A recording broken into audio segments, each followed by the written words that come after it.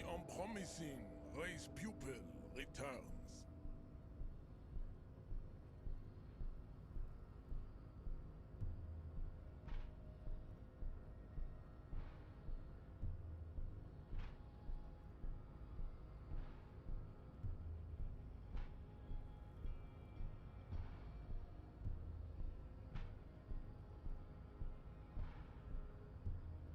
Don't be vulgar.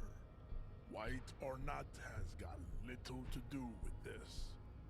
The race enigma runs much. There must be some friction there. He's keeping it well hidden, however. Mr. Clare is a man of vision and means. He has the will to confront polycultural. Also, to serve is noble. It takes discipline. Your petulant individualism has only contributed to your race failure. It is lax and moronic.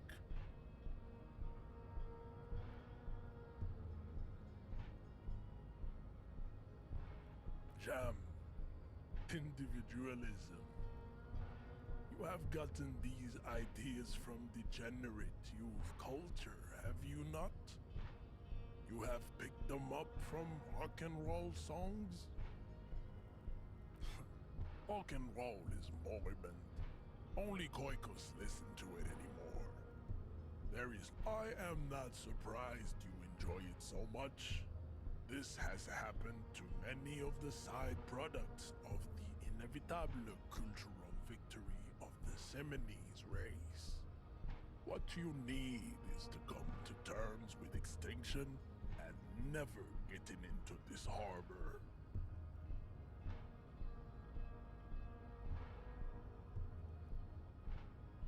There is nothing funky about them. There are 3 categories. I cannot possibly imagine what else we have to discuss. Tibere Vachol and...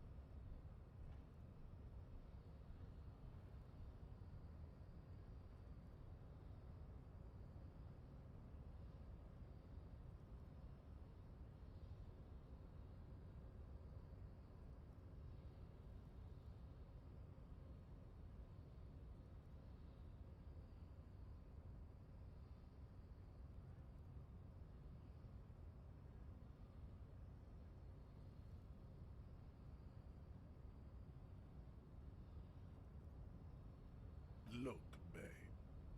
The mignon of law is also a racist. But his racism is basic and rote. He thinks he has solved the great race enigma by describing a road mechanism of scientific competition. So unadvanced. The basic race education he received in high school has led him to think his phylum are the sole authors of race theory. An esoteric study reaching back to the ancient mass society of Pericarnassus over 4,500 years ago. Basic racist, I take pity on you. You clearly want to enter the harbor bad, like a little boy who wants to go on the potty. I can press the button for you. It will open the door.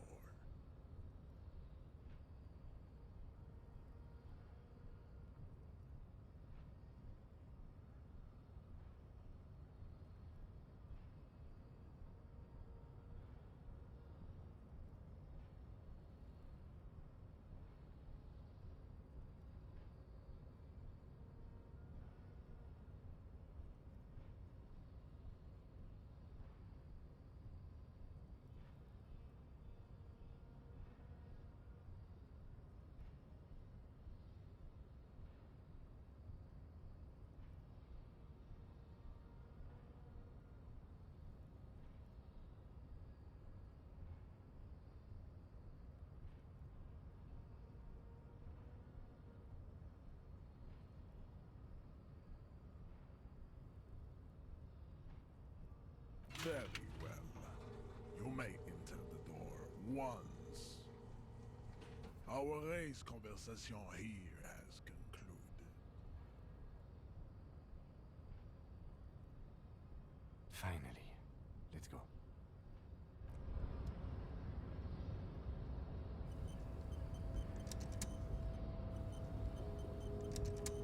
As you turn, a bright light catches your eye, making you squint. From a distant sunset, a stage light, flash photography, nowhere in particular. It's just what superstar law officers do. They squint at lights, and they solve shit.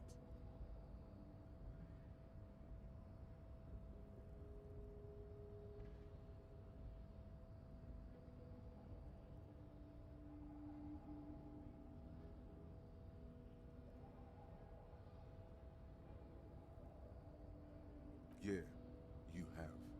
You're a big dick cop, Dick Mullen. Salem Rocky Baye, badass on the edge disco cop. Time to recede into a ludicrous fantasy world. Here we go. Camera, lights. Yeah, you know. Beneath it is just heartbreak, a pulmonary tract infection, atherosclerotic disease. This is where you say action and reconceptualize all that. Reinvent it as the world's first celebrity police officer. This is the beginning of your legend. With a sudden flash, the world freezes around you, and you along with it. In an iconic monochrome solution, a black silhouette against a rasterized orange world. It's on.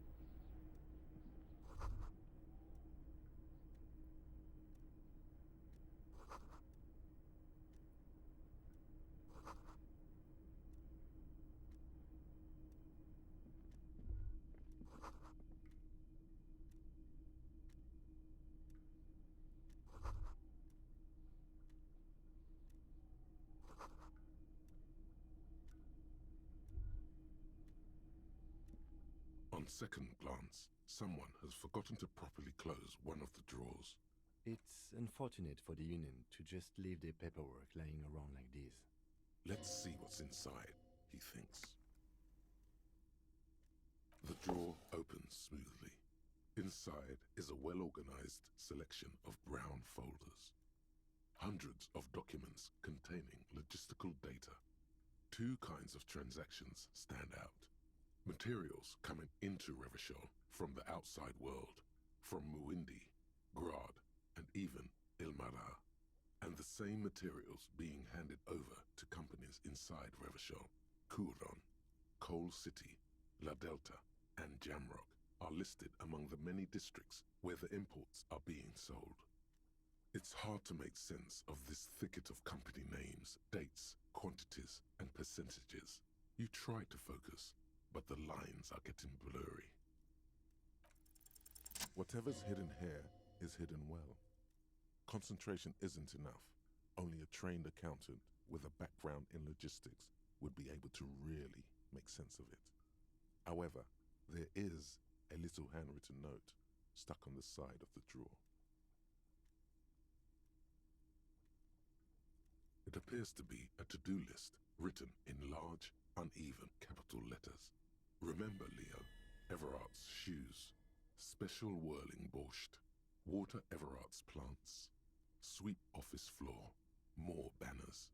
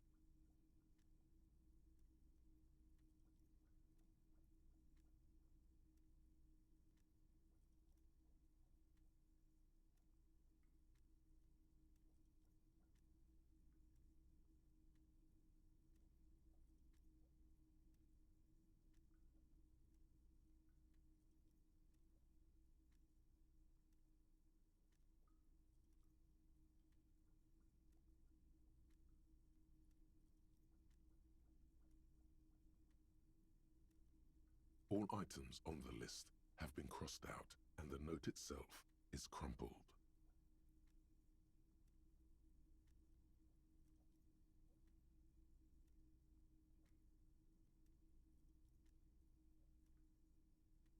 Everard Clare, probably.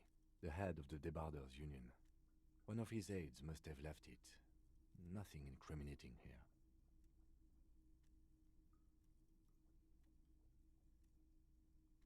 The special borscht seems a bit odd in the list.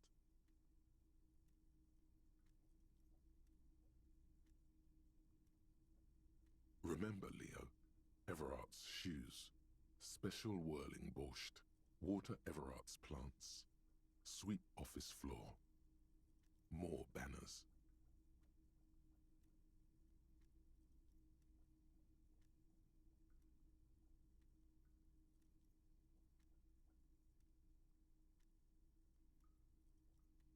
All items on the list have been crossed out, and the note itself is crumpled. The drawer slides shut, smooth. Kingdom of Conscience. The Kingdom of Conscience will be exactly as it is now. Moralists don't really have beliefs. Sometimes they stumble on one, like on a child's toy left on the carpet. The toy must be put away immediately, and the child reprimanded. Centrism isn't change, not even incremental change. It is control. over yourself and the world. Exercise it. Look up at the sky, at the dark shapes of the coalition airships hanging there.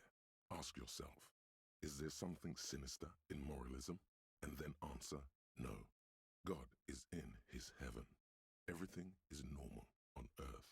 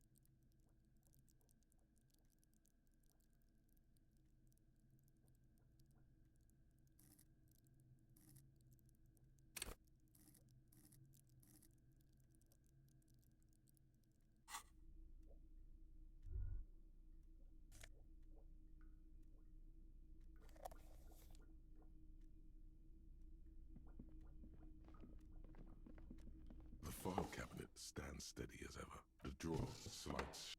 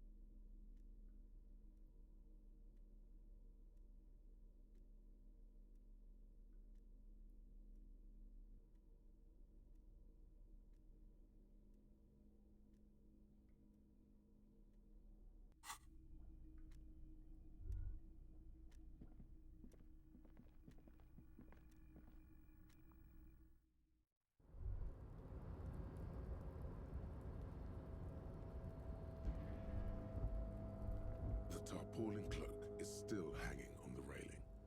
As your fingers touch the tarpaulin, it almost feels like the cloak wants to deliver a message of comfort through your fingertips. I will shield you from the elements and give my life for yours. That's what the...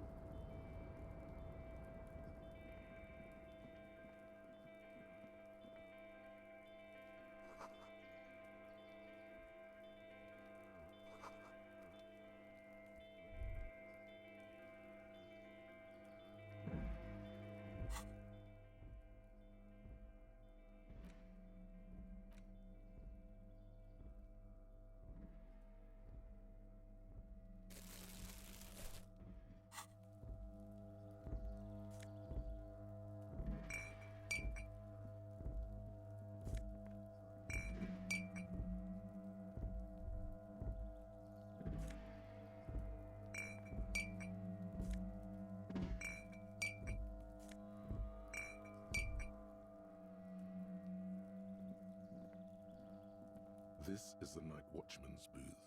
The name on the door reads, René Arnaud. You need to rest. Your body is aching. Getting in here has taken something out of you. Have a seat.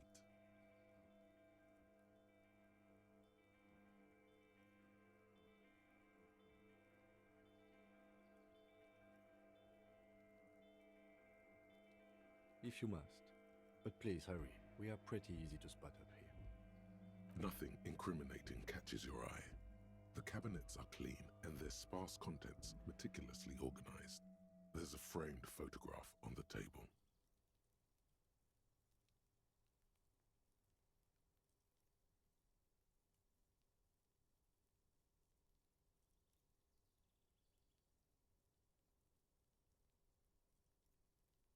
It's a black and white photo of a young couple out in a street fair. The man, René, is dressed in a Royal Carabinier uniform. The girl is young and very pretty. She is smiling playfully at the camera.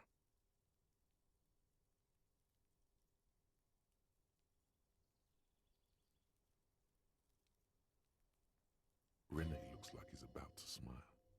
This photo must be tied to some good memories.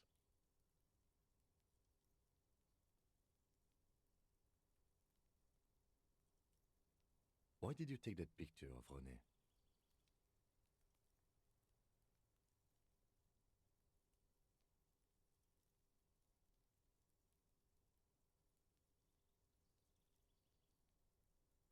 Of course you are. What murder investigation would be complete without an arbitrary photo collage? The chair is not as austere as the rest of the booth. A thin grey pillow is attached to the seat, secured to the stiles by black ribbons. Stale air floods through your nostrils. Not a single mote of dust floats inside your lungs, though. The inside of the booth is immaculate.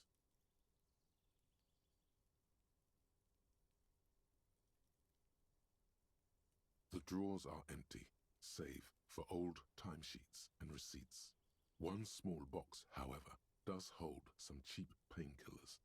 They are slightly out of date.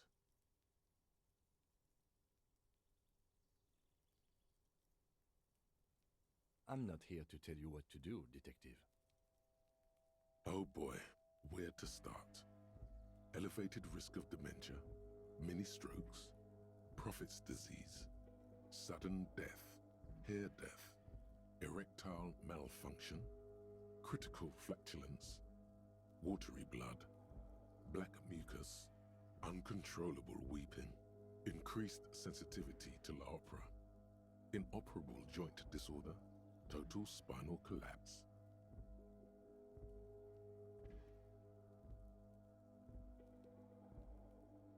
Maybe this was a bad idea.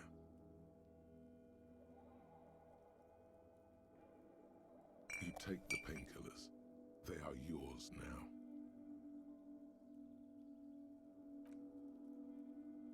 You stand and exit the booth.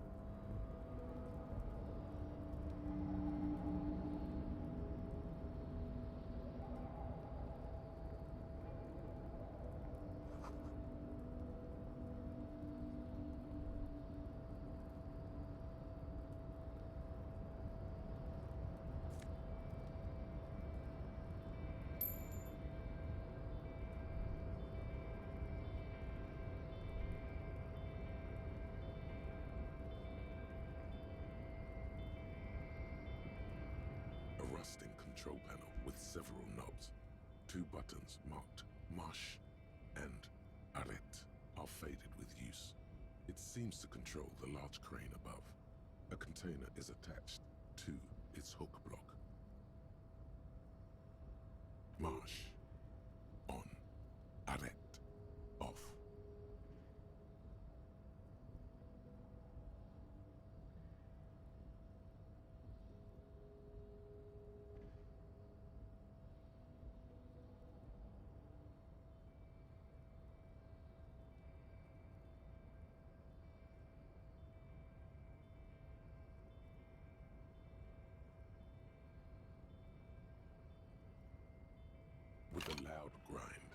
crane shifts overhead, moving a massive metal container through the air.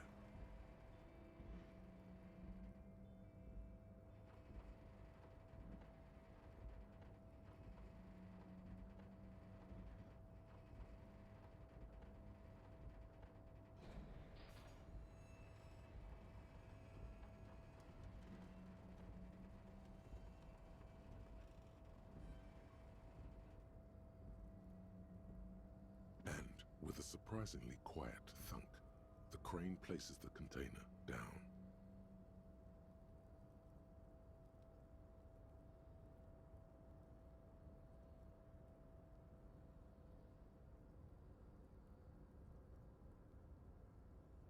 This crane was built with a purpose, which has now been fulfilled: to move this container.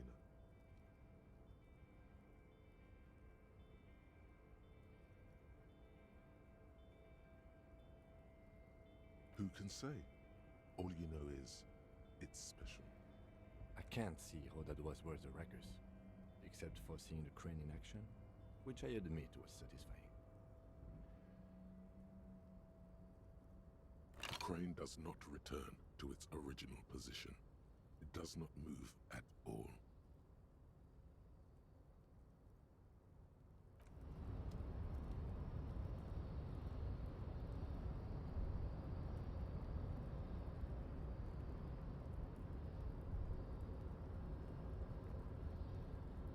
Before you stands a cargo container, just one of many in the yard.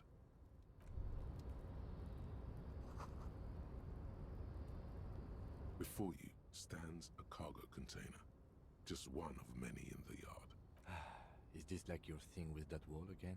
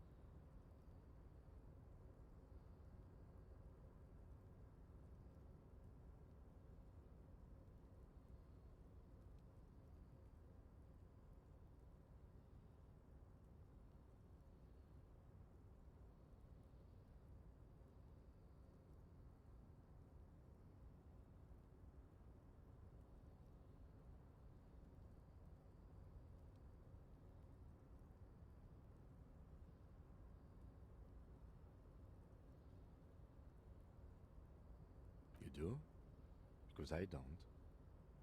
There are a million containers here. Why are you fixating on this one?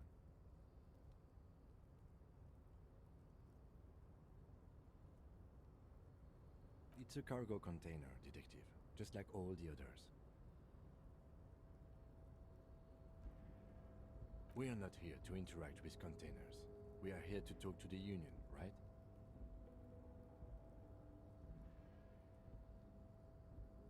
You attempt to turn the handle, to no avail. The doors seem to be mechanically locked. To your left, the lieutenant considers your actions with some puzzlement. No reply. Why are you even trying to open a door with rhetoric?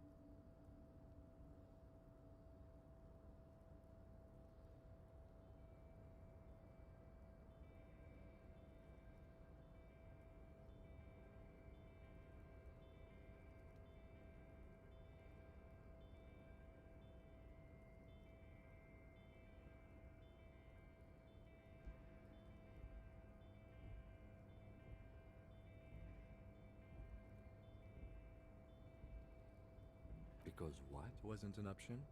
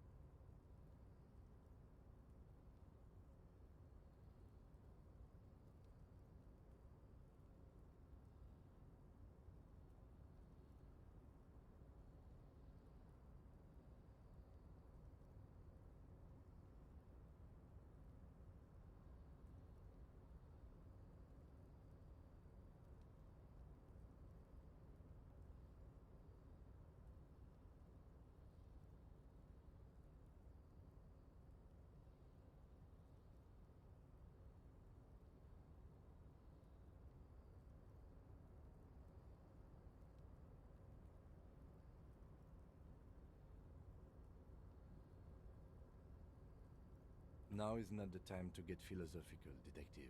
You can do that after hours.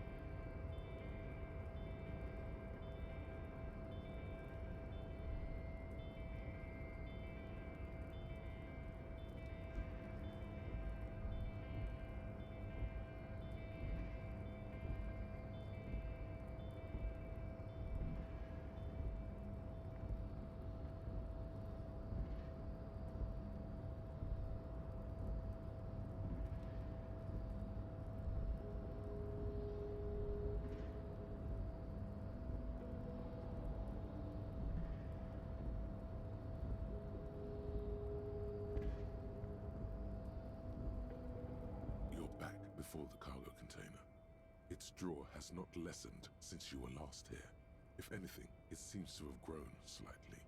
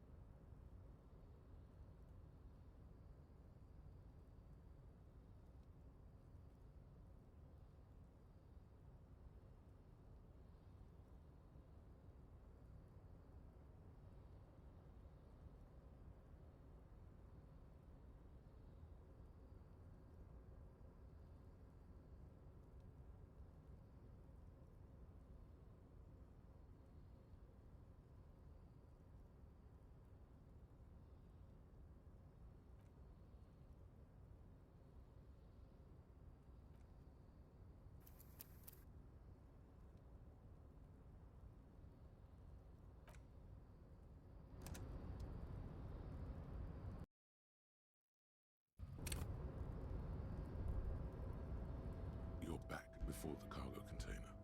Its draw has not lessened since you were last here.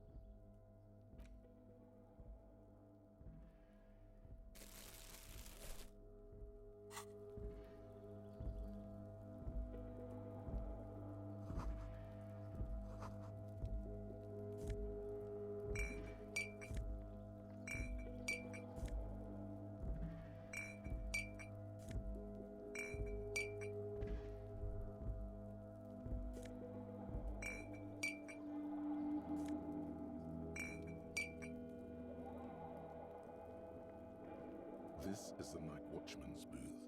The name on the door reads, Rene. If you must. Nothing incriminating catches your eye. It's a black and white. Rene looks like he's about to Why did you take that picture of René? Of course you are. This is the Night Watchman's.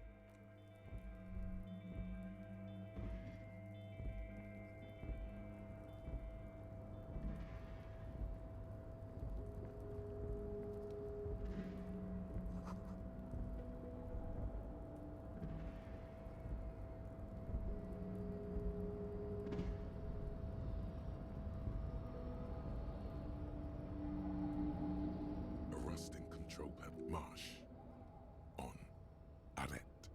Off. With a loud grind, the crane shifts overhead, moving a massive metal container through the air.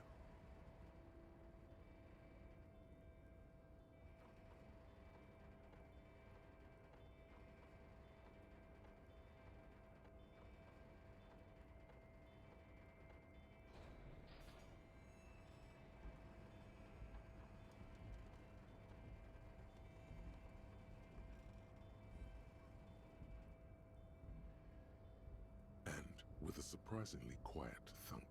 The crane placed. This crane was built with a purpose, which has now been fulfilled.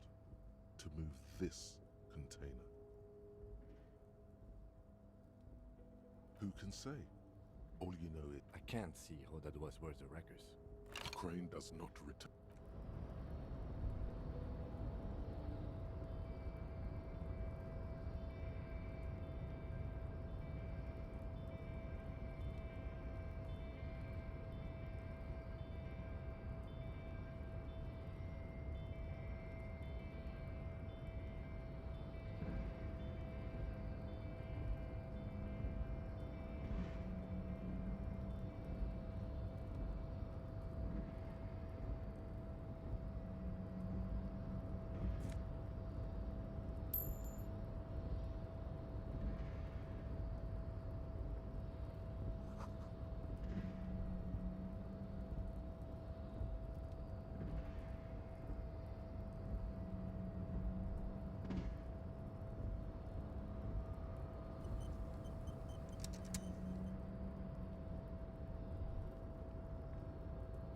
Before you stands a cargo container.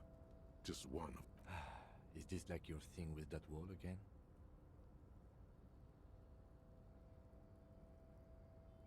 There are a million containers here. Why are you fixating on this one? There may very well be, but we are not here to look for that. We are not here to interact with containers. We are here to talk to the Union. No reply. You attempt to turn the handle, to no avail. The doors seem to be mechanically locked. To your left, the lieutenant considers your actions with some puzzlement.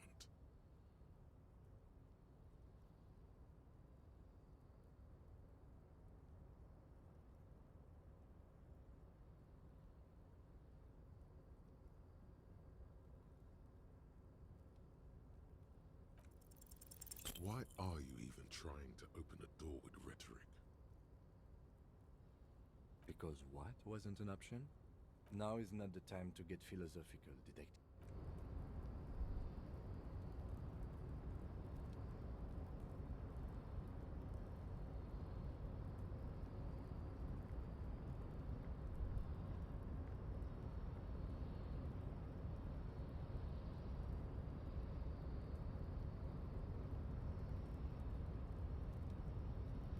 Yes?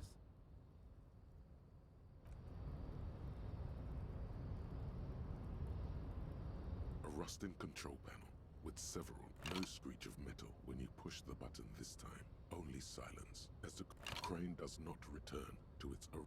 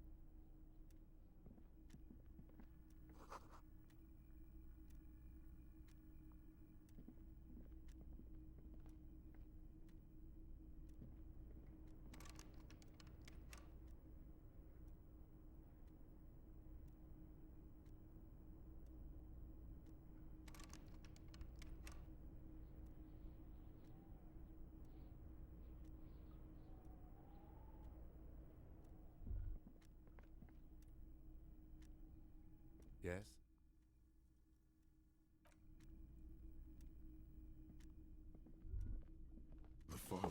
stands steady as ever. The drawer slides.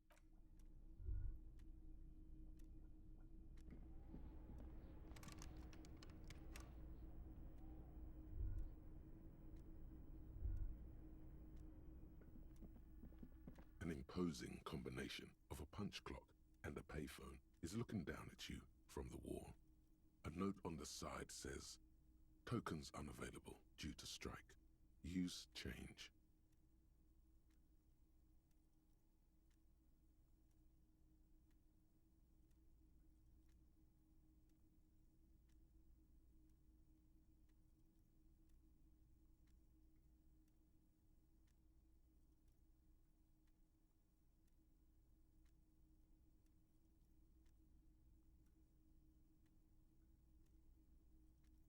The machine swallows your coin and seems to be waiting for your next move.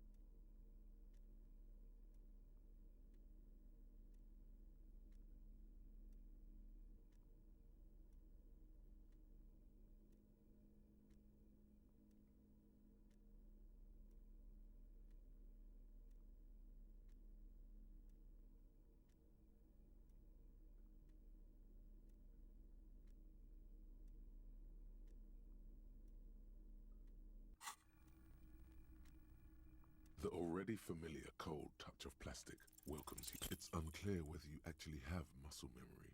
Right now, your finger is just drawing vaguely occult patterns in the air.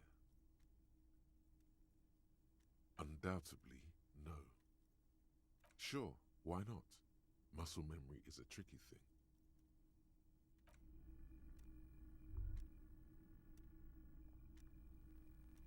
The already familiar cold touch of plastic welcomes you.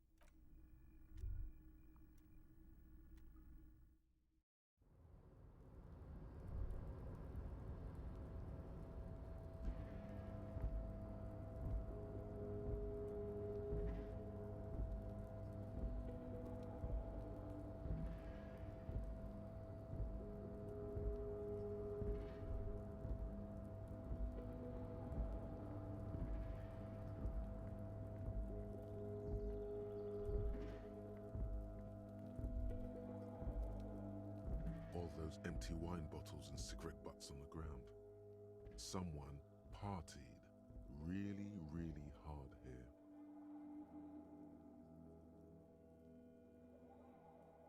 Well, yes, I think we can say with relative confidence that it was you.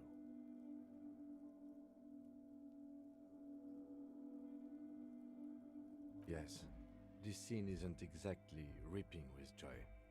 Let's just move on.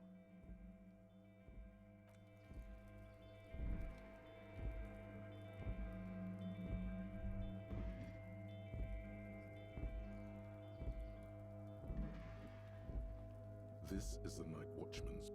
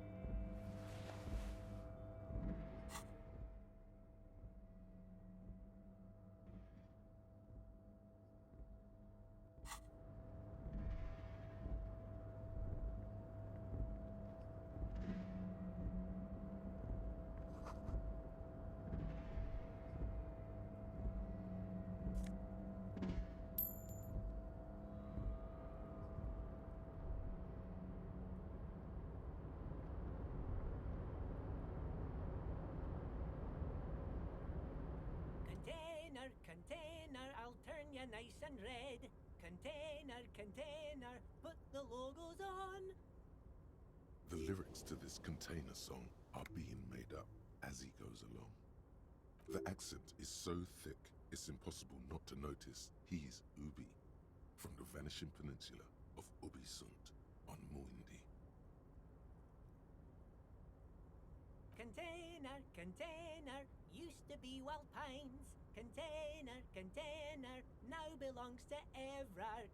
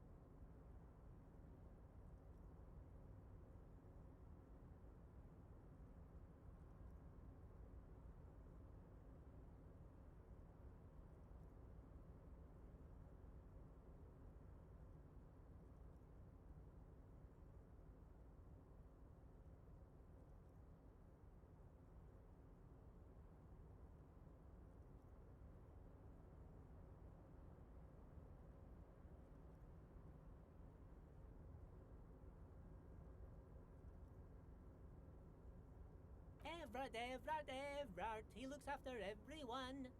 Huh? Well, hey there. How can I help you, mister? The look in his deep blue eyes is as sincere as you've ever seen. Kind of makes you feel like an arsehole for no apparent reason.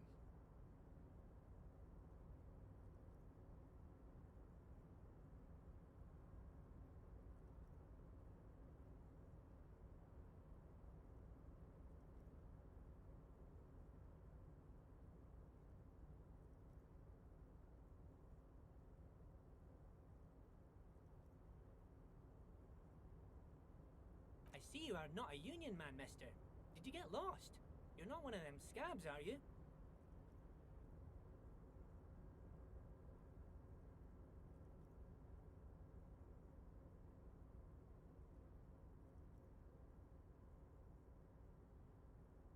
I mean, I don't personally mind. Folks is just folks, you know, and folks gotta eat. Just some of the other guys don't look too kindly on the scabbing kind, if you know what I mean, mister. Oh yes, born and raised in Irish, mister. Mum had to leave my dad after he got a bit violent. Took us here to the new world. I was about 10 then. Too old to lose my accent then.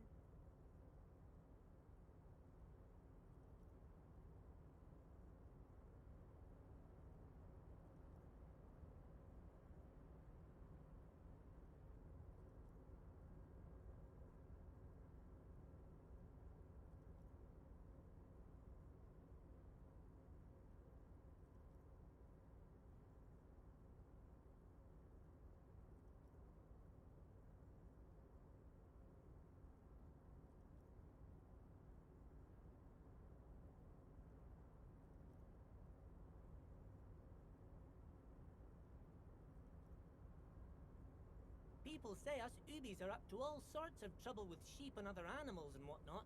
I just want you to know there was never any of that where I come from. No, sir. Those are just nasty rumors.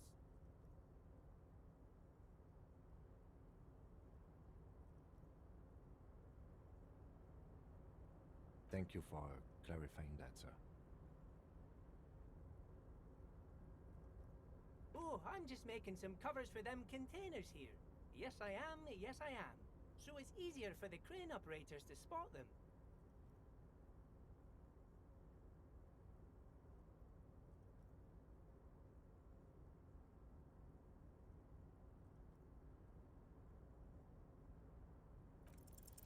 Everything is so pretty and red. You and Leo look like brothers as you glance around with similar childlike wonder.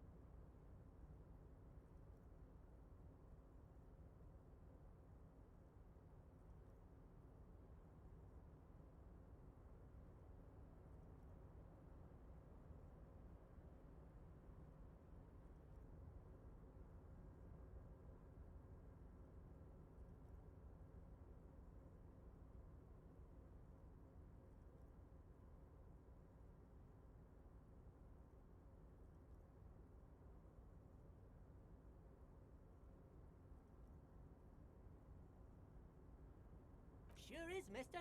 Sure is. Really livens up the place. Yes, it does. Yes, it does.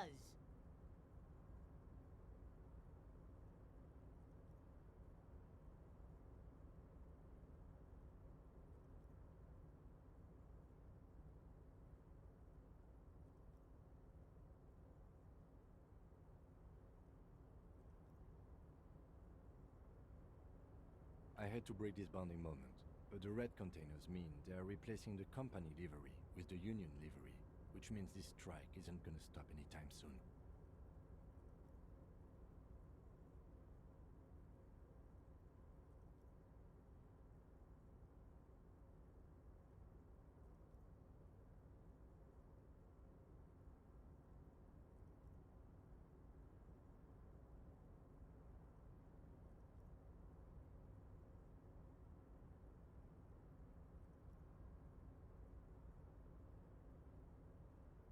Oh, most of the guys are down at the gates, keeping the scabs from coming in.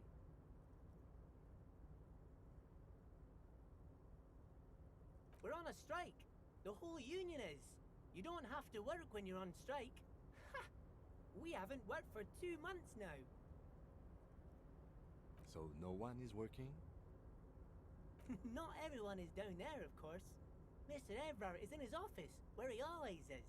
And Jean-Luc is guarding the gate.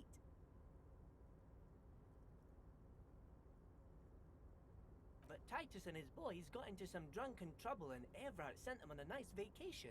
For a week or so.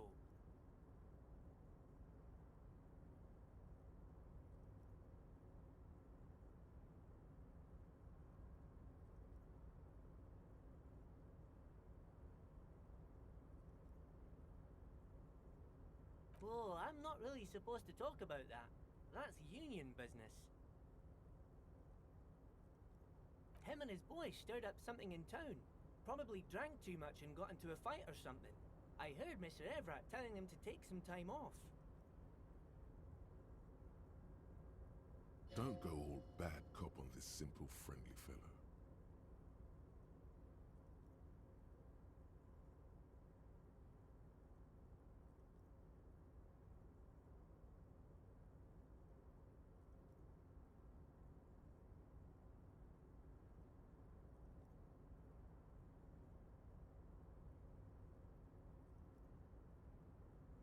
I guess the boys got a bit too rowdy and had to let out some steam. I don't really know the details. That's just how boys are, you know. I haven't been in a fight since I was in middle school.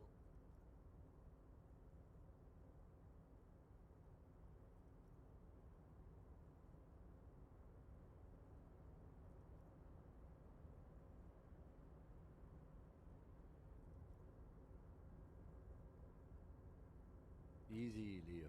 Let's keep this on the hearties.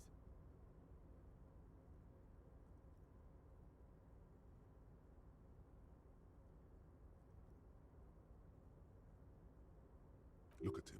It's not gonna be anything useful anyway. Don't fight it. Better to go with the flow.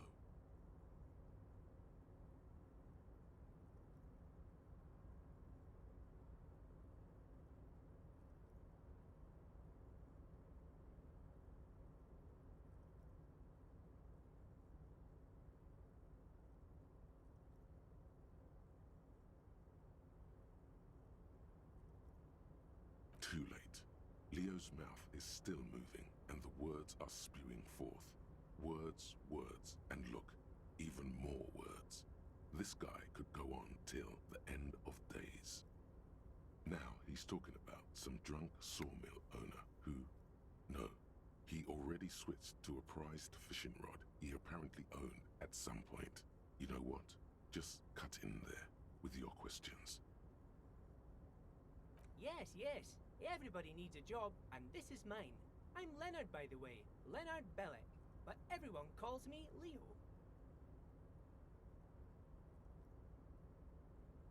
I'm like Mr. Everett's right-hand man when Mr. Edgar is out of town, and Mr. Edgar's right-hand man when Mr. Everett is away.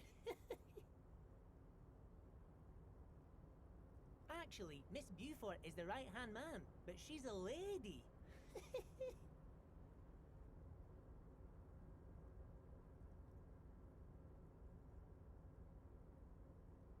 Who is this, Miss Beaufort? A real pretty lady with a skin like those Douai Sucre candy bars my missus likes so much. Them are real nice to suckle on once the dinner is done and me and the missus sit down besides the radio.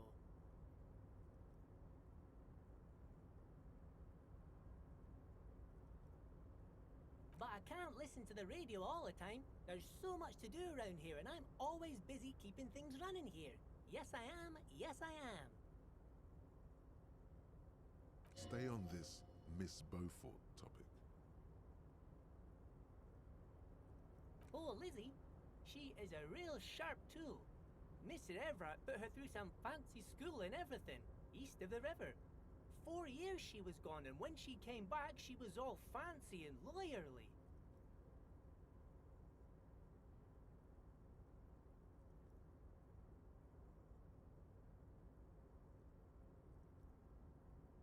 He respects that word. That's obvious. But she's a real nice girl. Grew up in this here neighborhood. Knows everybody and gets along with everyone. Real pillar of the community one day, I'm sure. For a fraction of a second, there's sadness in his eyes. If me missus and me was to have a child, I'd be real happy if she turned out like her. But she can't have kids.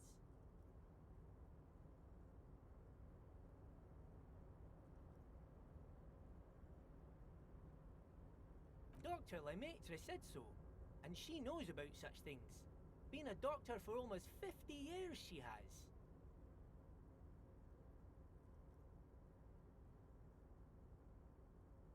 Law school? Could she be talking about the union fixer, aka the gardener?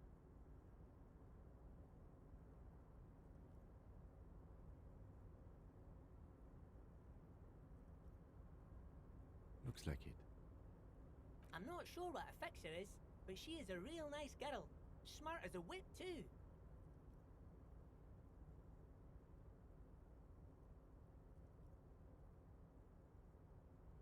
Telling the gardener you know her name might throw her off. Perhaps something to consider later.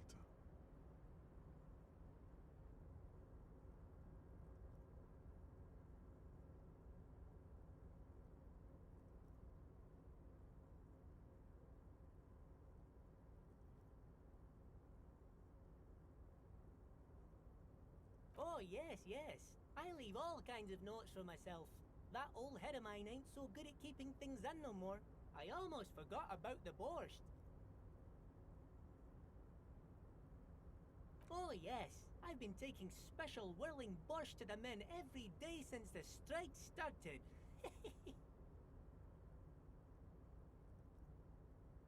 It's very, very good. Makes a man feel so warm and happy. I feel like I could take on Mr. Renadan's boar dogs every time the lunch is done.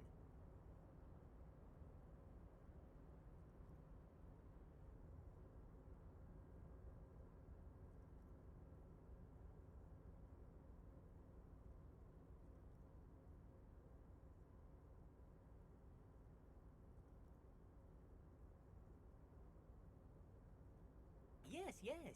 I'm taking it to them. The borscht keeps them happy and in fighting spirits. Makes you all warm inside. They brew it in the whirling in rags.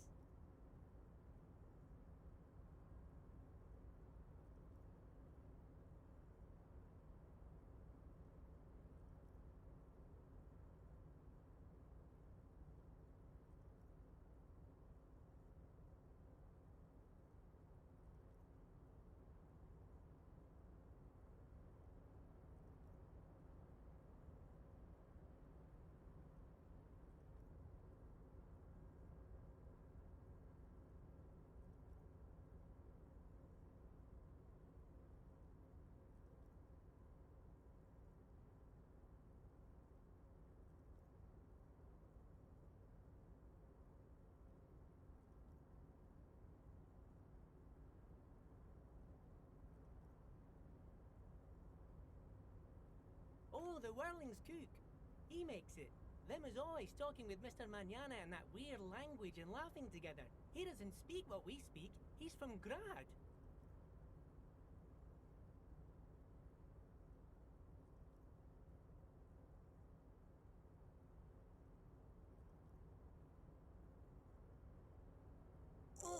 mister. Sure. You do that. Yes, sir.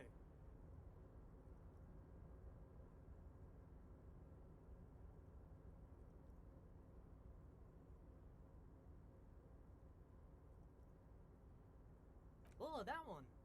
That should be empty as far as I know. Lots of containers here have nothing in them.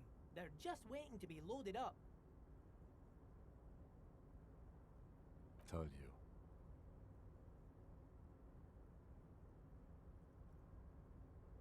Oh, you want Mr. Everard then? He's an awfully nice fellow, he is. Him and his brother are both nice fellows. They've lived their entire lives in this here neighbourhood. Guys like Mr. Everard and Mr. Edgar, his brother, are real good guys. Made Martinez what it is today. Mr. Everard and Mr. Edgar and I went to the same school, we did, when we were boys.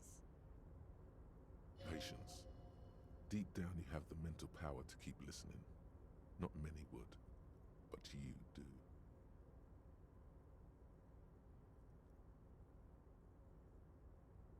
Had an arithmetics teacher, Miss Bellows. Her real name was Miss Bellams. She was a real pretty lady, but when she got mad...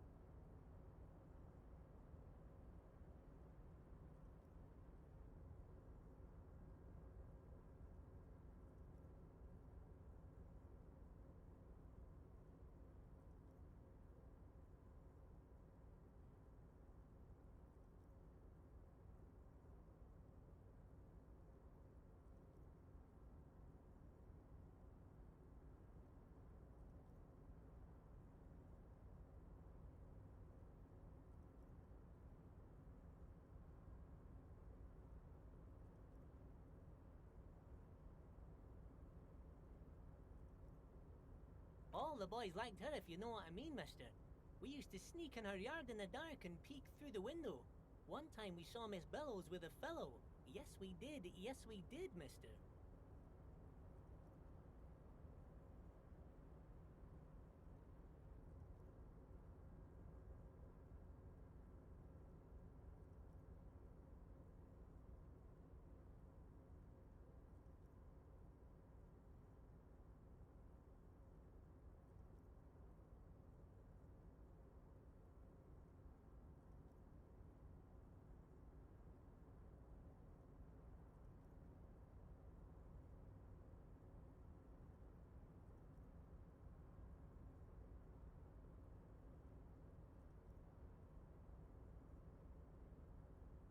Them was naked too. That's all I got to say about that.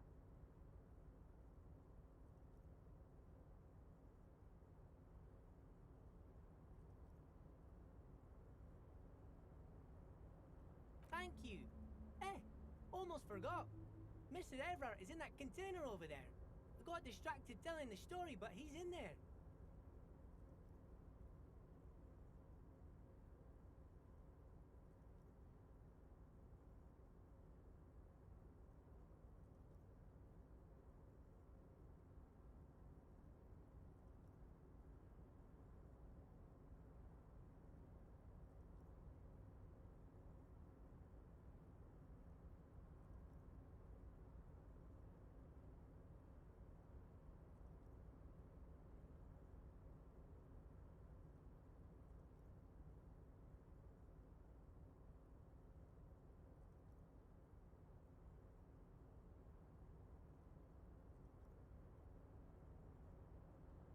Bye-bye now.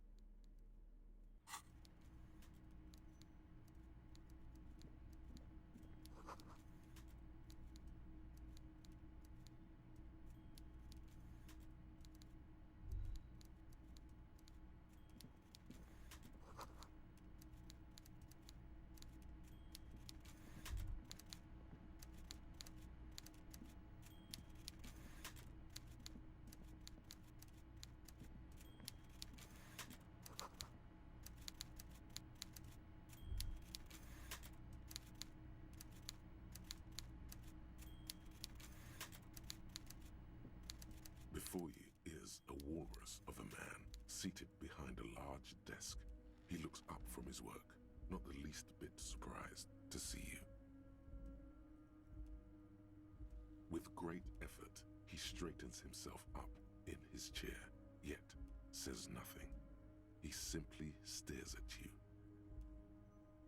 A typical power play. Wait for him to speak first. Show him you've got a backbone.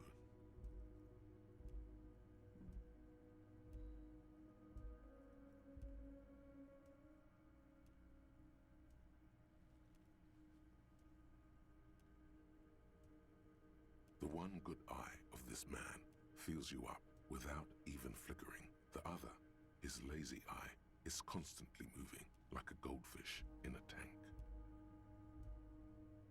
Amblyopia, a childhood condition. For a moment, you don't know where to look. It is unbearably humid in the trailer. Beads of sweat slide down the man's forehead.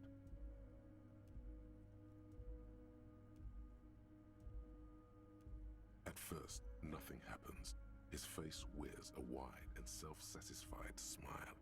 Every now and then, he smacks his big lips. Like a general over his maps, he plots his moves. Judging by the way he's licking his chops, it's going to be a good one. So...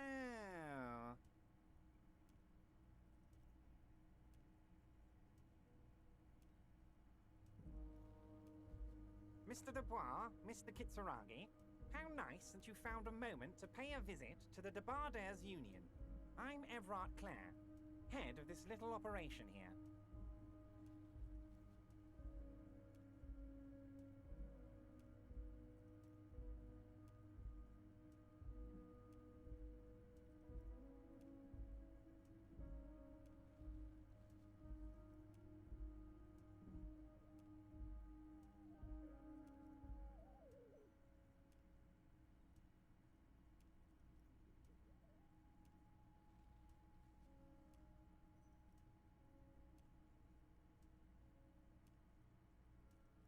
Please, have a seat.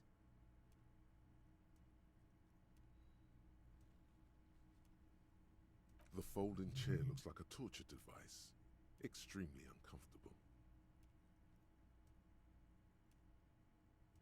You go ahead, detective. Whatever he has in store for you, it can't be good, he thinks. I'll do my best. Forget about that. What's with this Dubois stuff? You're getting some seriously bad vibes from that name.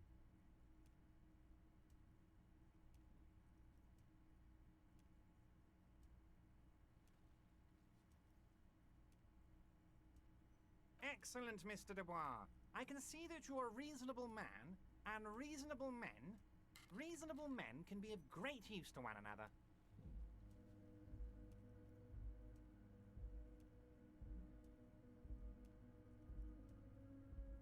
So tell me, how can the head of the Debardairs Union help a representative of the Revachol Citizens Militia today? The chair you're sitting on has got to be the most uncomfortable chair in the world. It's violating your backside.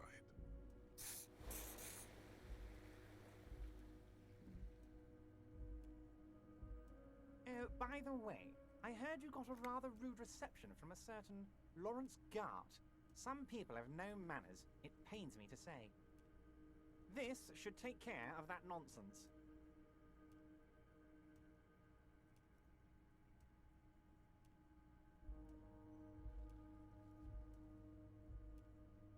It should be sufficient to cover your expenses for a few days and patch over your differences with a cafeteria manager. Go ahead, take it.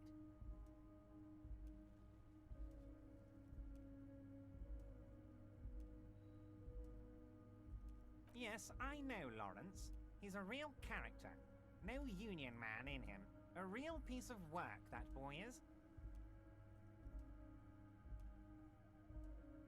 With a grin, he points to the checker game. It's like you're on a game show. At least, don't thank him for it.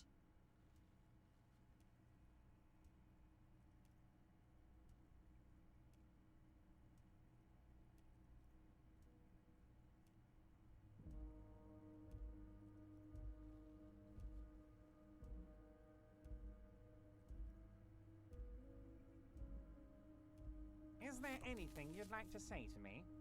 Or... No.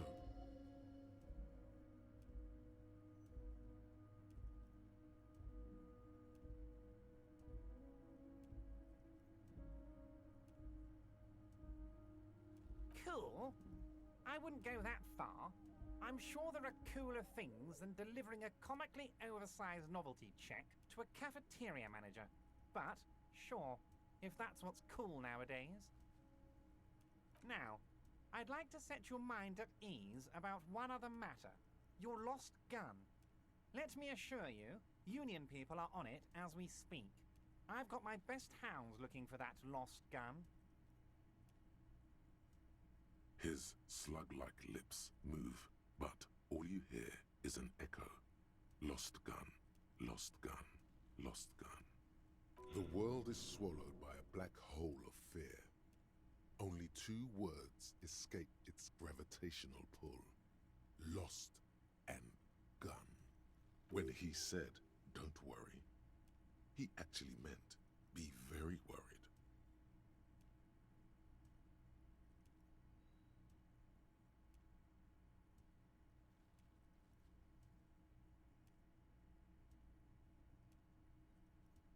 I know everything, Harry. Right now, I know that you're worried. Don't be worried. Everything's going to be all right. It's not like you left it loaded. You didn't lose a loaded gun. Local children aren't out there playing with it right now, pointing it into their own mouths. It's in a safe place. I just know it. I have a feeling everything's going to be all right.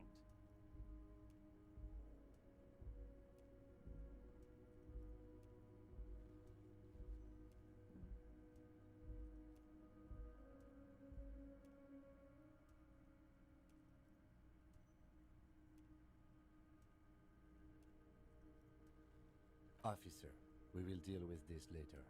We don't need Mr. Clare's help with this. I wouldn't be so sure about that.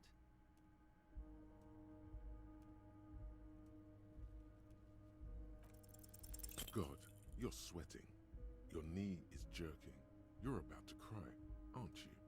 You're about to cry because you lost your gun and those children are gonna shoot themselves with it.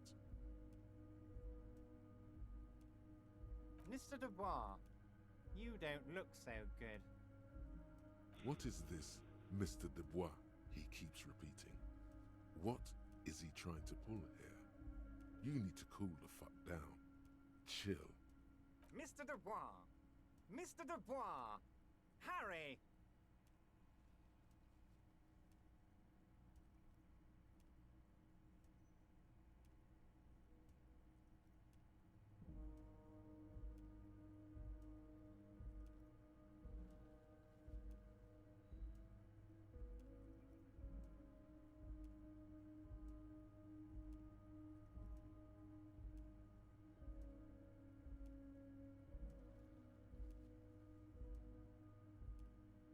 While Everard is distracted by your odd behavior, the lieutenant's eyes are mapping everything around you.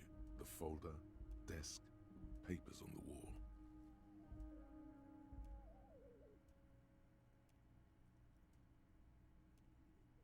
Mr. Dubois, are you okay? Can I get you a glass of water or something? Are you having some kind of medical emergency? Maybe you could use your hands somehow, in a kind of throw-in motion. Like you're throwing that Mr. Dubois act right back at him. He's Mr. Dubois.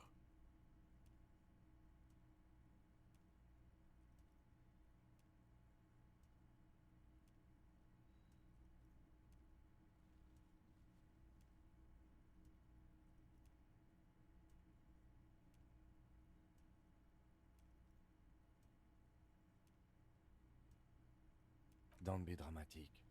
I can see your condition isn't terminal. What an odd demonstration of... you got me, Harry. I don't even know what. As entertaining as it was, I'm afraid we're wasting our time. And I'm an extremely busy man, as I'm sure you are too. Okay, enough. We are here to ask you some questions pertaining to a murder investigation.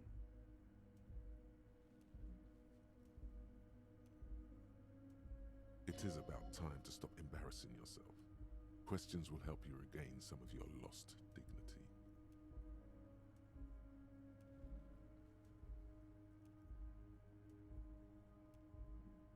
What?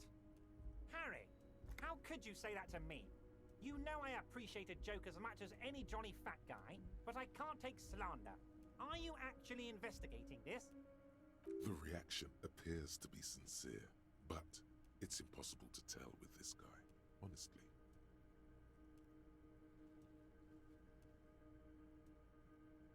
You've hurt me, Harry. Me, a friend. But you know what?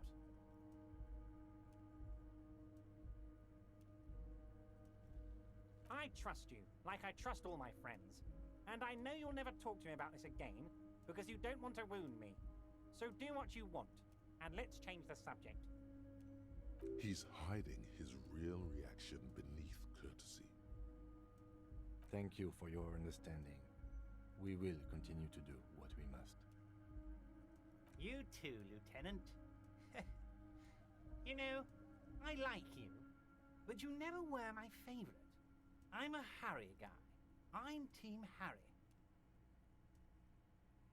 None taken. Do we have anything else to do here, Harry?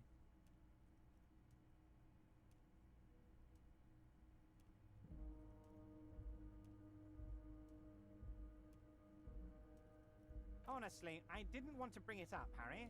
I heard you have become Measurehead's race pupil.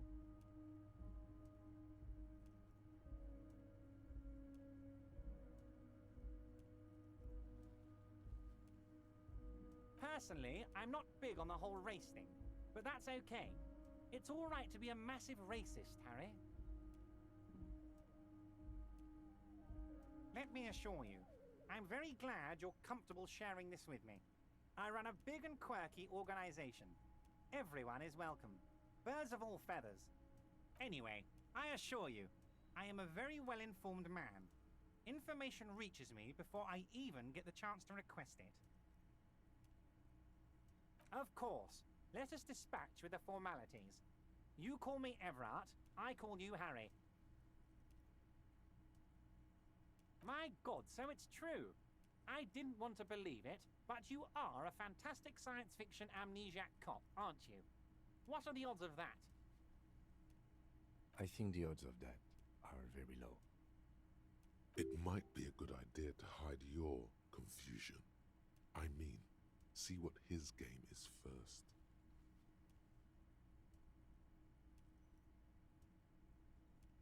So good to hear that, Harry. Apparently my sources were wrong. However, if you did have a spot of memory trouble, I could help you out. With my big fat folder. Words flow like a river of honey from his lips. I guess word has already reached him. No matter. No harm done. Are you trying to tell me you've gotten hold of some of our documents? Mr. Kitsuragi, would you mind? Me and Harry are talking about his lost identity right now. Asking too many questions will make you look weak. You should maybe focus on the folder. Don't just jump to the folder. That's not smart. Shows you're on the edge. Do some probing first.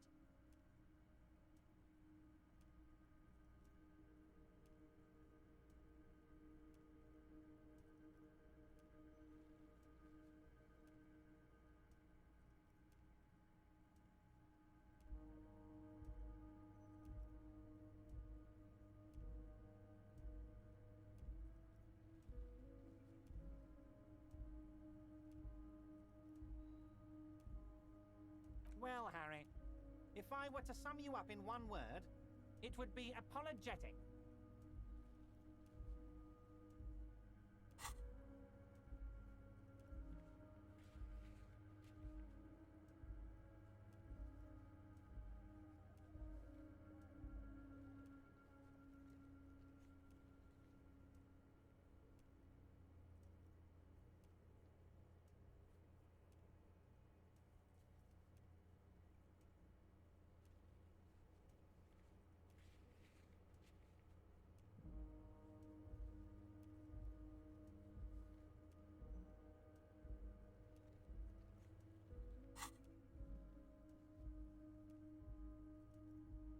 Well, you sure come off as very confident in all our interactions, Harry.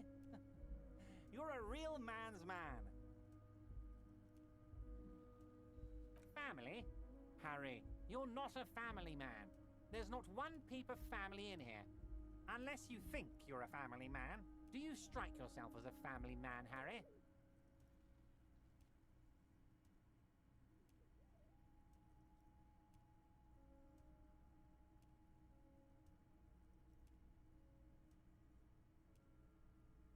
Family, Harry, is the most important thing in the world. Ah, this? My friends in your organization gave it to me, Harry. This translates into, haha, you guys are so corrupt. I find that very suspicious. May I have a look? I'm afraid this is meant for Union eyes only, Mr. Kitsuragi. I'm sure you understand. Please continue, Harry.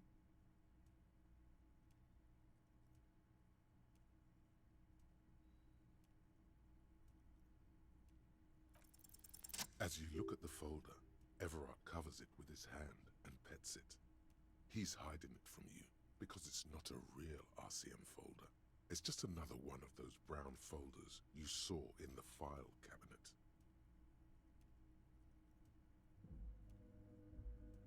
Okay, Harry, you got me. This is from the Census Bureau, not the RCM. Those Census Bureau people are absolutely corrupt. You should do something about them. He got the name from the Census Bureau, and everything else from your actions here in Martinez.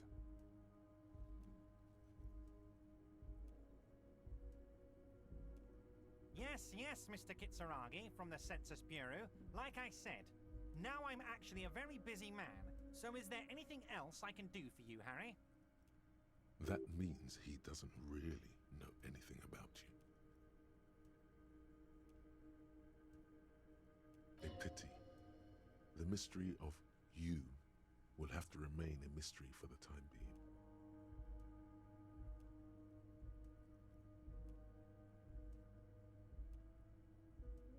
Yes, that's what I said.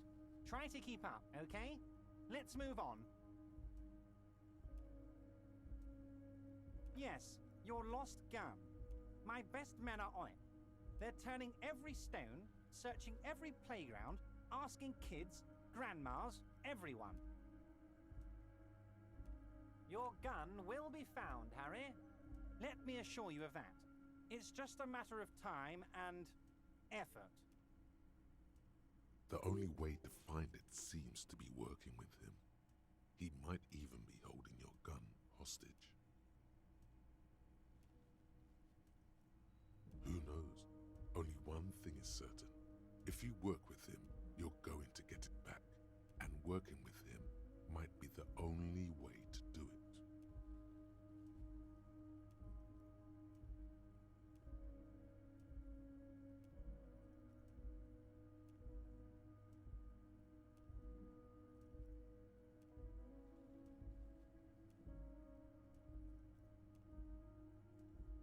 Yes, thank you for the hot tip regarding your lost gun, Harry. My men have indeed factored in that you pawned it. Now please, let the professionals do their job. Kick back, Harry, relax. I have great guys on this.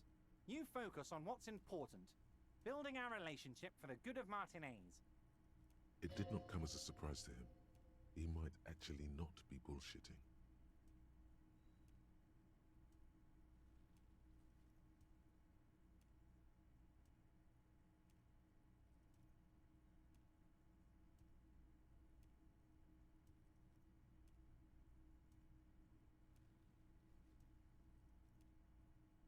Correct, Harry. That's exactly what it means. I'm only kidding, of course. Of course. I understand. We help you, you help us. Oh, of course. That's your main thing here. That's why you're in Martinez. I know everything that goes on around here, and I would love to help, like I'm helping you with your lost gun. I mean, it's no secret that the lynching is connected to the strike. So much to talk about. Honestly, it's been weighing on me so heavily. I understand you need to interview me. But there's a thing that's been keeping me up at night. I want to talk about the hanging. I mean, if we could just calmly talk, exchange information, we could blow this thing wide open.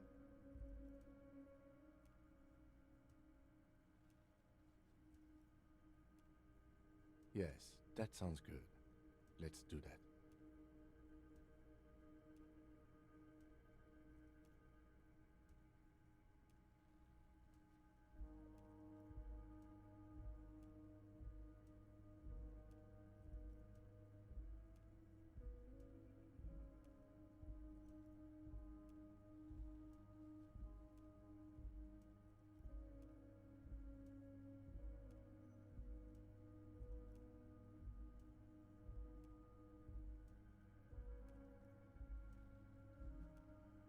But I can't think straight with this thing weighing on me.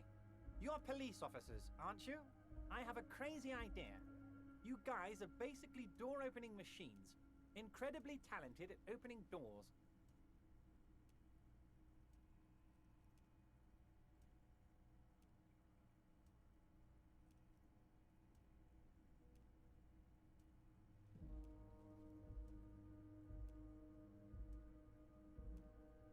I'm not sure I understand. If you're asking us to break down someone's door, it's not going to happen. Come now. I just need you to go open a little door for me and leave it unlocked. A simple thing. Absolutely nothing shady about it. An excellent opportunity presents itself, sire. You could win the trust of the arch-liar, pretend to play into his hand. Then, should you wish, bend his efforts towards your own. Harry, I'm a very busy man, and more importantly, I don't have that extraordinary physique you do. You look like you could run around all day. You want to send someone a message that the police are working for you. I repeat, I'm a very, very busy man, Mr. Kitsuragi, and therefore I must occasionally enlist outside help. So what will it be, Harry? Oh, no one's. It's just a weasel. A weasel lives there. Nothing for you to worry about. A loud blabbering weasel. When weasels feel no one is watching, they start acting foolishly. Just go there, unlock the door, and leave it open. It's been such a burden on me, Harry. I just want this to be over so I can discuss business with you.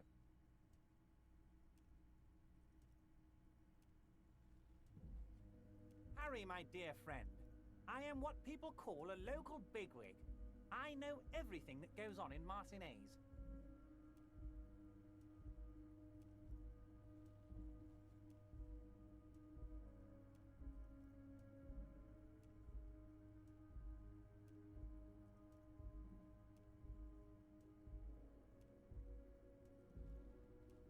Fantastic, my friend. Just let me know when it's done and we can take our friendship to the next level. You can get the key from Manana. He's down by the gates. Manana's like a free agent in the Union. Special operations. Hardened socialist. A real free thinker too. He'll tell you precisely where the door is. One last thing, Harry. Just open the door. You don't need to go in or anything. I just want that weasel to come home and see the unlocked door.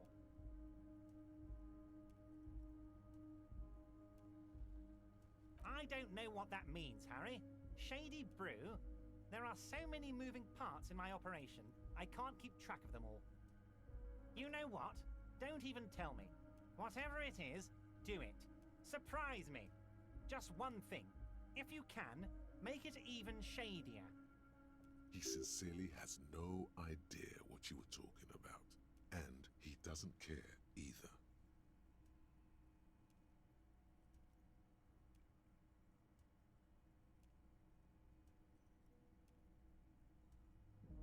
Oh, that's very nice. I haven't gotten around to her yet. I'm very, very busy, you see. I hope you're getting along. One thing I want to make very clear, Harry, is that this is not some kind of union versus corporation situation. Everyone is just pals here. We're all trying to do what's best for Martinez. Don't feel like you can't cooperate with her because you and I are such good friends and I'm helping you find your lost gun. I'm not a jealous guy. Whoa, that's so nice of him. Suspiciously nice. I'm just a nice guy, Harry. I wouldn't be where I am now if I wasn't nice. Politics is all about emotions, and I want you to have positive emotions when you think of me.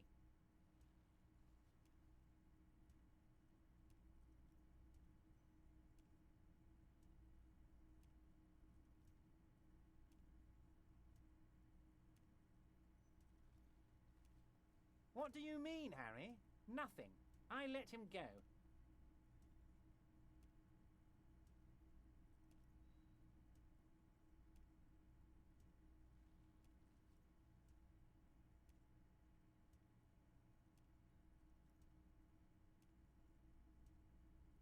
He's an old man, Harry. I wanted him to spend more time with his family. God knows how long he's got left.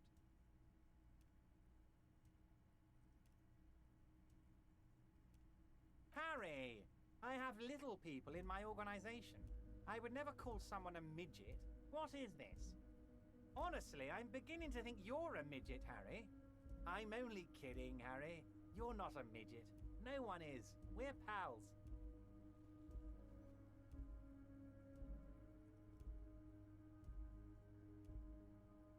Vanished?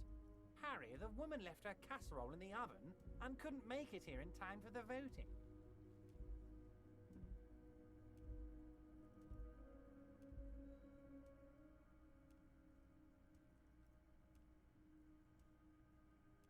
Oh, did I leave my casserole on?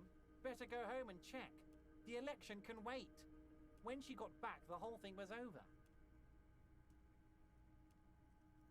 Wait, there was no mention of a casserole from Joyce.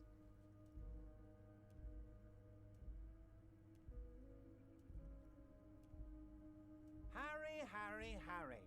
Do not fixate on this little matter. Maybe it was a rabbit stew, or a hairdryer, or an iron. The point is, her heart wasn't in it. Mine was. That much is true. His heart truly is in it, though you wouldn't think so by looking at him. This particular brand of humor he has, it makes for a fine distraction.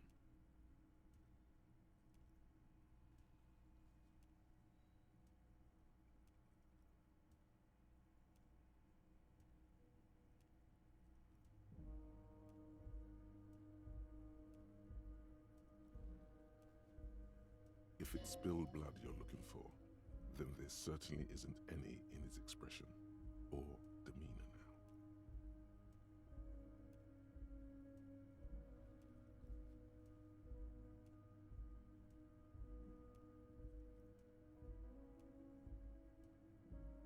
Yes, yes. Low balling, of course. This isn't a casino, Harry. Real people, real livelihoods are at stake here. But everything's a casino for those rich types.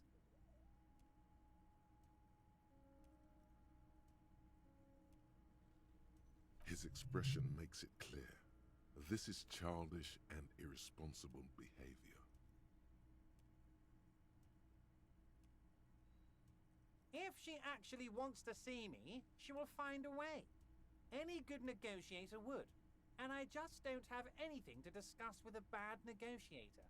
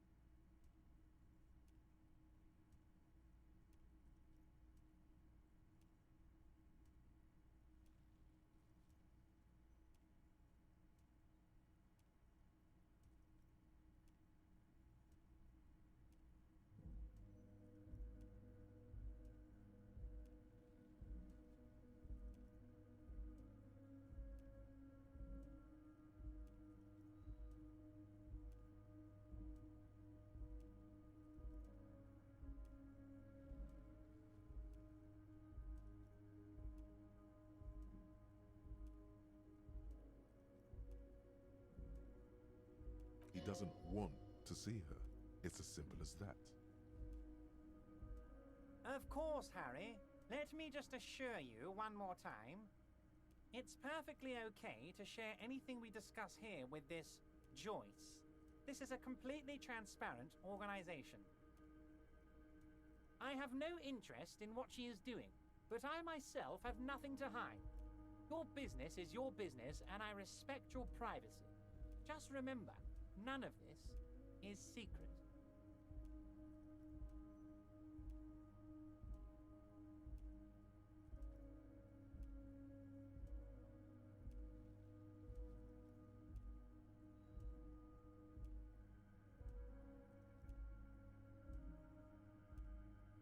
Tell her about all of it.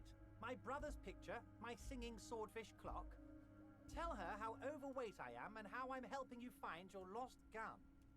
Tell her about everything. Everett doesn't mind. It is rather interesting to tell people things about each other, isn't it? It was nice telling him about her right now.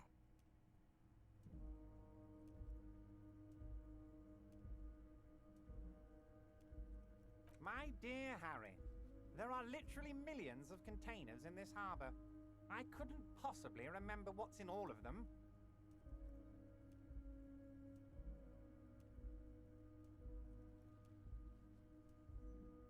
Harry, you smooth-talking son of a bitch.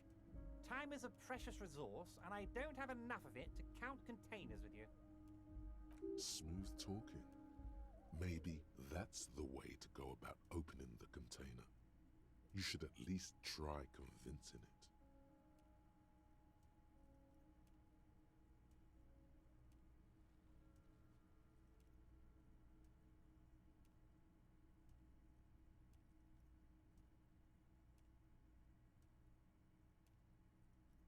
My dear Harry, I rarely do, Harry. Wait. You need this to get in and out through the gate.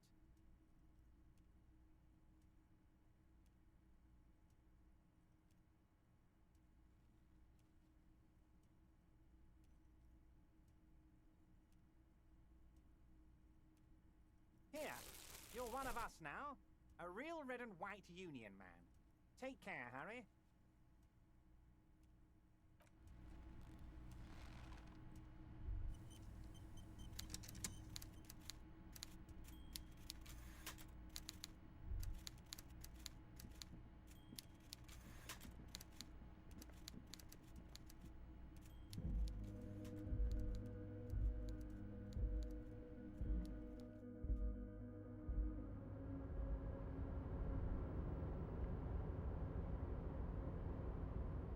Oh, hey, mister. I knew you'd be back to talk with old Leo here. Yes, I did. Yes, I did. It's like Lady Larice said when she opened a bathhouse in the basement of my apartment building. They can only get so... No trouble at all, mister. No trouble.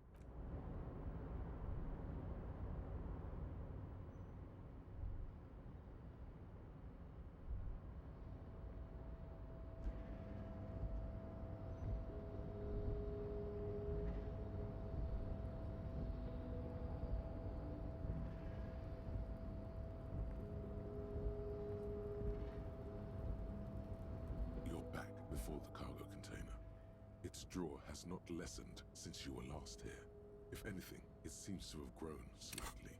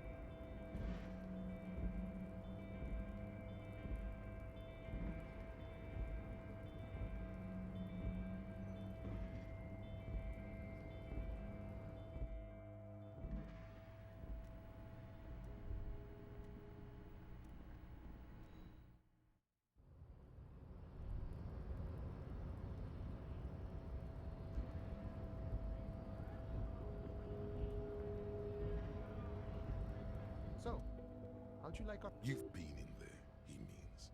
Talk to the boss man too, probably.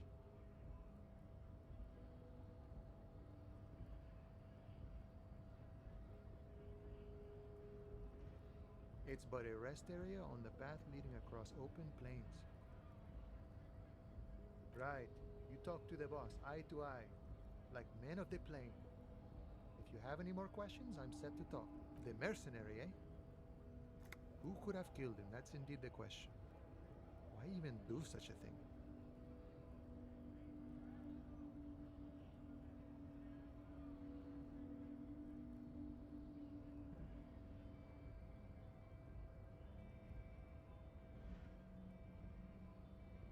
What a thought!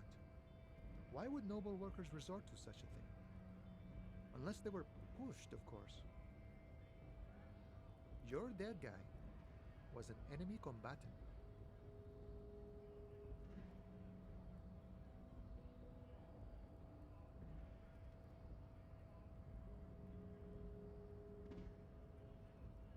He was an agent of the opposition, attempting to undermine our honorable efforts. I ain't the murdering type, but that's just me. Large organizations like our union have all sorts of men, with all sorts of skills. He's not lying about not doing it himself. Understood. This has been of limited use. Still, thank you. No problem. I wish the best to you in your search. Sure, I'm glad it's not my search.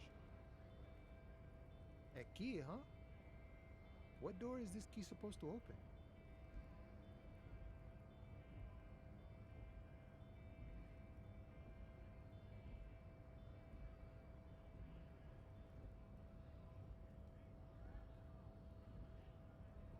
Of course, I got you. You don't know anything.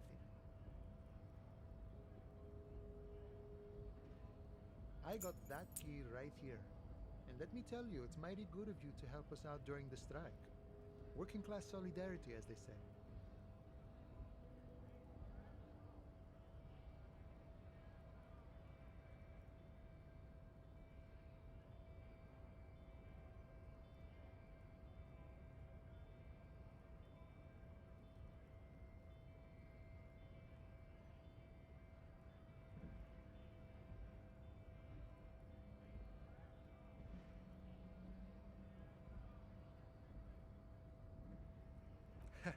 I'm not so sure about the hustle grind, but it doesn't matter. It's a good thing you're doing. Thanks. What you're looking for is a basement door behind the greenhouse. That's behind the whirling in rags. That's all I know. Our organization is what you call compartmentalized. Means we keep out of each other's business.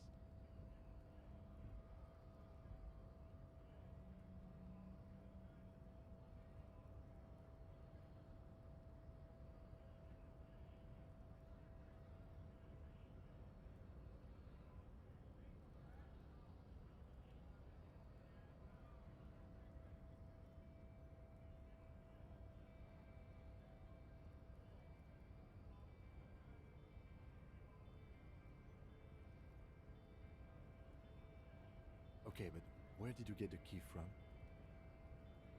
The janitor gave it to me. Nice fella. We talked about life and things that really, truly matter.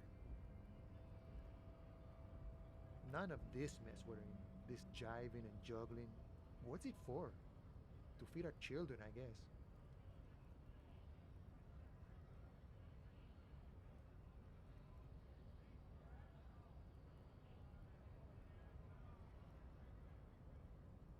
I'm more of a philosophical dock worker. I like to talk about the big picture stuff. Who I am, who you are, what we are fighting for.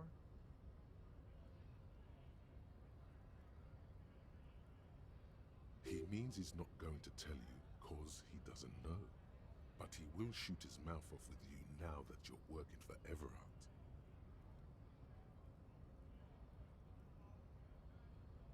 Who he is and what they're fighting for? This is interesting.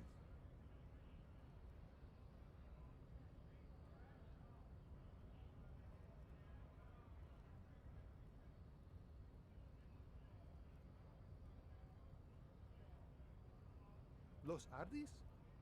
They're an independent militant group. A bit too high-strung, but it comes with the responsibility. They're sort of like you. Preserve the rule of law and all that. Except it's Everard's law. But really, they're just like you.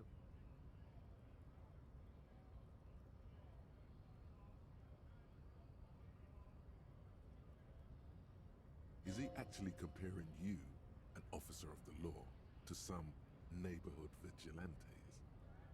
Come on, he's just trying to keep the peace.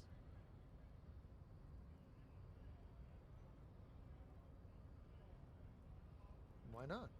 Must be nice being something else for a change. The rest of us are just folks. We're negotiating our share. Aye.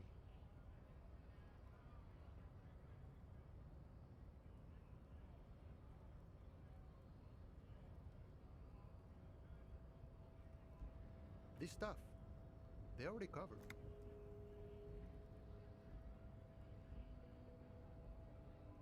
Never grateful. Were we ever grateful, we'd have nothing. You fight for every piece. All of it. However, right now we want all the harbor workers to be on the company's board, so they could take part in the decision-making process.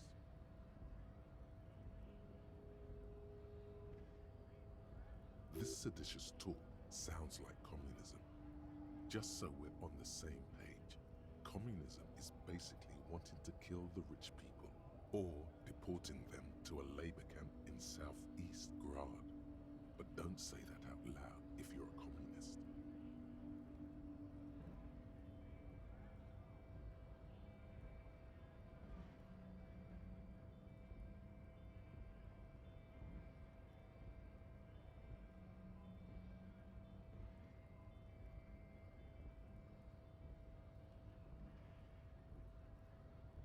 I think it's best you make up your own mind now that you've met him.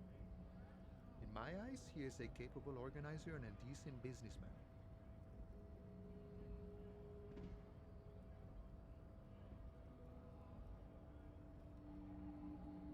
I guess you kind of get to be the village chief. He oversees the harbor, makes deals with the owners or other relevant parties, watches out for his own.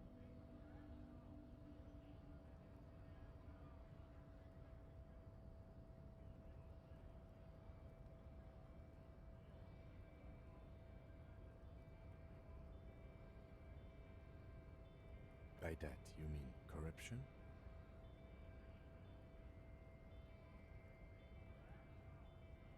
By heavens, why would he not be corrupt? We live in a harsh and disordered world, see? And in this world, the old man is corrupt for our benefit, and we know it. Appreciate it even. He is, personally, not too lavish.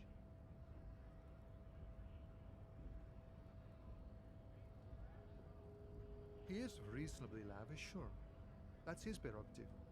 It's not like you want a saintly demeanor on a corrupt motherfucker. That would be a manipulative illusion. Besides, there are no non-corrupt systems in the world anyway, and moralism is the most corrupt of them all.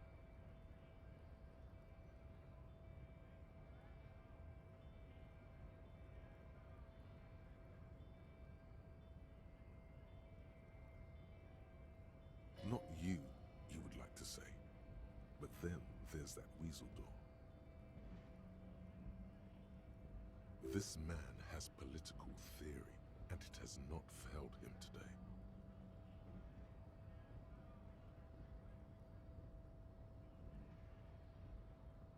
No. I don't think I'm a communist. Seeing something of value and saying I want it all to myself is a much older and simpler notion. No science to it at all. Even a weak child can think it. The only things holding someone back are I can't and I shouldn't.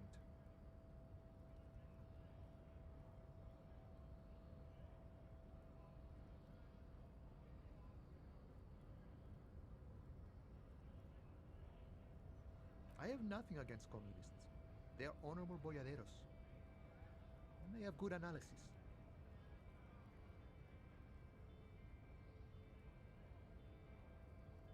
But my own code serves me well. If my code starts failing, a code can fail a man as well as a man can fail a code, then I will have to submit to a new one, which may well be communism.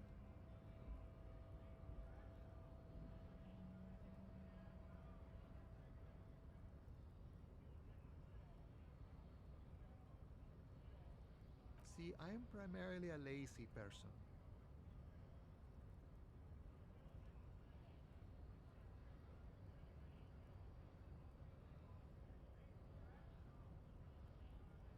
Sure, I've had the necessary free time. Fortunately, there's always time.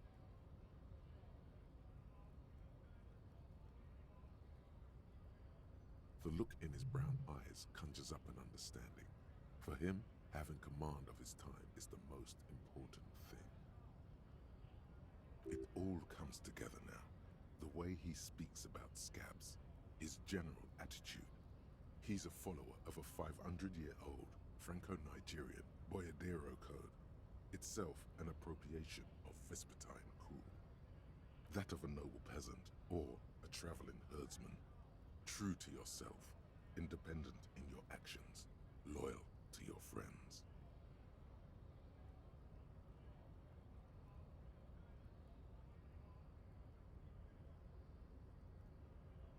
No. No.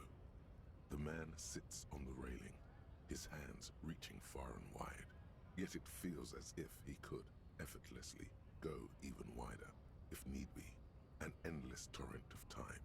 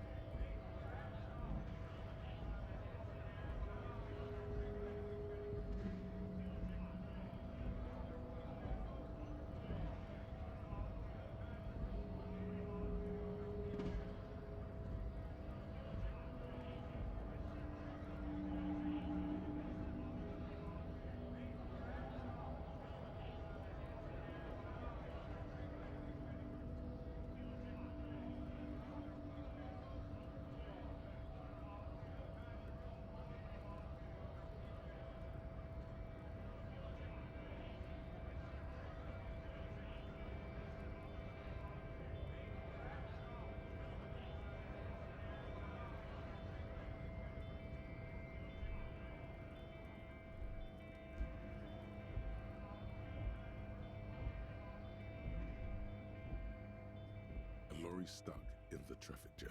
The windows are clear.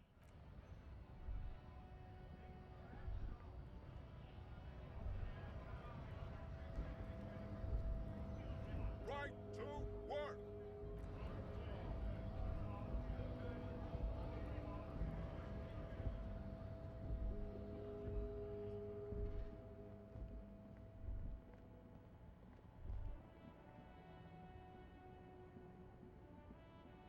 An old monument stands in the middle of the traffic island, pointing toward the sea. It looks as if it's been reassembled piece by piece, secured and mounted in the air, with the aid of numerous, even by the standards of the Philippian kings. Old sumptuous Philip was known for his profligacy. Well, he blew through the whole national treasury, starting the decline of one of the penultimate century's greatest superpowers, the suzerain of Revachol. His own maladministration foreshadowed the fall of the monarchy during the anti-centennial revolution, an end to his family line and the monarchy on the Insulindian Isola.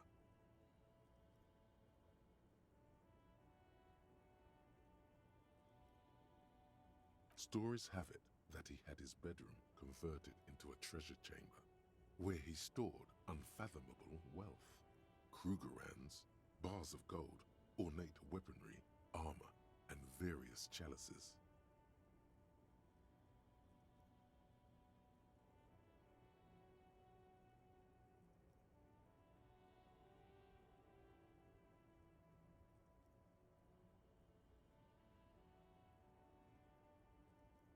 He called it the Sol Aurum. It was obscene. There were whispers he slept on a huge pile of gold-dipped feathers, like some obese dragon, instead of a bed, like a normal person. The man certainly knew how to live.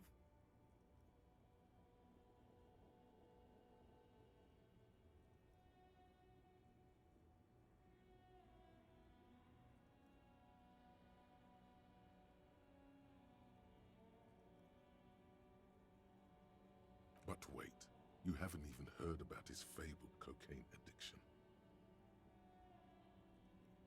You see, old Philippe wasn't just good at squandering the national treasury on gold and ceremonial weaponry, he was also a prodigious snorter of nose candy.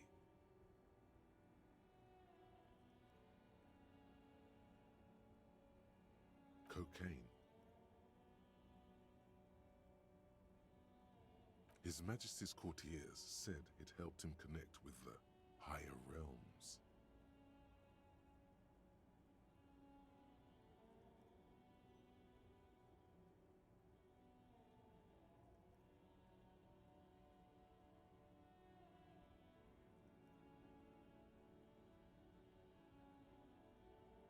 That's what the revolutionaries said 150 years later, right before they emptied out the royal mausoleum and dumped His Majesty's mortal remains in the Insulindian Bay.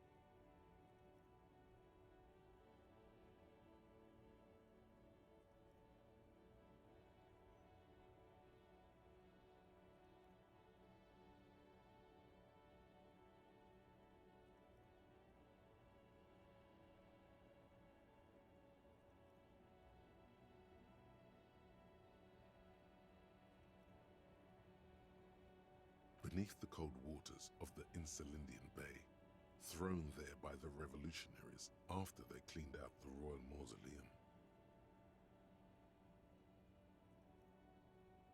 The original was blown apart by communards, then further damaged during the landing of the coalition's airships during the turn of the century revolution, when Martinez was leveled.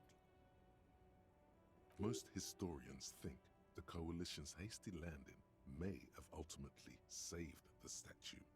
If the communards had more time, they would have reduced it up to even finer pieces.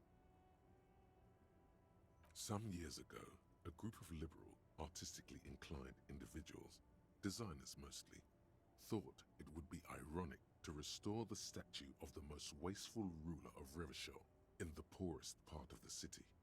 The statue is supposed to capture the moment it was blown apart, like an instant frozen in time, a rare butterfly trapped in amber, floating on a sea of shit. People in Martinaise tend to disagree, as do many prominent art critics and thought leaders with more nuanced social awareness than the young ironists. Those critics might have it wrong, though. There's more to it than just ironism, but you can't say what precisely. Perhaps this Philip III, the Squanderer, however, with his bronze face up in the air, doesn't seem concerned about what the hoi polloi think of him in death. Not that he ever did in life either. A silver plaque on the statue's pedestal reads, "Not a good track record."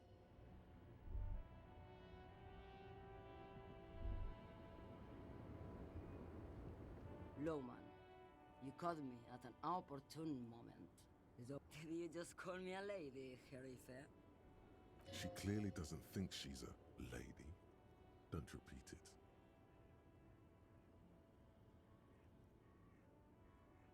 I'm not that either, Herife. I've gone too far from it all to remember what was between my legs. It doesn't work like that on the long haul. I'm only terrifying to small children and to those who used to know me.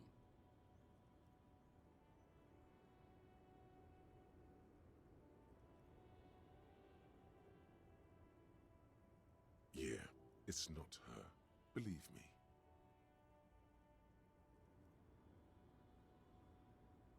Because they can no longer recognize the person I once was. The big ones, the trucks. There's no women and men there, it's all just... In the middle of this town, there's a ghostly motorway. It takes all the people where they want to stay. In the background, a quiet song seeps from her cabin into the air.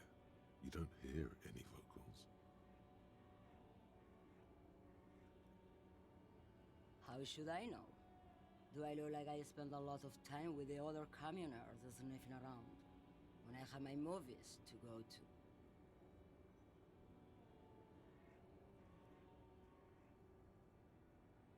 Oh, Sim.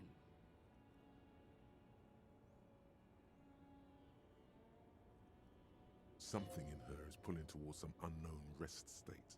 She twitches, like a sleep kick.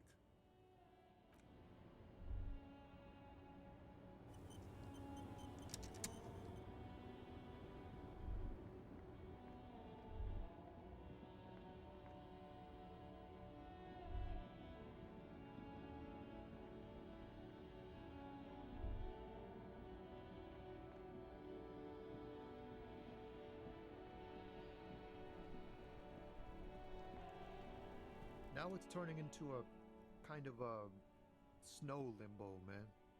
What's on your mind?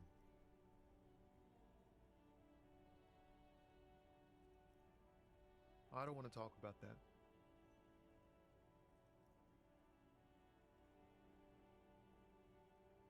Man, I was hoping it isn't gonna be her. All I can say is, she isn't around here anymore. She isn't some evil drug trafficker. And I don't know where she is.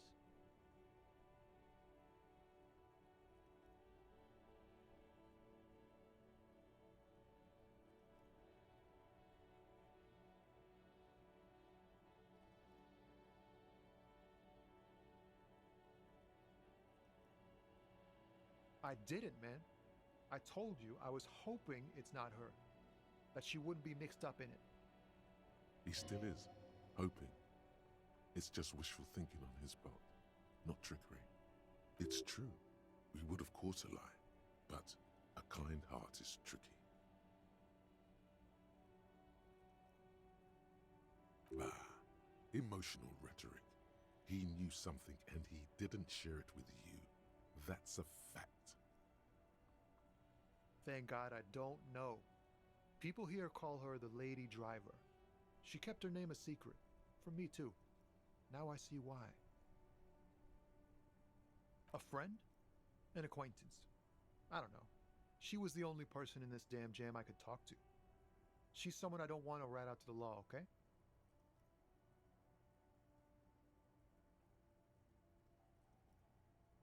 A youngish woman. Gruff, but in a cool way.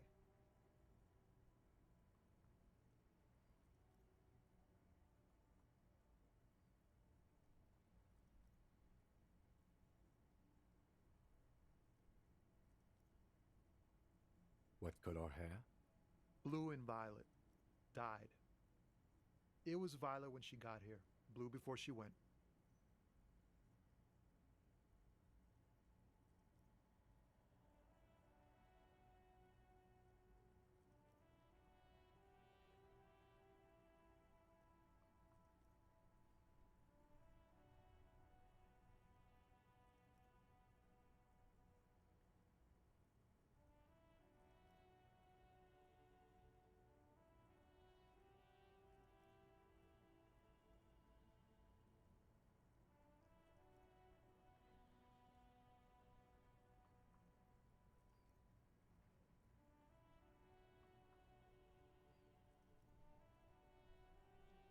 Then she may have dyed it again.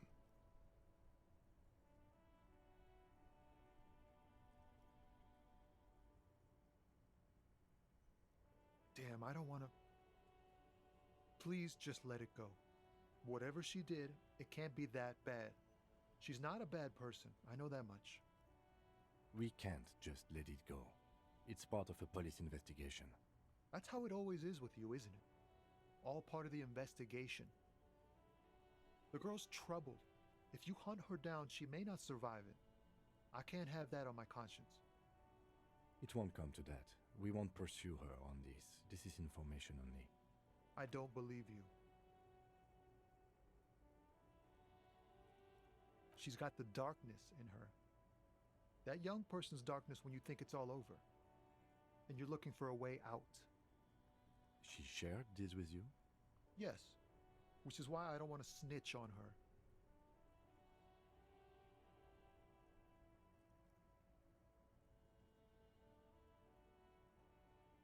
I heard the rumors.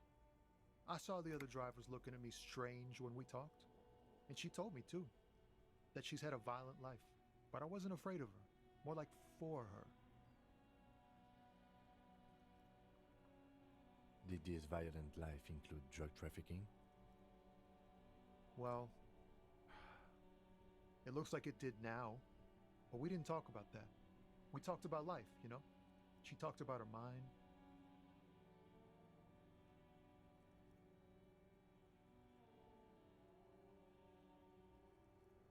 The way it worked. The trouble it was giving her.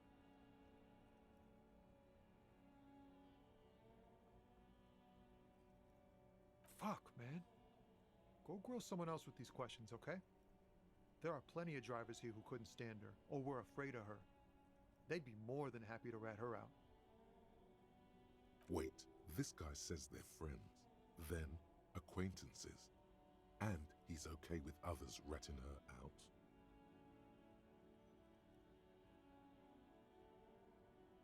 Push Tommy and it will break his heart and his spirit. Don't expect you to be pals.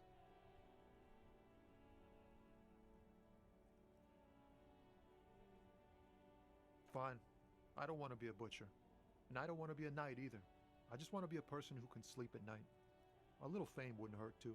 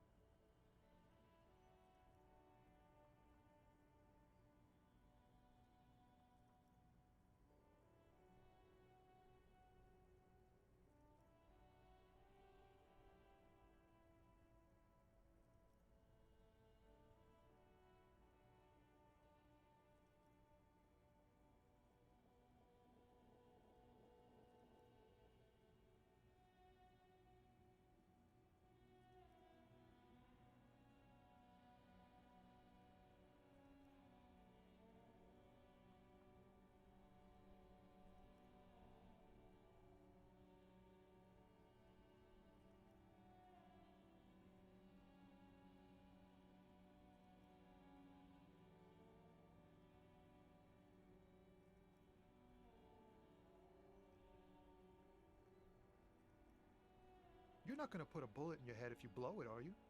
Because she's on the edge, man.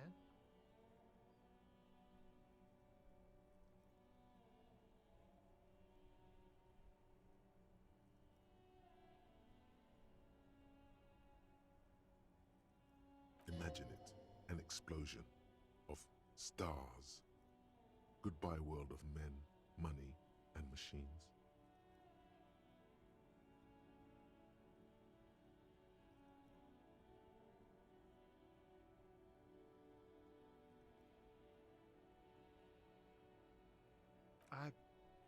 I thought you were a different kind of cop.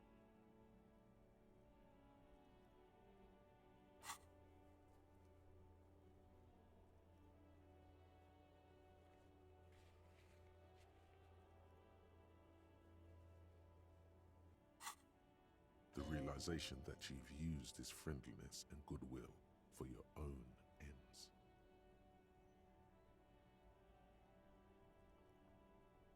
Remember, you're doing it for the bigger investigation.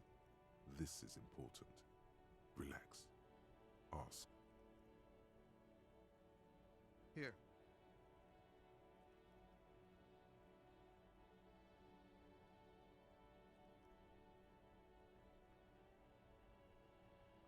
Mallory's still here, down past the statue of Philippe. The cabin is green. You can get in there with these. That's all I know.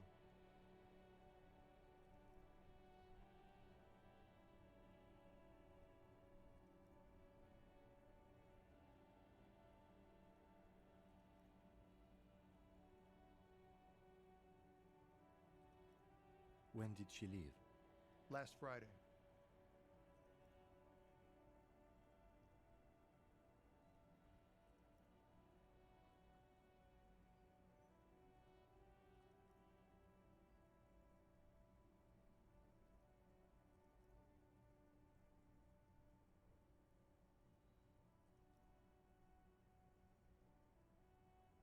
No, I don't know. She left them to me because she trusted me. So I can get it out of the way when the jam breaks loose. Otherwise,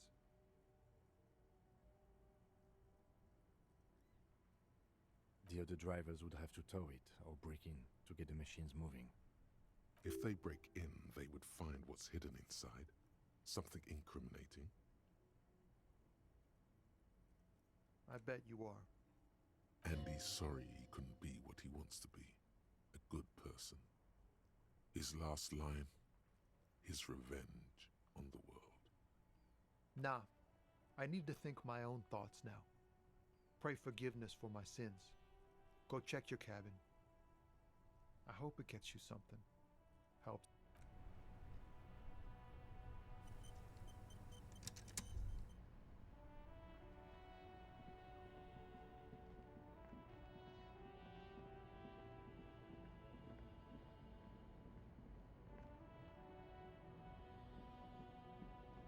This green found, A to Z, contemporain, is parked in the shadow of the ruins looming overhead. It's seen better days. This is the one our man pointed to.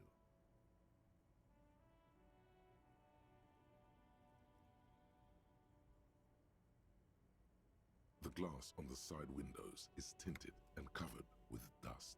You can barely make out the shape of the seat and two steering levers.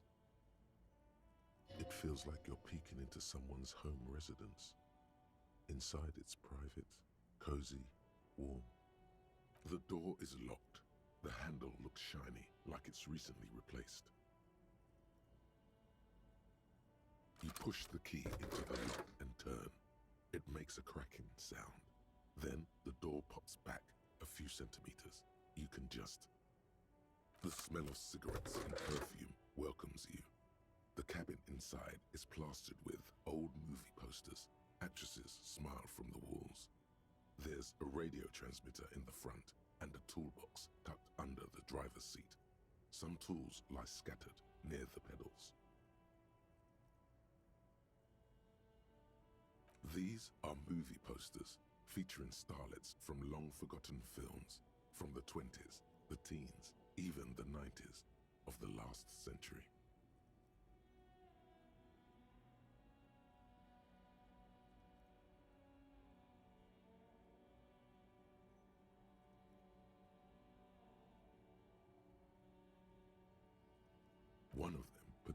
catches your eye. A centerfold of an ingenue attached right above the back seat.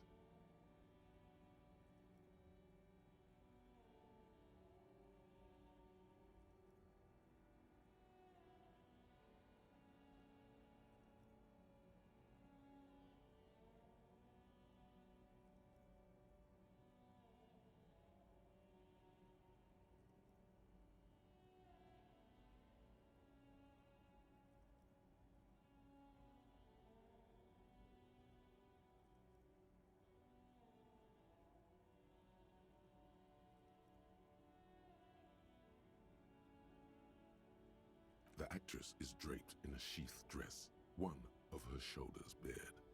The faded remains of an autograph run across the poster. She's looking past the camera. A feeling of tenderness washes over you. A longing even, perhaps, and gentle tragedy. This is Tip Tijon, a starlet from the dawn of cinematography, less known for her talent than her tragic, untimely death. She wasted away in a drug den called the Door to the River, not far from here on Boogie Street, a mixture of cocaine and morphine. She was afraid of the world and the camera, too. The actresses and the rear actor all smile you a warm goodbye. A radio transmitter is attached to the dashboard and a toolbox sits under the driver's seat. Looks like the frequency dial is absent. It requires a key to work, but the key has been removed, likely by the missing lady driver. Strange. There are so many radio stations saved here. Must be over 100 at least.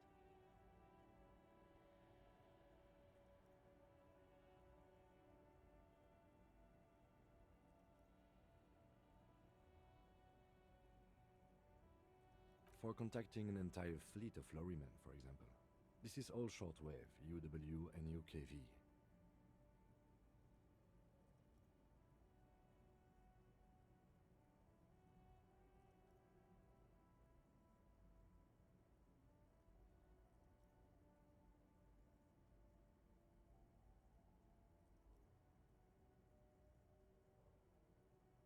Looks like we are dealing with an impressive organizational tool.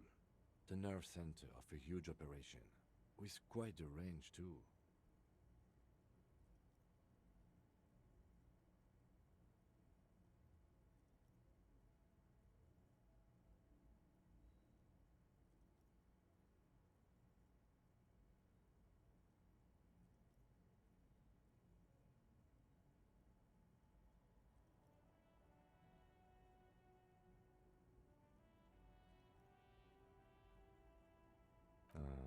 Doesn't look like it.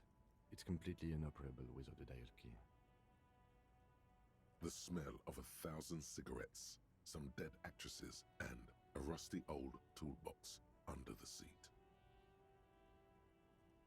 You wedge yourself under the steering wheel to get a better look. Seems like the few tools lying around here, a hammer, a pair of pliers, a rusty wrench, have been casually thrown there by the disorganized driver.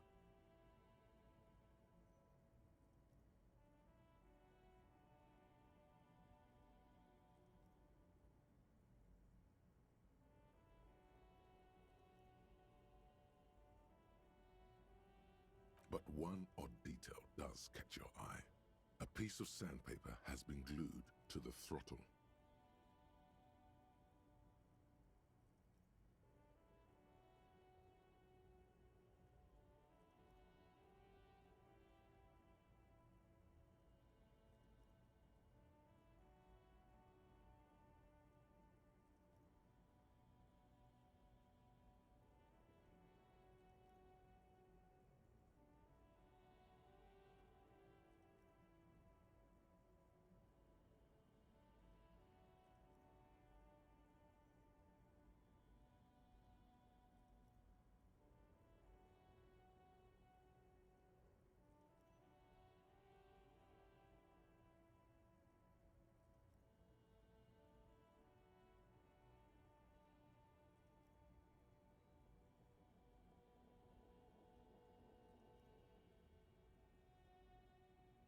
Sandpaper adds extra grip.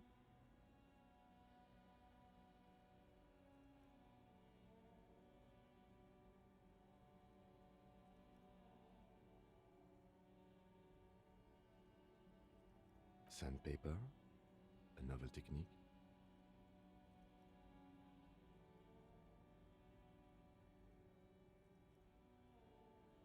The movie stars are still smiling from the walls.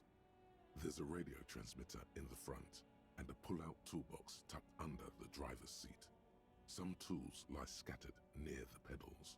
A metallic drawer slides out from the seat. It's empty, except for a folded newspaper.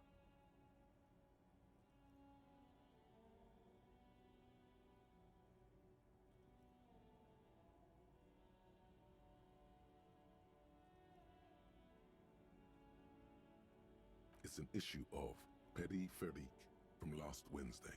A piece of paper falls out from its pages. It looks like an article ripped out from a radio enthusiast magazine.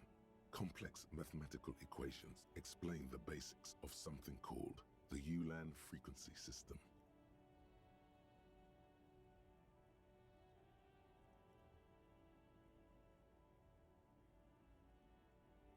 The Ulan frequency system? I've never heard of that before. I know of FM, AM, UKV, but...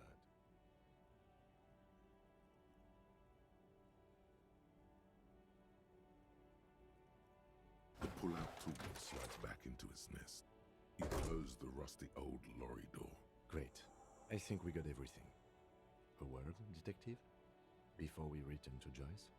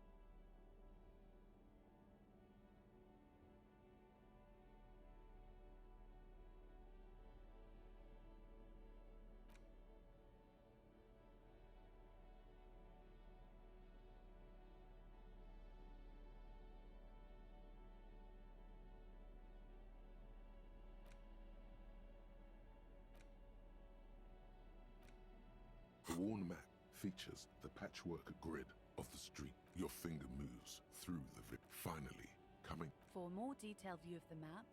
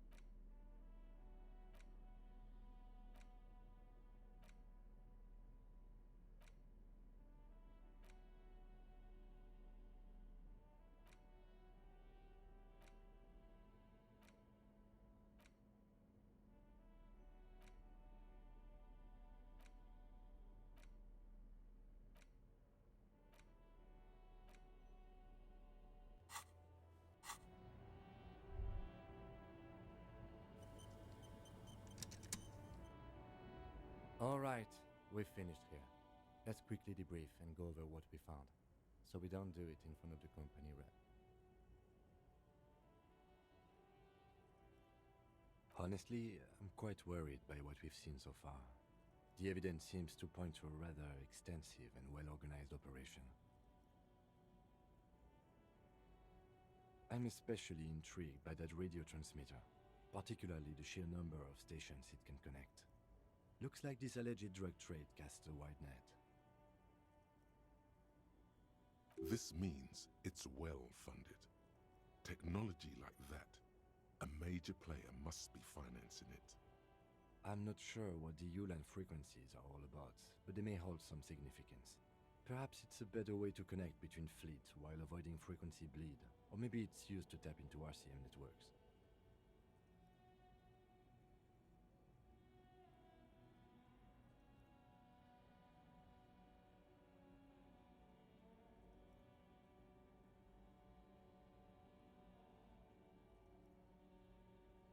As elegant as they are, I don't think they are relevant to the drug trade.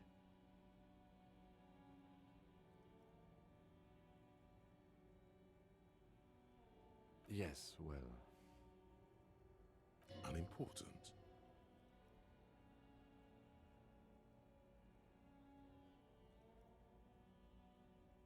We didn't find anything conclusive linking them to the smuggling operation.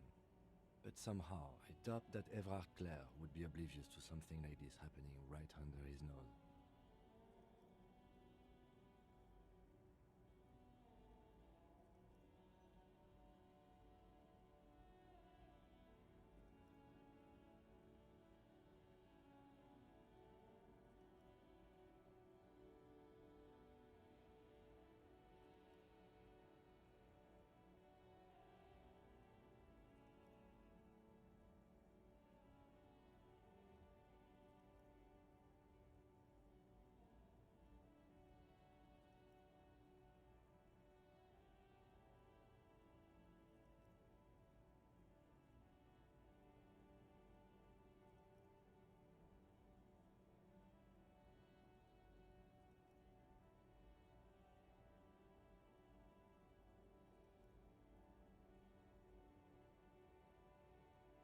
My suggestion is we use it against the Union in any way we can, to our own ends.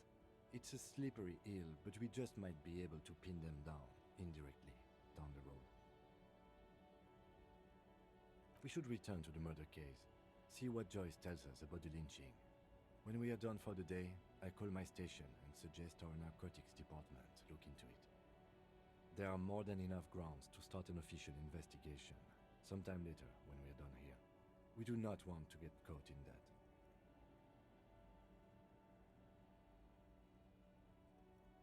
The fact that one hasn't started already gives me pause. An investigation, I mean. Especially if the Madrid grouping is involved, and I can't imagine they aren't. It's certainly worrisome.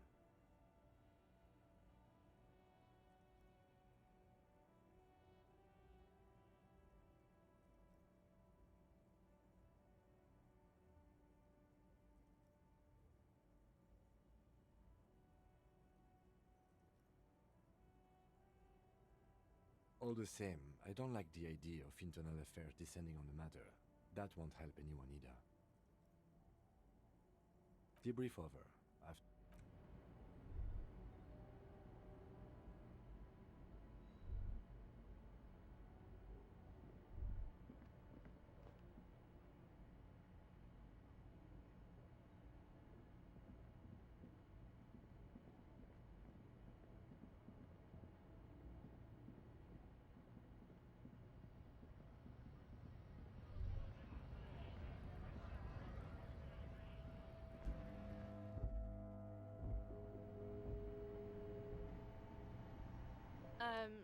Is this about the questions again?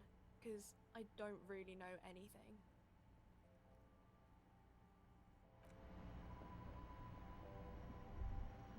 The tear machine stands in the corner.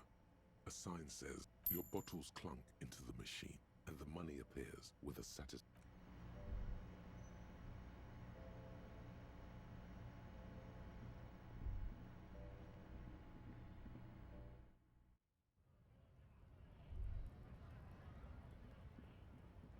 Hello, compatriote.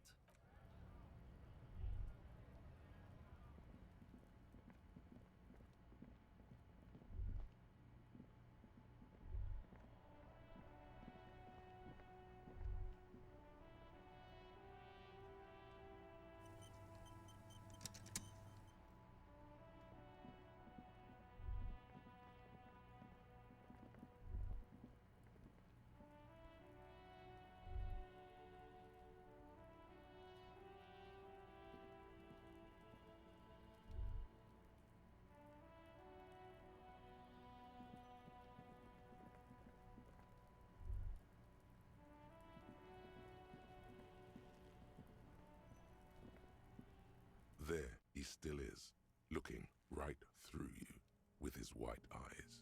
The body below is entirely dedicated to that corpse smell. Emitting it is all it does now.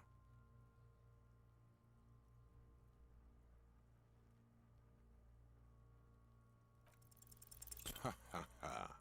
Again, the corpse laughs at you, pus dripping from its mouth. You will never be able to hold it in. It's always too much.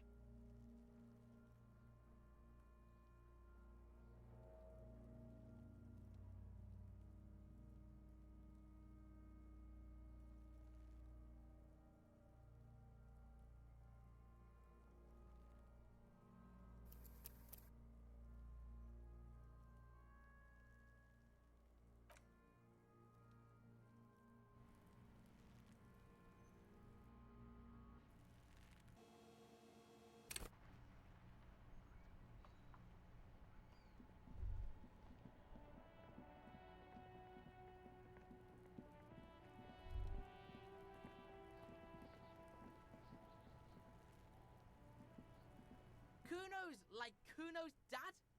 Kuno doesn't give a fuck about anything. Yeah, did you fucking there?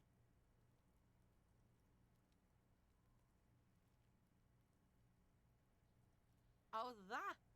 Kuno decapitates pigs. That's just a Kuno demo tape.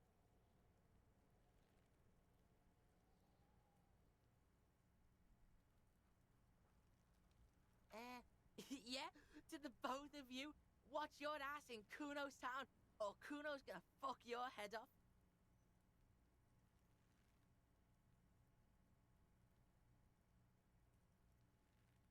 That's where Kuno gets his daily hit of electric. Kuno Shazam. Kuno rides the fucking lightning in there, pig. Bet you'd like to ride the lightning too, wouldn't you? You feel tired and old, but you could have that sparkle in your eyes.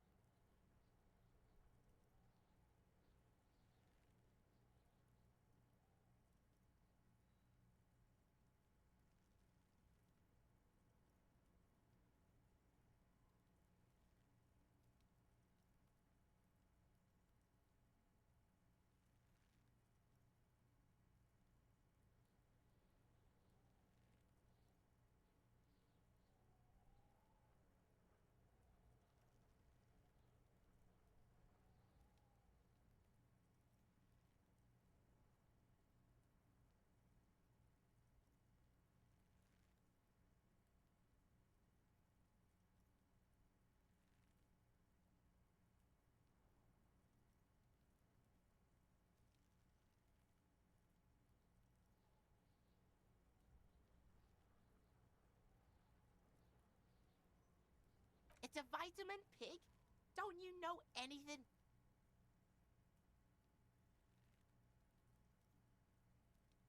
You could use some.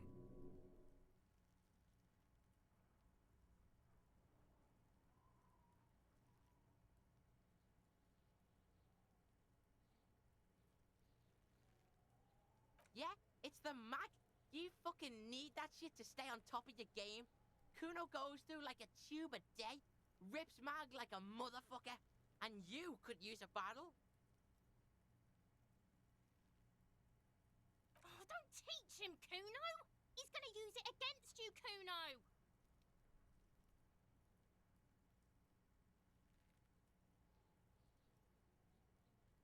You're not getting this, pig. It completely takes away the hangover. It's like you didn't do anything. Like you stayed home playing with your choo-choo.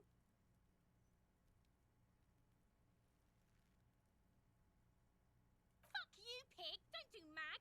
You're gonna OD and you're gonna fucking die! Good call, Pigmeister. Don't come and talk to Kuno about his kingdom.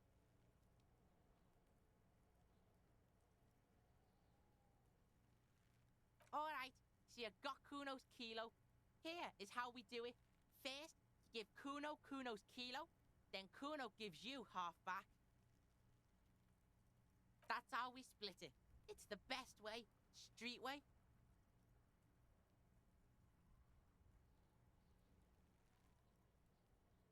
Word on the street is, you sent your little friend in dressed as a hooker, distraction style.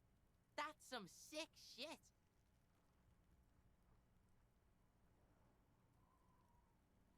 Not a single muscle moves on the lieutenant's face.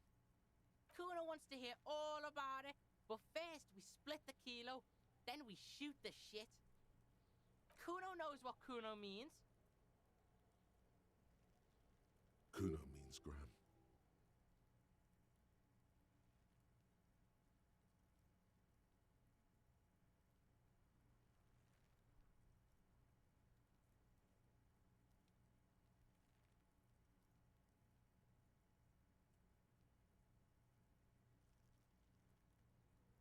Alright. Kuno knew you'd try that sneaky pig shit on him. Tell him, Kuno! Kuno's got brains. This shit doesn't surprise Kuno. So Kuno's gonna give you one more chance. Know this, pig. Shit is major. your fucking choice, pig. Kuno won't take this shit lightly. The pieces are moving, pig.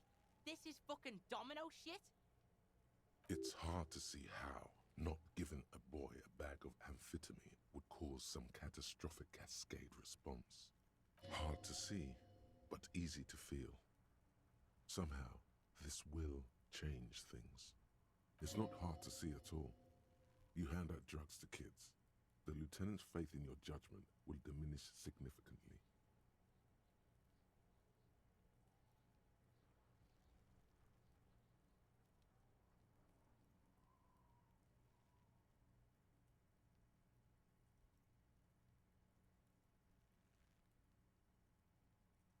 None that you can see. No, you can see it. This young man has junior officer material in him. In another life, where he trusts you. Tick, tick, tick, tick. Decision time. What's it gonna be? You gonna fuck the Kuno?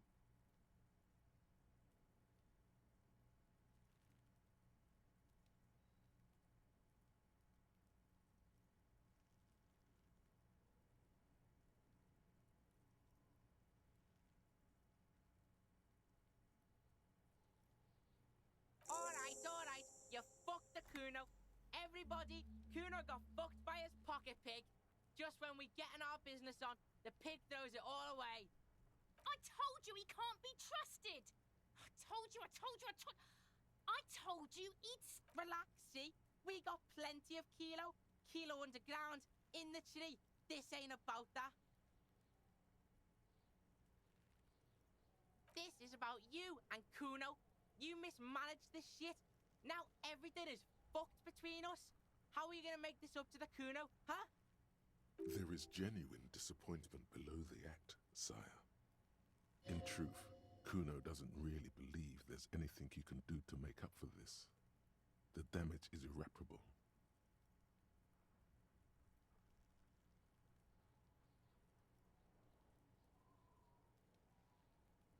The fuck do you know about Kuno's life?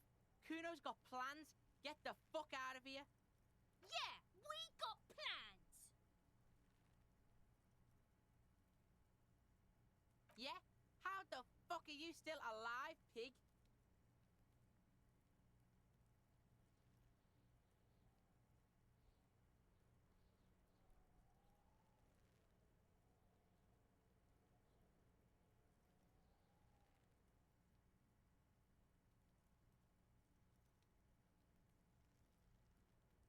What?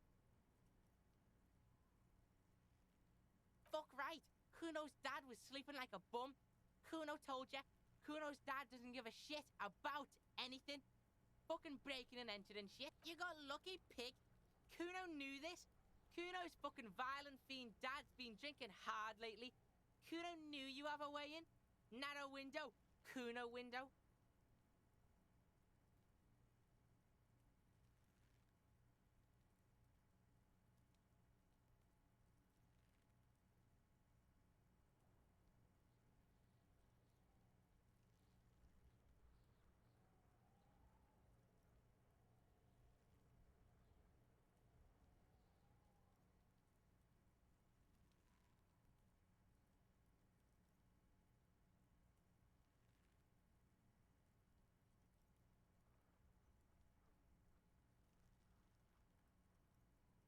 Kuno's not fucking trying to be tough. This shit is real. Kuno's fucking violent dad's gonna be a vegetable. Kuno knows that shit. Stroke shit. Stomach fucked up and... Kuno's gonna go out like that too. Gonna be just like Kuno's violent dad. Speed shit, crime shit, fucking on the bed. Go out West Revachol style. Stop saying all this sad shit, Kuno.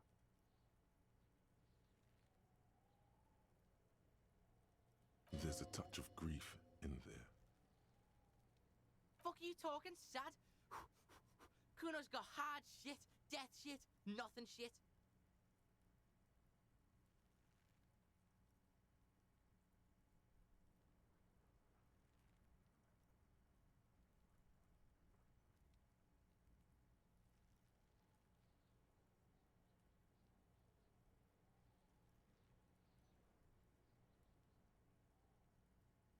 your fucking nun-ass out of here before Kuno fucks it dead. You think 'cause you took Kuno's speed, Kuno's gonna sub like a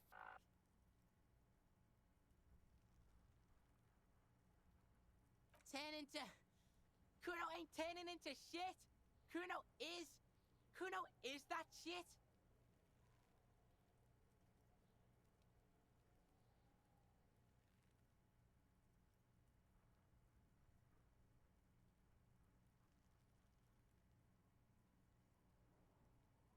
Kuno won! Oh, you won, Kuno!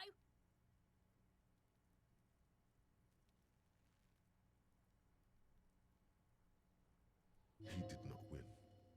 There is a crack in there now, and it's spreading across the face of his certainty.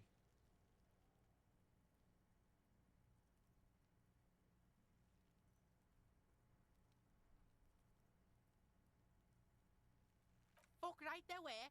Fucking 3 years or some shit.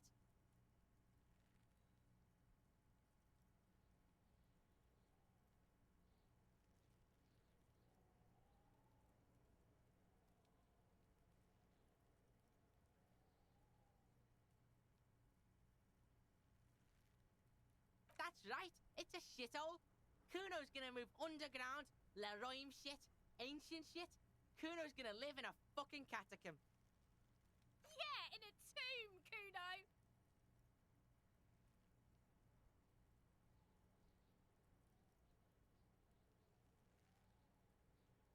That didn't change shit, pig. That only made things worse. Fucking social worker shit. It doesn't work, pig. It doesn't work, Kuno. Only our shit works. She tries to bind their fates together. She needs him. Bad.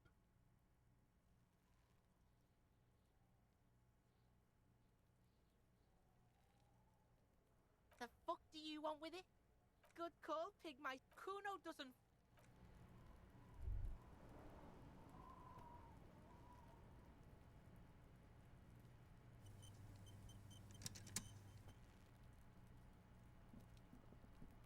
There he still is, looking right. As you breathe in, the odor comes over you. It's a spell of the mind telling you to run, and your stomach to wring itself empty. With your hands at your sides and your eyes squinting, you stand in it. It's a puzzle. What's hanging in front of you is a puzzle of decaying flesh, tattoos, and tendons. The spell has no effect. You stand eye to eye with it, the odor washing through you.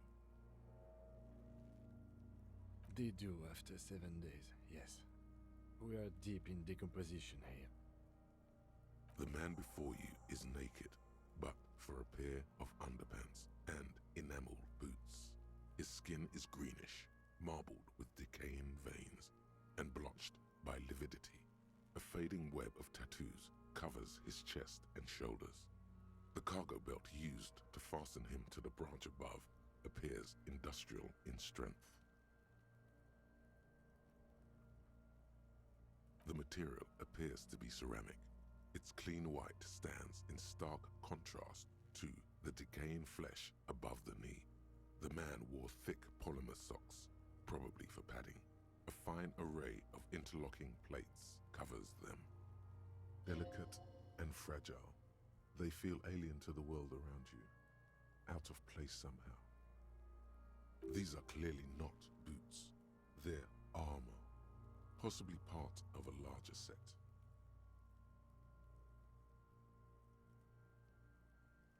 Indeed. Technically speaking, these are sabatons, not boots.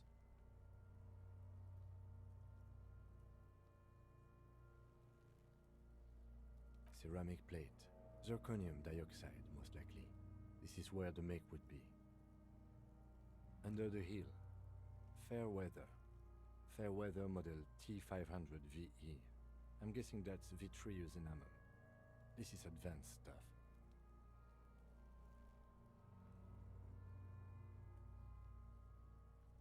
Piece by piece. He's been out here for 7 days. It would be odd if they didn't. We should keep a lookout for these species. The armor could yield information. This is one thing he might actually know.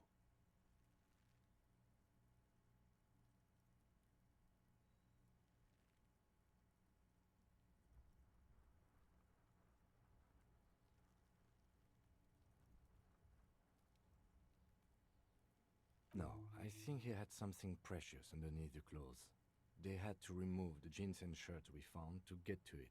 And this kind of armor is often worn under fabrics.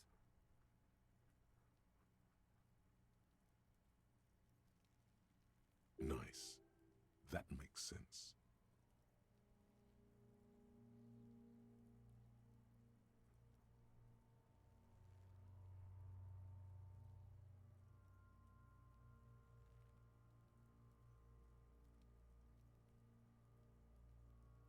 They usually hang them completely naked for that. La puta madre, the Mazda, the besmirties and the like. This one still has his underpants.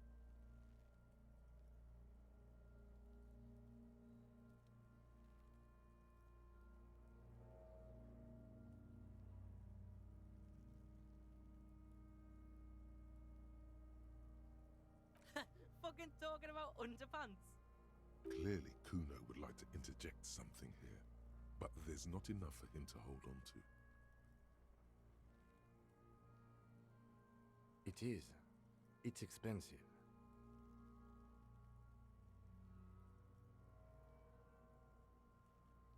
We've requested similar material for our tactical units for years now.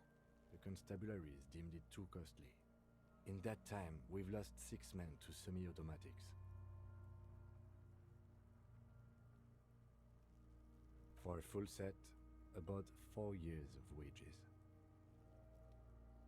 For the northwest region of Revachol, an officer's average yearly income is 5,500 real, unadjusted for rank.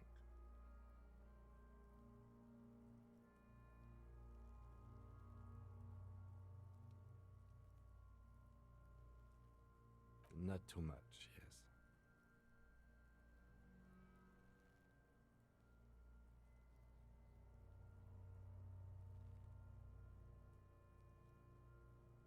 It's a sorry situation, I agree.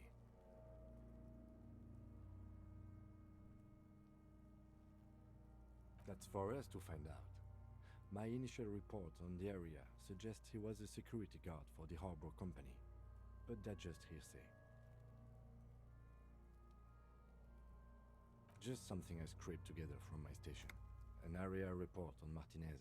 I'm sure you did the same. He's not actually sure of that. He's just being tactful. I agree. This equipment is way beyond what a guard can afford.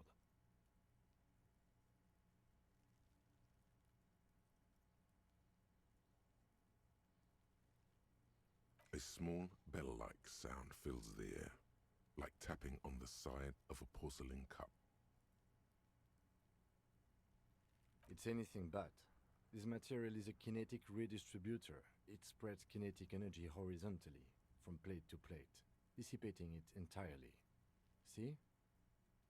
Faint, organic lines cover the plates where they separate into smaller ones. These plates then divide into smaller plates until there are hundreds of them altogether. Like whirls of floorboards, the design looks organic, influenced by highly resistant wood materials, like lignum vitae and ebony perhaps.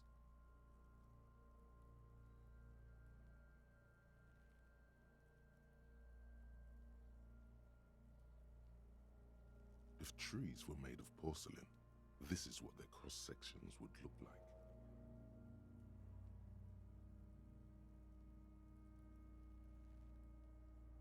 The smooth, glossy surface fractures into ever more intricate interconnections, peaking on the right sabaton, where you notice.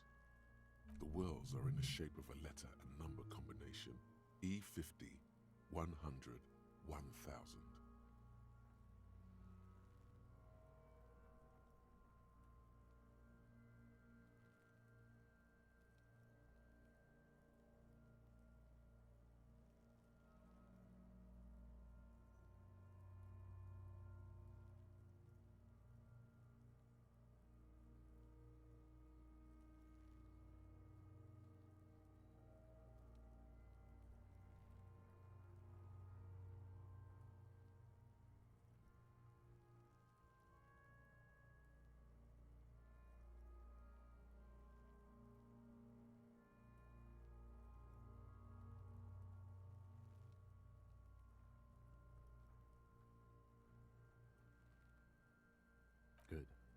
read it to me?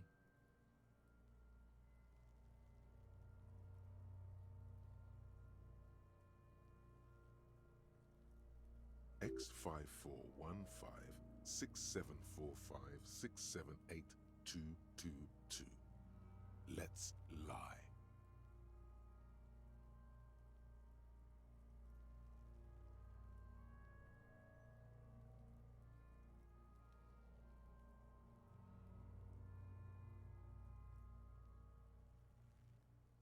That doesn't sound like a serial number.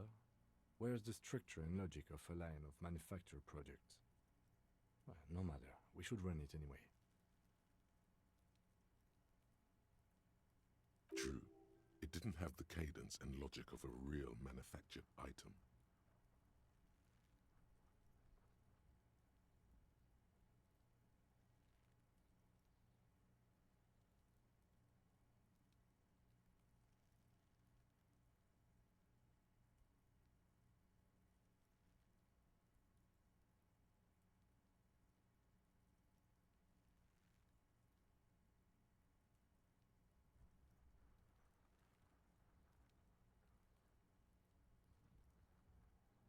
We have a make and a number. That's something. We can use the radio in my kinema to run it later. Either station can chase it for us.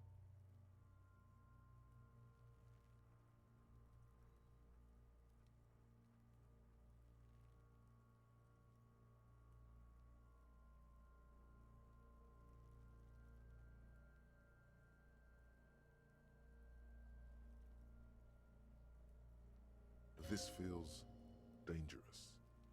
Are you sure?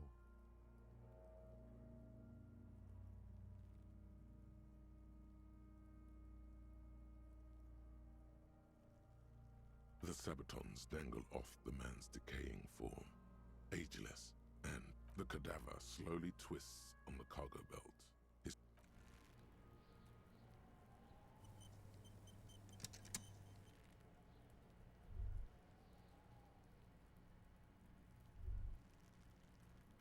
The man before you is naked, but for a pair of underpants and white boots. His skin is marbled with decaying veins and blotched by lividity. On his chest, a fading web of tattoos. The cargo belt used to hang him from the tree looks reinforced.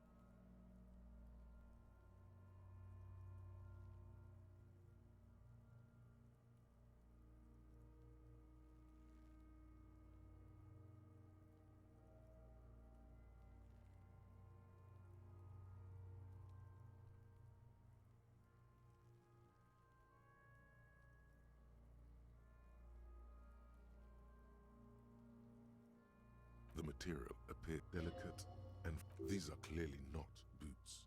They're Indeed. Ceramic plate under the heel. Fair weather.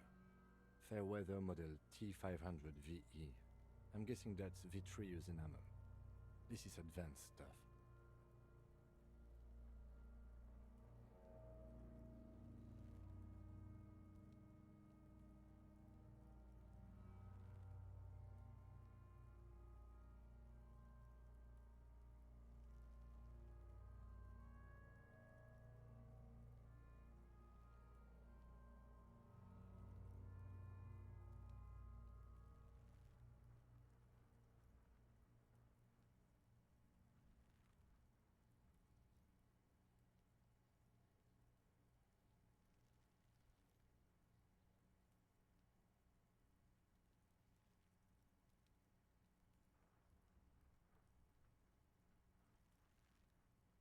This feels...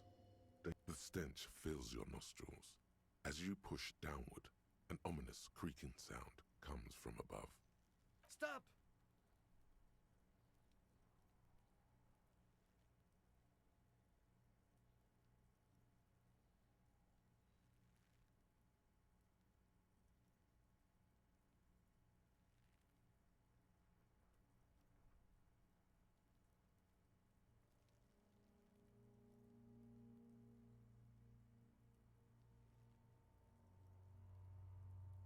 Pig's gonna pull his head off. Brutal!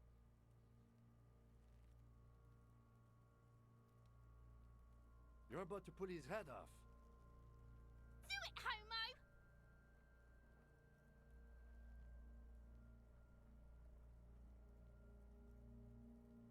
Yes, that's what I said.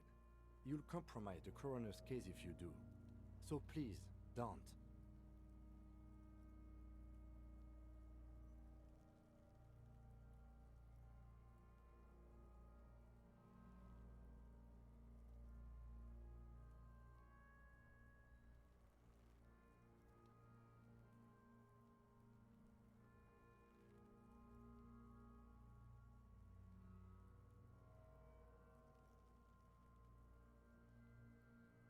Indeed, from this angle, it does look like the neck isn't going to take much more.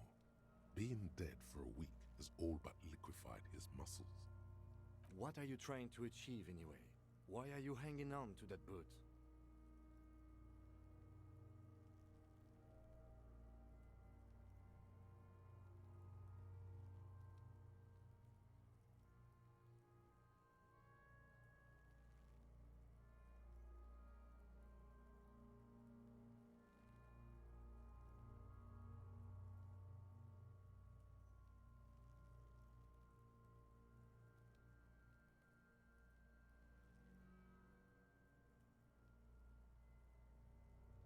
How many clues do you need? You already found a number. Besides, there's no way you're getting them off.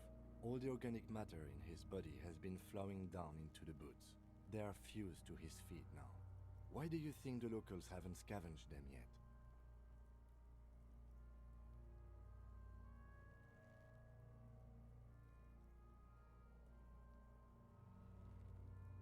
You're sure there's a way to peel them off, but first the body needs to be down. And second, it would probably be better if the lieutenant wasn't around.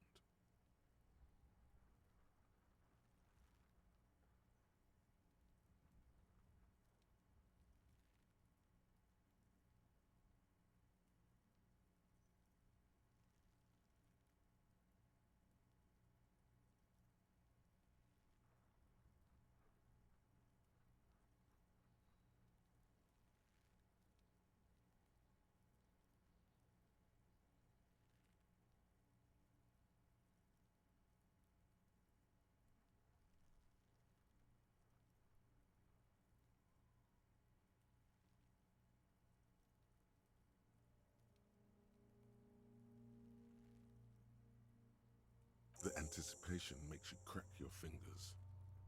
Feels nice. Nice and cracky. Processing will take care of them. With the situation in the morgue, it will yield nothing. but we must pick our fights. Should we continue?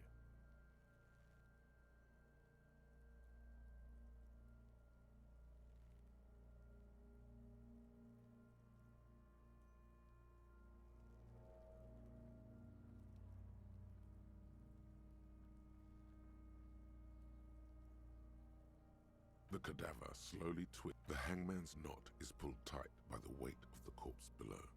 Yellow, hard-edged polyester cuts into his neck.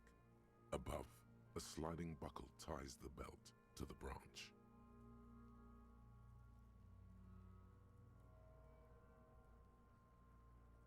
This is a steel-reinforced cargo lashing belt, big brother of the regular cargo belt. It's used for tying cargo under six-rotor airships.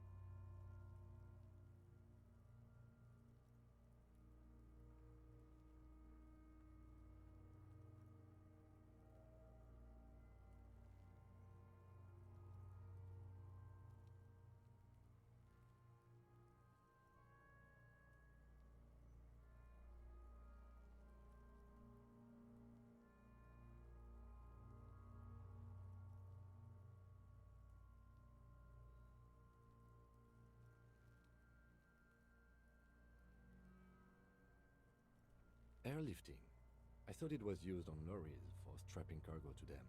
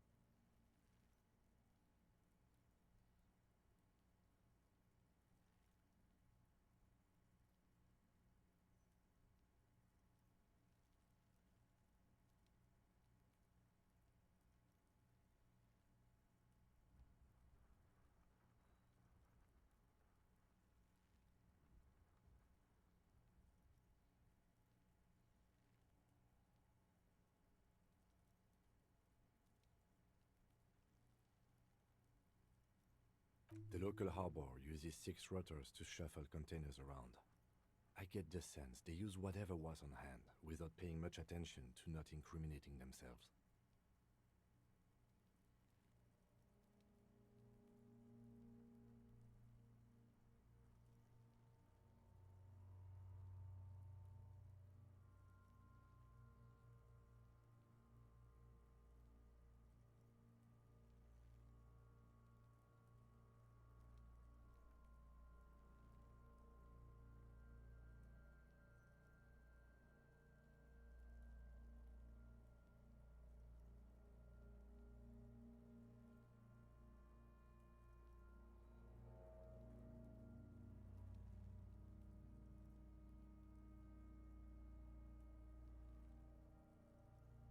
I'm still approaching this as a lynching, yes, motivated by the ongoing strike.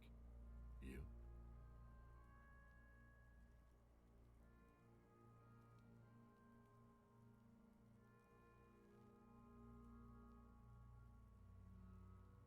No, you feel like it was something else. But what?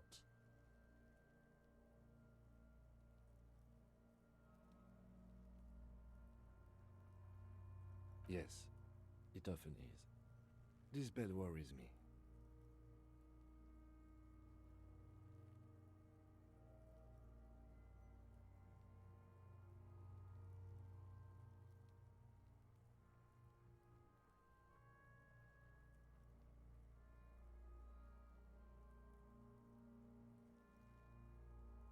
I was afraid it would be.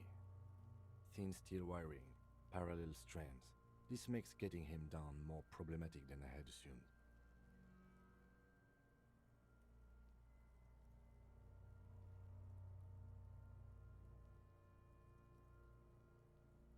A noose is one of those things that's easier to use one way around.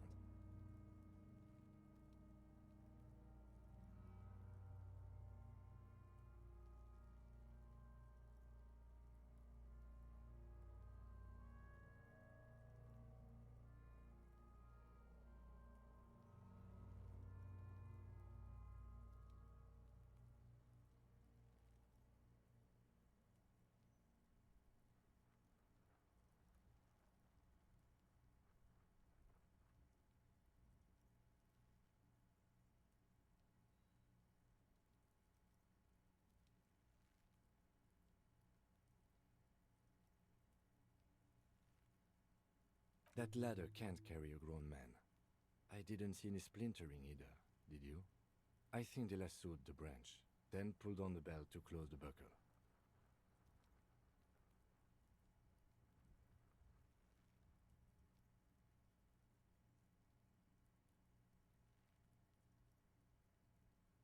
Could be. The shape of the branch supports the theory. The cadaver hangs from the cargo belt. Limbs limp. An intricate web of blue lines stretches across the torso, from the right shoulder to the solar plexus.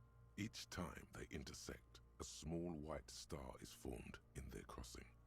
Hundreds of fading asterisks riddle his skin. Their concentration is highest around his heart.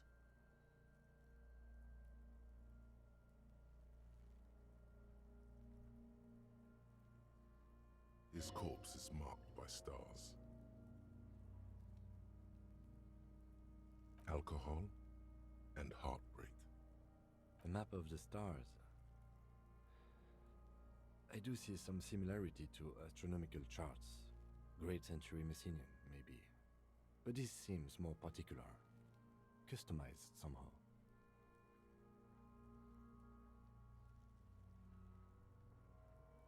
As if someone left out most of the night sky, filtering it through personal choice. The principle of this filter remains unknown to you. The thought dissipates, and you feel as though you were only half right.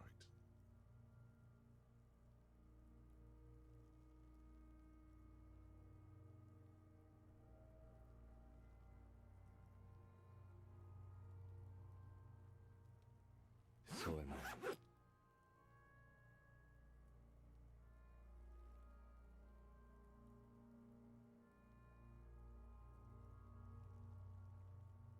He takes a thin piece of milled aluminium from his coat pocket and pulls it open. Sounds like a sword being unsheathed. A small lens appears, some sort of camera.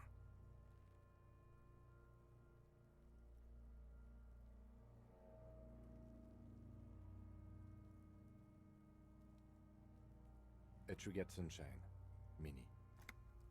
Triggered is the world's leading manufacturer of intercommunication devices, primarily projectors. The camera before you looks familiar somehow.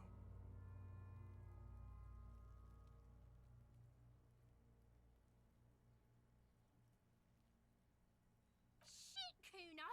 What the fuck is that? An instant color camera.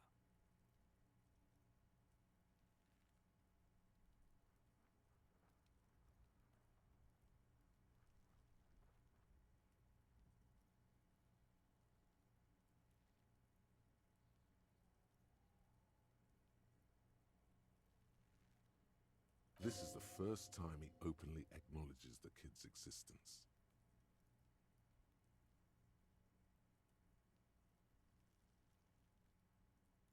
I have only 2 ampoules, so nobody move. I don't want to waste one.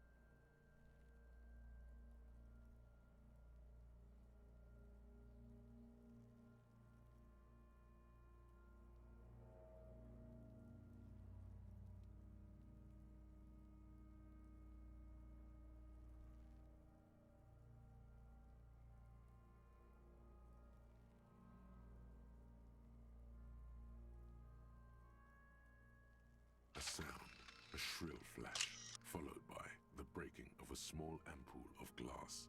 You see streams of color pour onto the thick, glossy piece of paper, rolling out. In case we need it.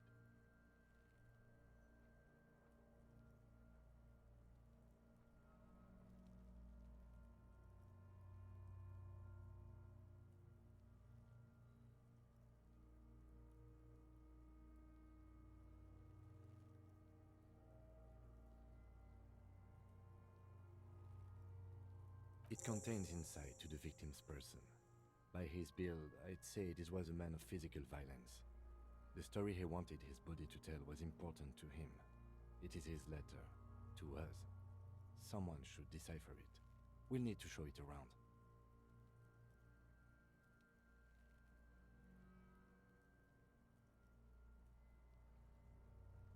Sure, just don't lose it.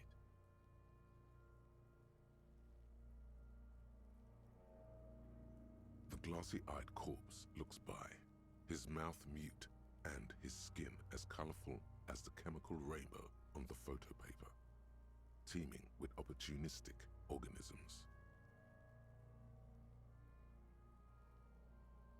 His eyes are milky white and blind to the world, protruding comically from their sockets. There is no one home, just subaquatic terrors there. Dark brown hair grows on his head.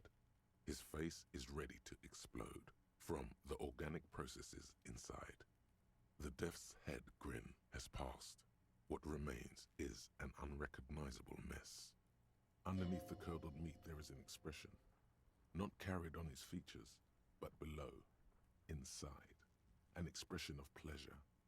This man was experiencing joy at the moment of his death.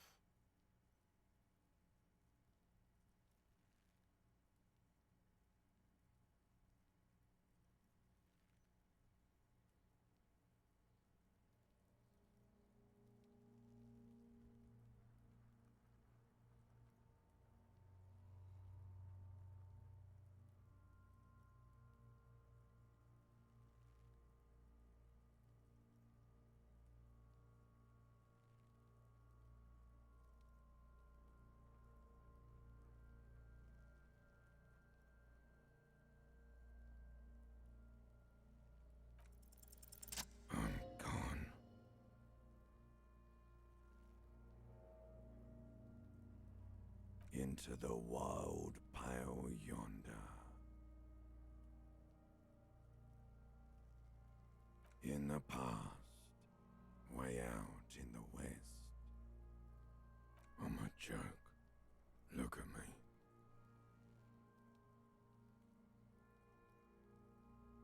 There is nothing funny about jokes either. A killer, a motherfucker, and a killer. Go ahead, Cobbo. What do you mean? It's the power of your imagination. Yeah, man! Don't be crazy! Inanimate objects and dead people can't really talk to you! Your wild imagination is doing this. Ask some more of those questions. He loves those.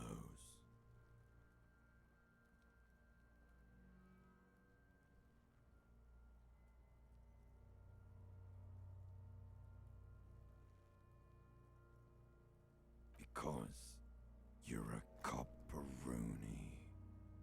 Look at all of them go. Do you want more questions?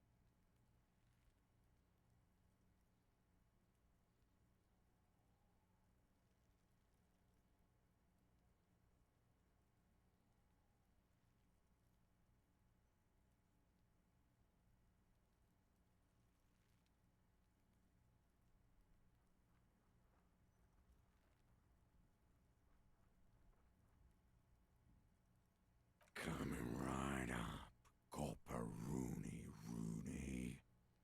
This is getting upbeat now. Fuck no. You're no Rooney. No, you don't. Between you and me, your name is probably Harry. That's right. Stupid, boring Harry. Harry, the motherfucker. Because you have loved it, me and Brother Copo. It was love all along.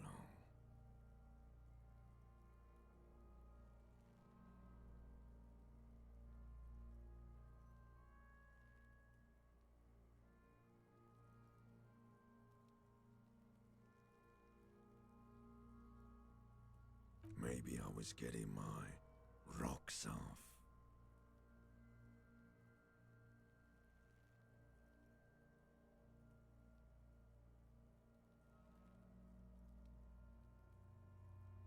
Do I look like an erotic auto-asphyxiation type to you? Captain Coppadromo, I fear we are drifting away, fixating on sexuality again. Let's go with a simpler question. He didn't choke himself. You know it.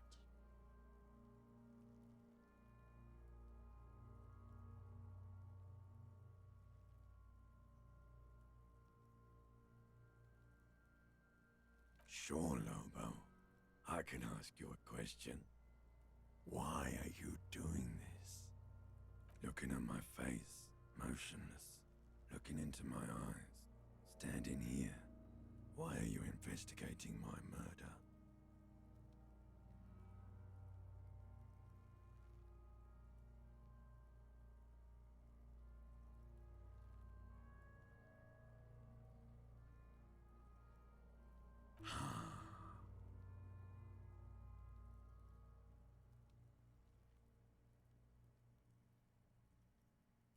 Do I remind you of someone? A child born with Muller's disease, harlequinism, grown up miraculously.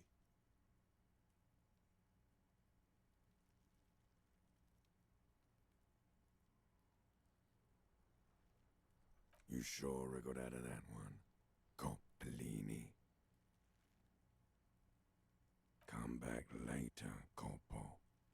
Amuse yourself with my frank manners and my memento mori features. If possible, also, see me in your... Of course, you have questions. Come back later, Cop. Are you sure we finished the preliminary examination of the cadaver? We might miss some of these things once he's done.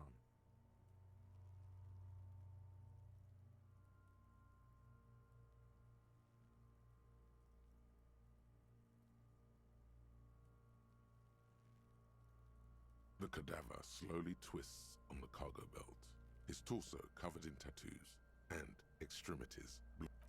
As you narrow your eyes, the monster before you blurs into a violent mess of green and pink. This is a trick. You've done it before. Pink is where the blood settled in the first hours post-mortem. You can use it to see if the corpse has been tampered with. Does his position at the time of death match the discoloration? Only the lower extremities are pink with a dash of blue. His fatted hands, thighs, and his neck, just above the noose. The rest of the corpse appears dark green in the cold spring air. I see it. His neck too. The lividity goes right up his chin. We have good, well-pronounced discoloration here.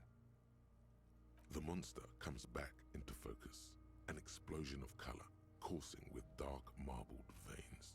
His stomach appears pregnant with something. Black liquid streams down his thigh and onto his boot. So, what do you think?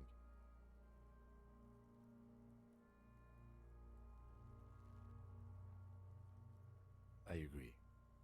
There are crow's feet in his eyes. He's laughing silently. His personality is no longer a part of the world.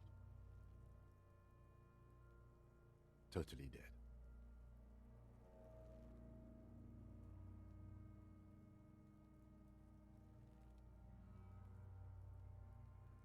sounds about right, yes.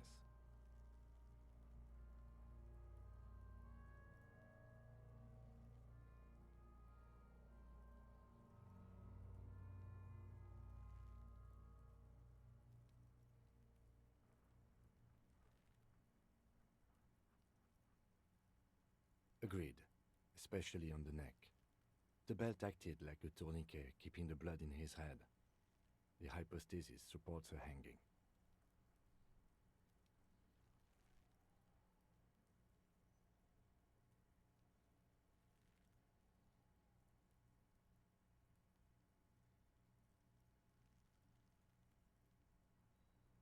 There's always a chance. We should check for ligament marks on his neck to see if they're in tune with the belt. We'll have to get him down first.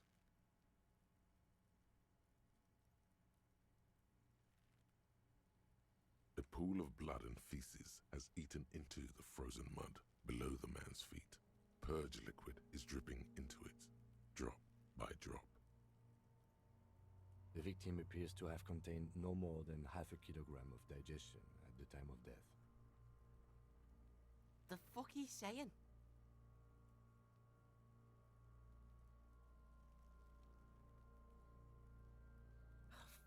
Talking about shit.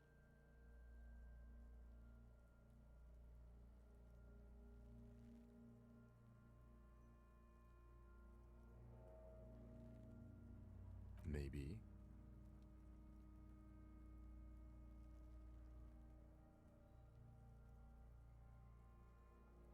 I do. Most of them are post-mortem. Maybe even all of them. The delinquents have made our jobs harder with their little sport. Stop talking in riddles, coin slot. He means you fucked him up good, Kuno. Fucked him up brutal like.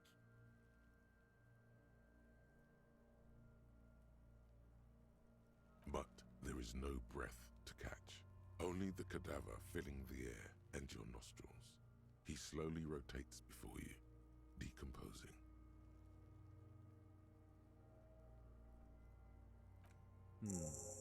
The steel-reinforced belt presents a unique challenge. I brought chain cutters, but I don't see a good angle of approach to the belt.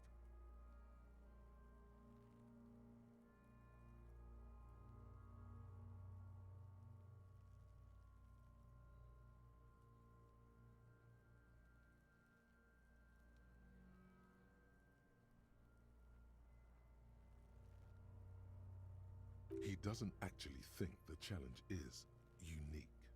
He thinks it's frustrating, annoying, and harder than he thought. The cadaver is a good 1.2 meters up. Neither one of us can reach the belt without assistance. And even if we do, there's the question of cutting the airship strength material.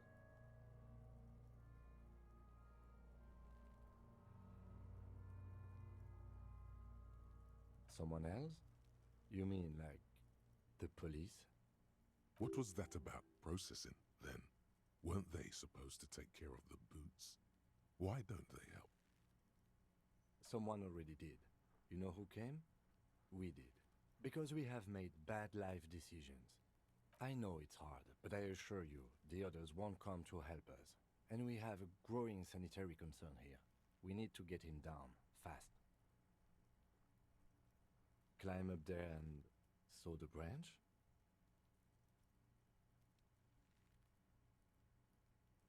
There has to be a less risky way, with less falling down of trees. We are not getting him down already. Not getting him down is a task that's already accomplished. Sadly, it's not our job to keep him up there, but to get him down. How do you plan to get him down, then? With social sensibility? Are you going to educate him down? Yeah! Bang bang time, pig! Shoot his head off! How? Where the buckle ties the rope to the branch. That's a good spot to aim.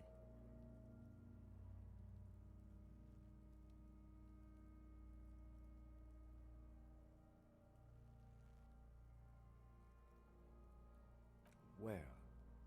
Ah, yes, I see. If the shot hits that, there might be a chance to release the belt.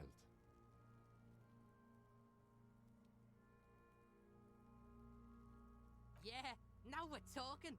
Entertain a Kuno with some shit. They'll miss! The pigs will miss Kuno! The lieutenant is undecided. On one hand, he wants to shoot some gun. On the other, it's an awfully stupid idea.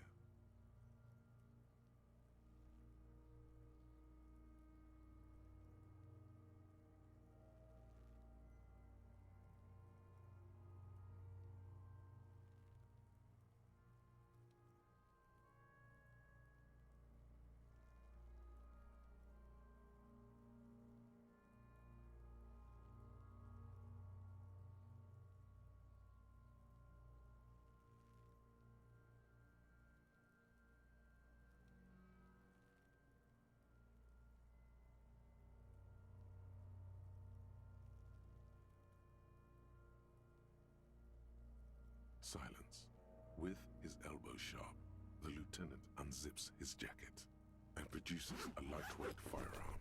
He drops a paper cartridge in the barrel, separates the scouring stick, and gives the cartridge 5 tucks.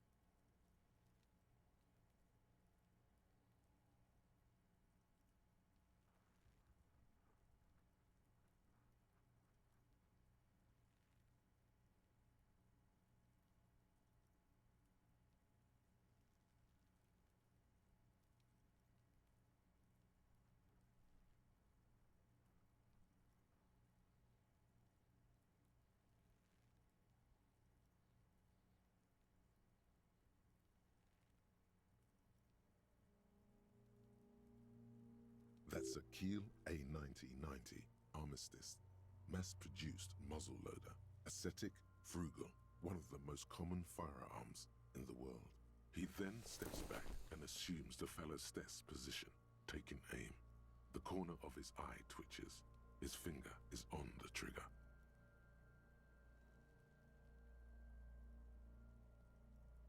He's gonna fucking miss! The kid's voice is drowned in a shrill blast that echoes off the walls of the surrounding tenements. A cloud of smoke slowly parts in the air as the lieutenant steps back and says to himself,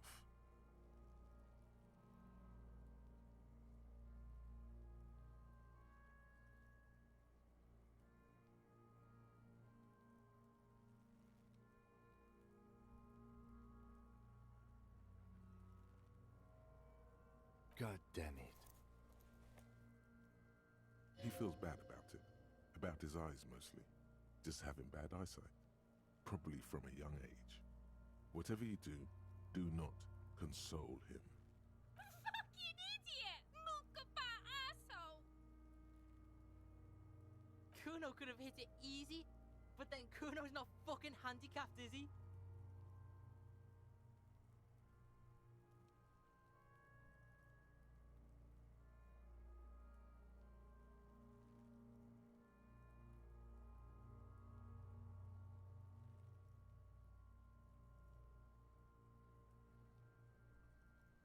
No, we are lucky as it is. We didn't break anything, and the victim remains uncompromised.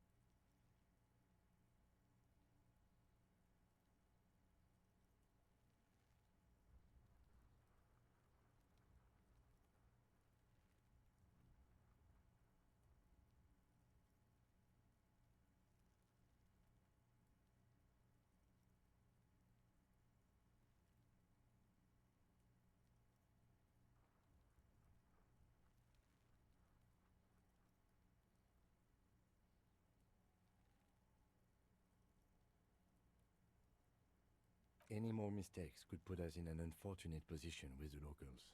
We have eyes on us. I didn't do us any favors with that.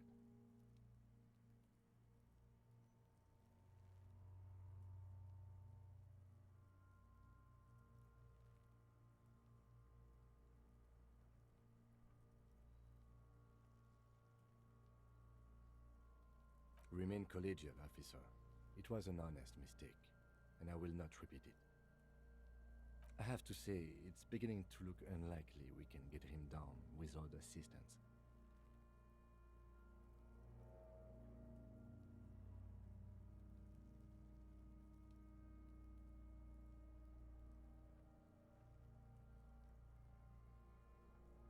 It's bad as it is, us shooting firearms like punks.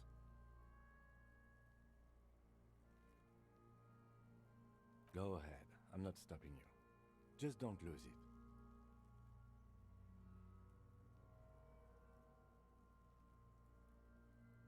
They only have one gun! This is the sorriest pair of pigs Kuno's ever seen. Yeah, take it, you fucking banana poika! Take it and shoot yourself in the mouth!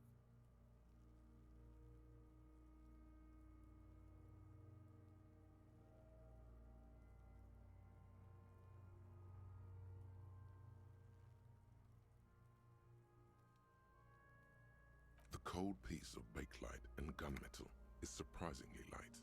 Your fingers fit right through the guard, instinctively resting on the trigger.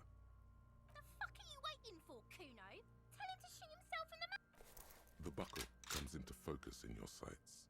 You stand with your feet planted firmly in the ground and your left hand supporting your gun arm. Why don't you just shoot yourself in your mouth? This isn't mere boundary pushing. There is a true suicidal rage in the kid as she's provoking you.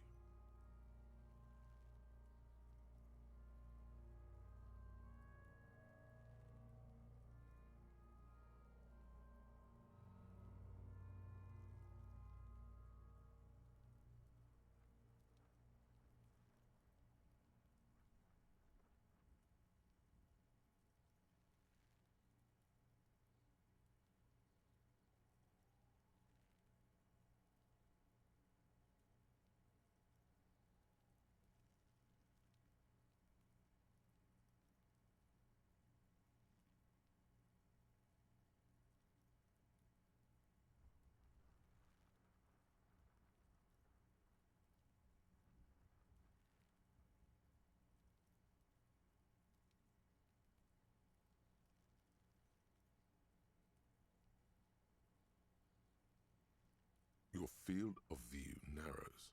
The branch slowly moves, becoming entirely two-dimensional. The metal buckle glimmers, catching the noon light as the corpse slowly rotates. The slow movement of the branch in the wind and your shoulders directing the gun sink up, dancing hypnotically. As you wait, your breathing slows down. Some mosquito-like organism buzzes in your peripheral. Look, he's crying! You gonna cry now, fucking faggoty?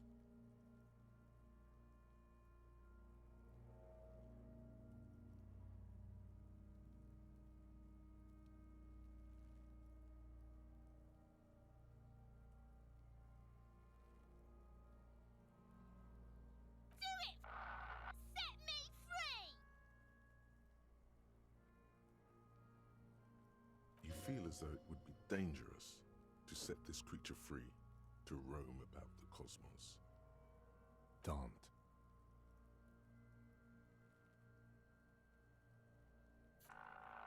Do it!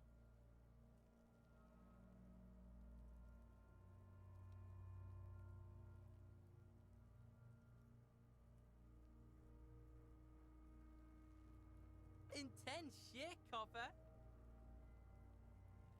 Fucker waved his gun! It wasn't intense, it was pathetic!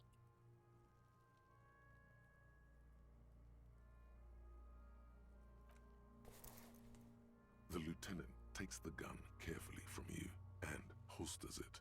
His eyes are narrow and he doesn't comment on your antics.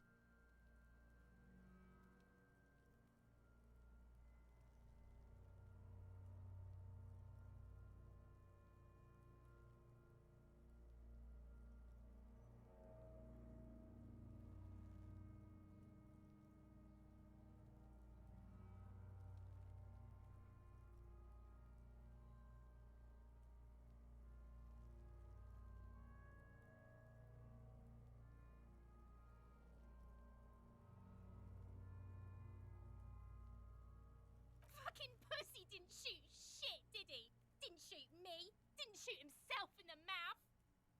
Didn't shoot me. There is sincere disappointment on her face. This kid was expecting pandemonium and release from her mortal coil.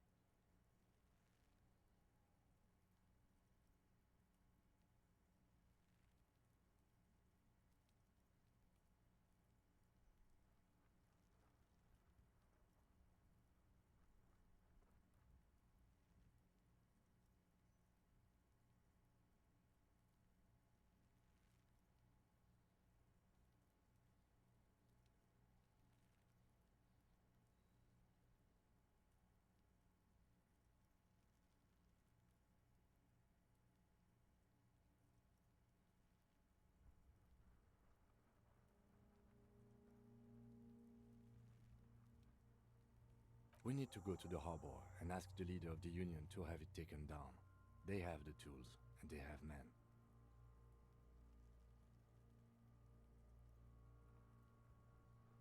I did not want us to be indebted to a man like Everard Clare. I wanted us to be able to deal with it ourselves. That is clearly not the case. We need help.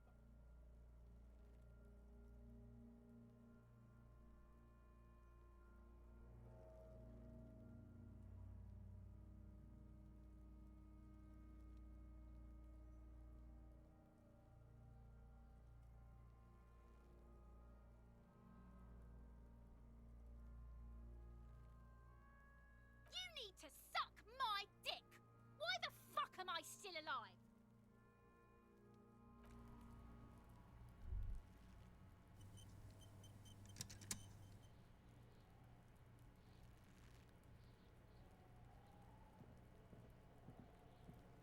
So you tried to kill Kuno's girl? What's up with that? You want to talk about it?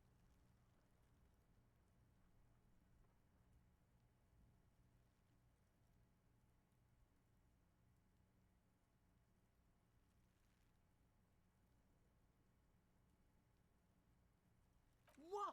Bitch! You fucking making excuses for yourself now?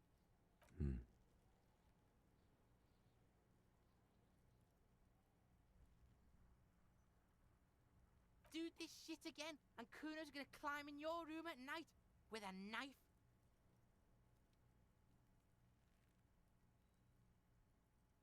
Kuno knows where you sleep. The pig who fucked his window up. I'm gonna climb in through that balcony, put the fucking knife in you. Yeah. I've been in your room. But you and Kuno are good for now. Pals, shoot that shit at Kuno. Let's have a jolly time. One word out of you, pig shite, and you're locked out of the Kuno experience forever. You hear me? You hear the Kuno?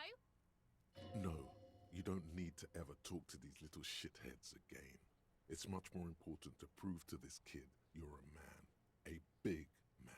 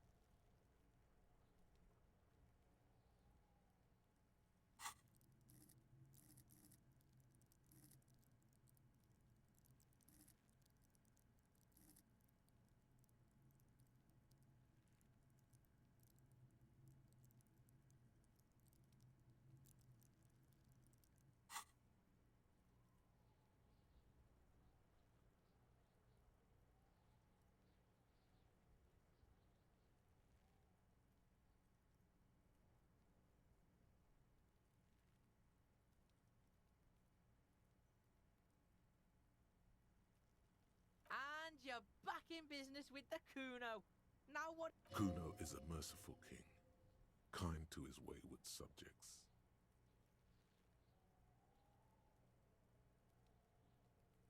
Yeah? The kingdom of Kuno? The fuck do you want with it?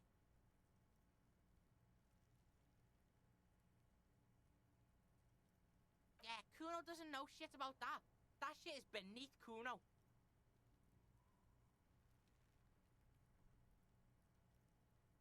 Listen! Kuno doesn't care about this small-time shit. Just listen. Kuno saw what you did there, dumpster diving. Sad shit.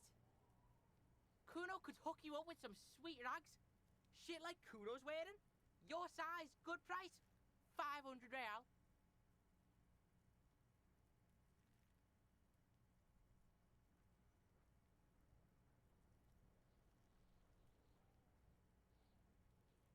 Look, Kuno ain't seen shit lying around, except for that up there. Now, you want performance gear or not, Grandpa?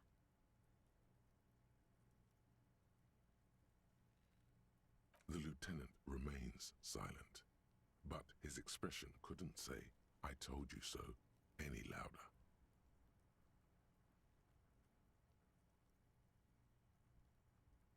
Pig, these are found modulars, liquid fit, performance crotch, urban survival shit. Made in Mirova by scientists. Pants scientists. Believe it, you need this shit.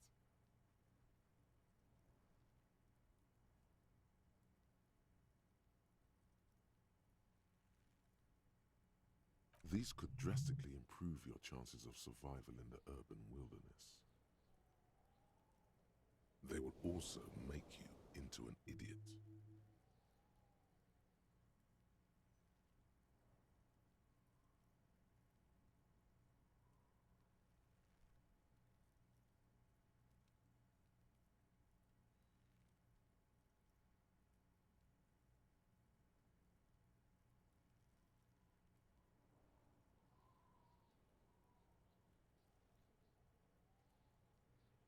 Alright, Pico, shit's rolling.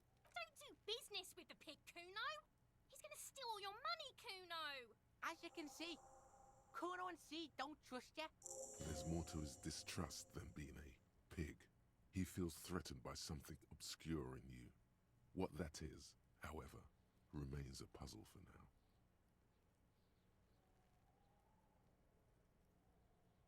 The fuck? A mug in the trash? Is this about the fucking clothes again?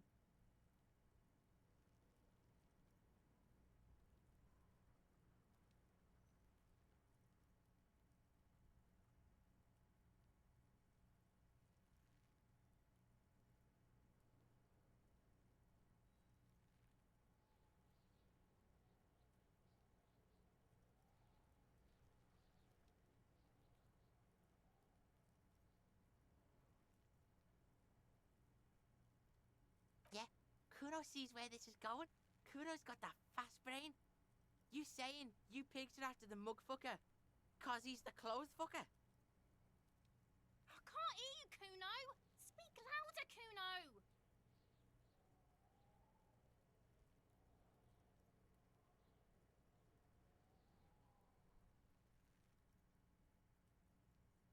Shit, that's tense.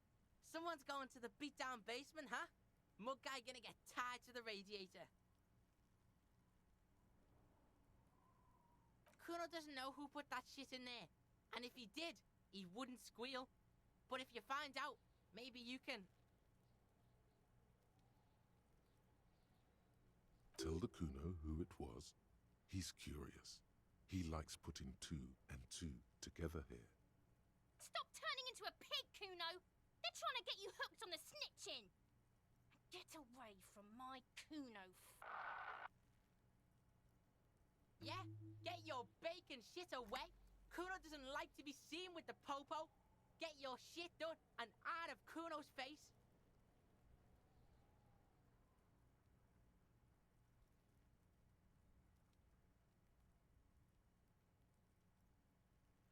Dunno. Kiptas gardener used to work there.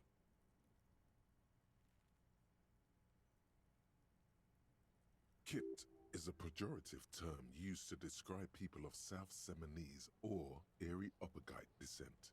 It used to be a common first name among the Areopagites of Ilmara. Not so much anymore.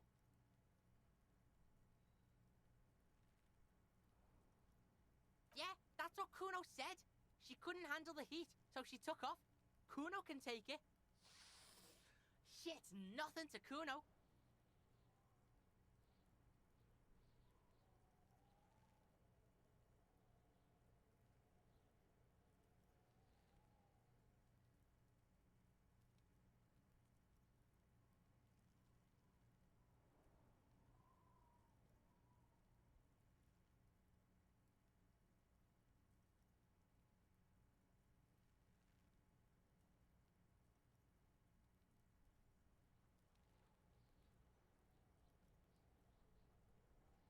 The fuck does this have to do with the Kuno? Kuno doesn't give a shit who she is.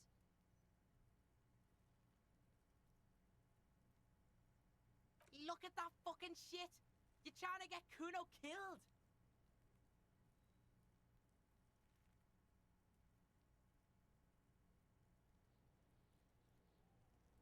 Fuck does Kuno know? Kuno's not a fucking acrobat. The lieutenant takes a quick note in his notebook. It's a trap, Kuno! Don't climb it, Kuno! Yeah, whatever. Kuno doesn't give a shit.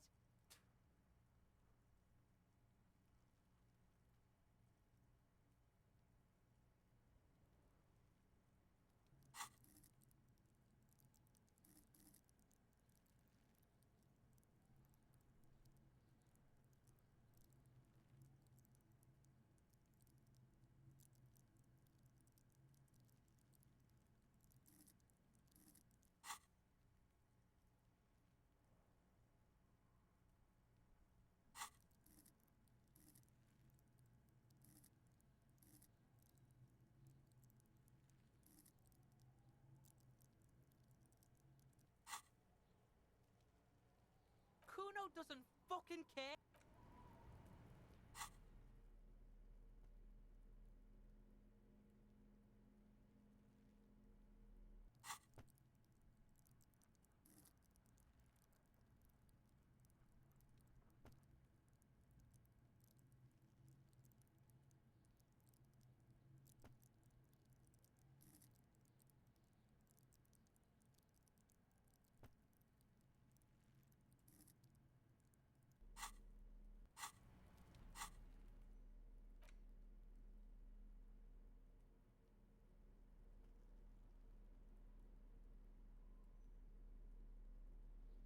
intricate web of blue lines stretches across the torso. It still kind of looks like a map of the stars in the night sky, but something's not right. Gone. For you to discover. You've gotten as far as you will without assistance. Someone close to the victim might know. Someone who knows about history could tell you.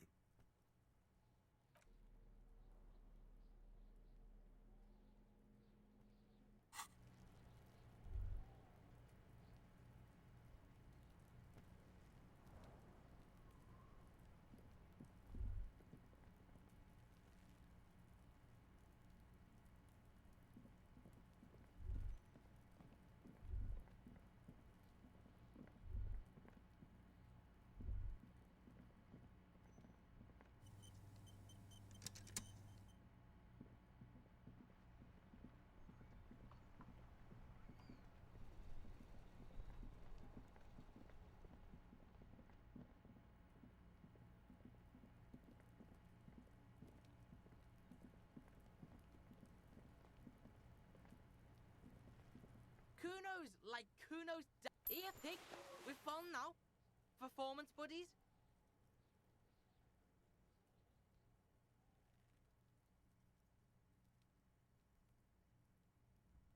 Kuno could already see you soaring through the air like a fucking eagle.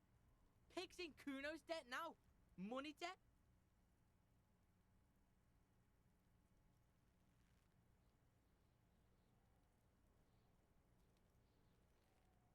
Money debt doesn't mean anything. He's just saying words. You're not in his debt. Kuno doesn't fucking care.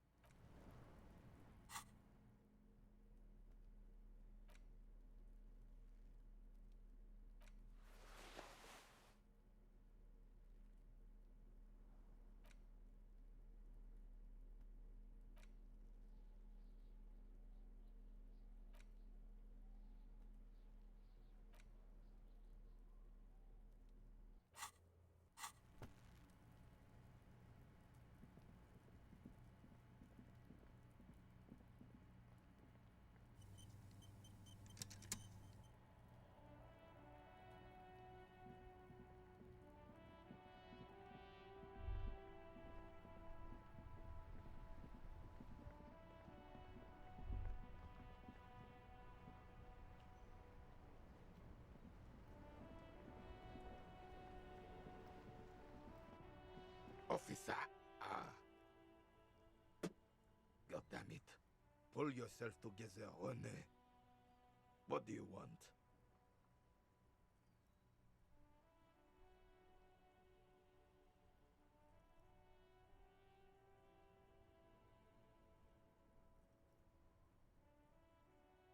Yes, the Debardeurs Union pays me to stand vigil during the night. Not out of any political allegiance, mind you. I'm an old man. Don't sleep more than a few hours every night anyway, and money is tight. He feels like he has to justify himself for some reason.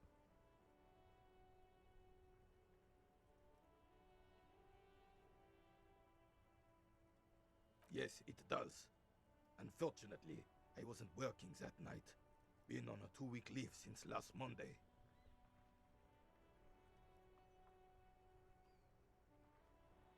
It's a private matter.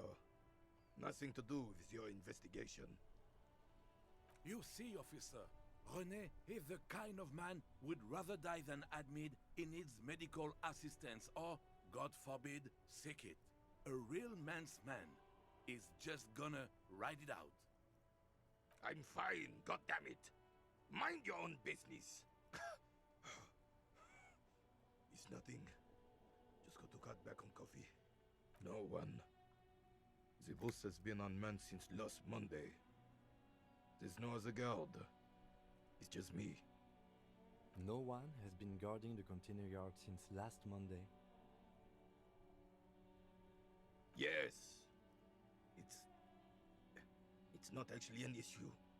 Look, officer, the container yard doesn't actually need a guardsman. Never had one before, René. Monsieur Claire had that booth built specially for him. It's mostly decorative.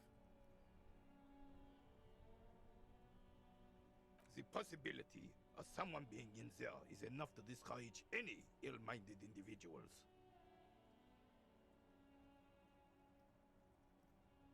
Evrard created this job for René because he knows the Royal Carabinier's pension of honor and PTSD isn't something a man can live off. A decorated Kingsman collecting tear reflects bad on the whole neighborhood. His words.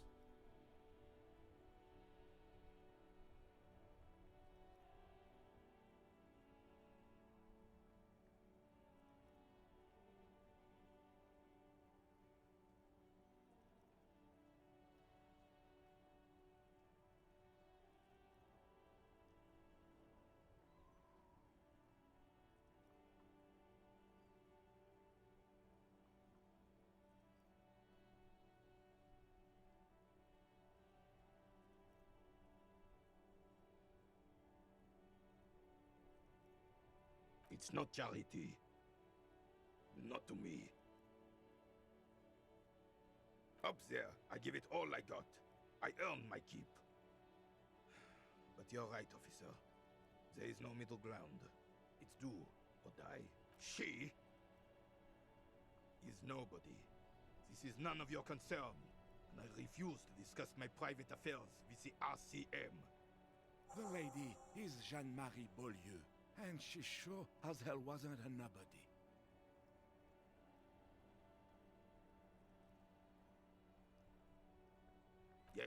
Yes.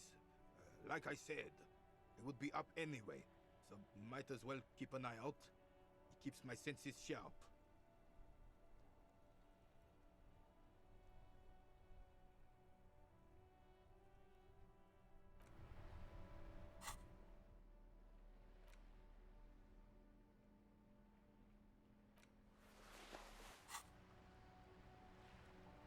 Your munching has ruined my concentration!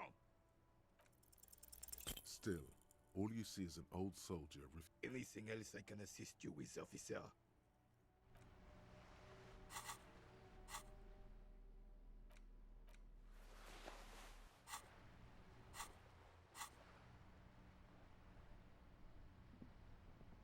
It is such a pleasure to see you again. Oh, sweet Jenny.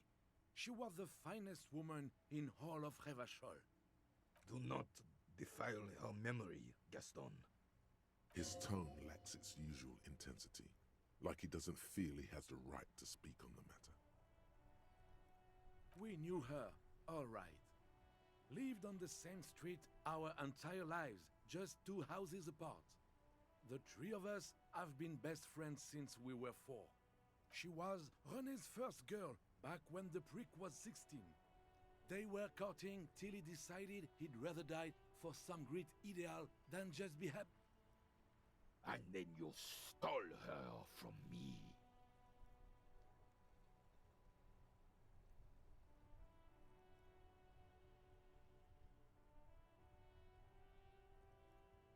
Oh, officer. It already got ugly nearly 80 years ago when the 3 of us were just learning to walk and talk. You stole her from me. Well, technically, you stole her from me, because we'd been pretty close ever since you two had that falling out over the ink you spilled over her pretty yellow dress. We were just boys then. No point starting this all over again. For the 1000th and the first time. She died of pneumonia 2 winters ago. It was a quiet passage, peaceful. René and I were both by her bedside when she... died. No use sugarcoating it. Won't bring her back. Departed.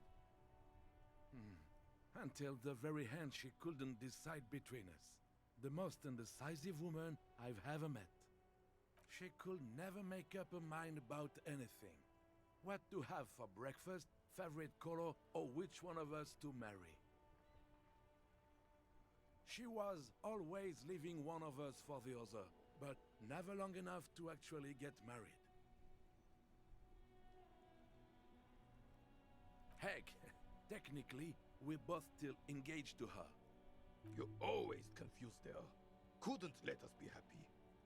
So Justa with your fancy words and base. He suddenly remembers you are still there, falls silent, and turns away. Of course, officer. Memories are all we have left.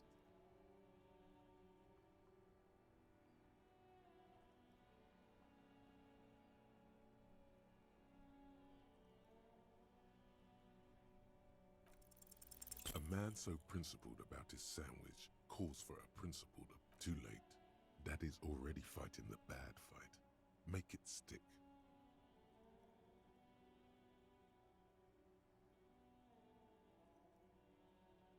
No, you're gonna starve to death.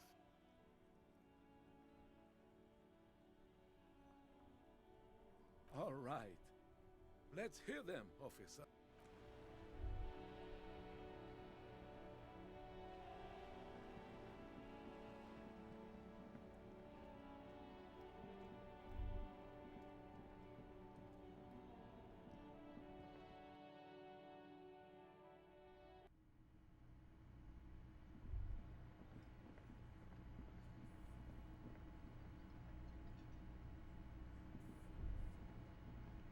The man ponders his cooking utensils and gives you a little nod, acknowledging your presence.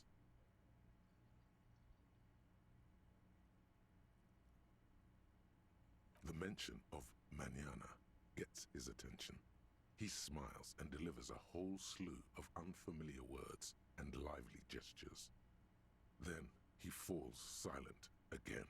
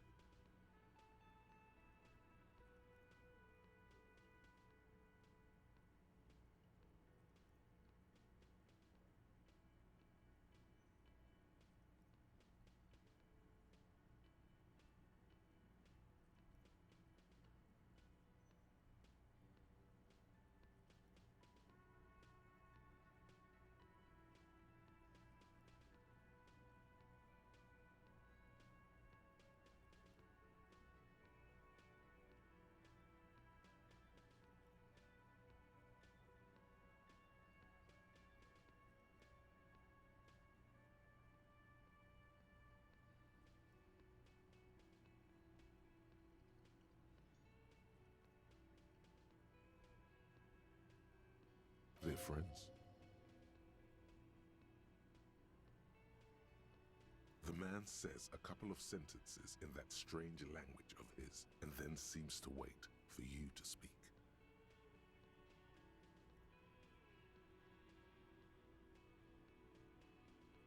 I'm pretty sure he asked you a question.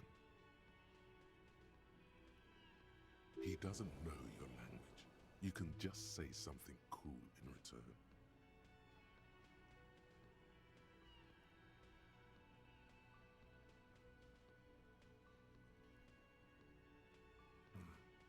Horse need more vodka?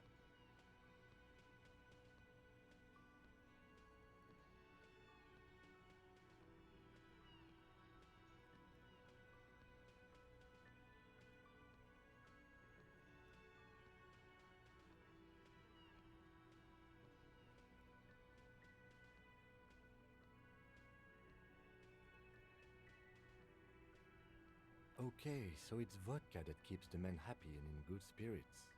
Clever move by the Union. Vodka borscht! I love it, Bratan! Turn it the fuck up and then ask for some yourself! Turning it up seems like a dangerous idea, honestly. The place is a powder keg.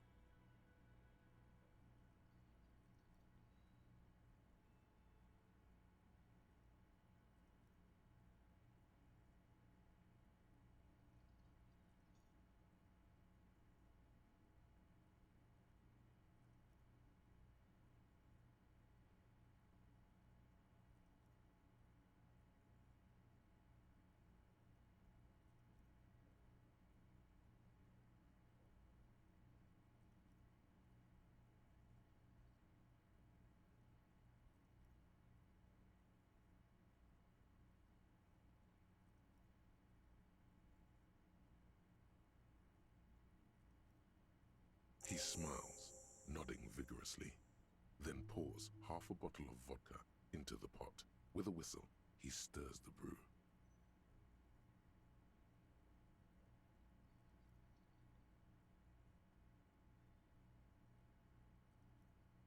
He smiles and nods enthusiastically, and, chattering away in his language, ladles some brew into a small thermal cup, then hands it to you.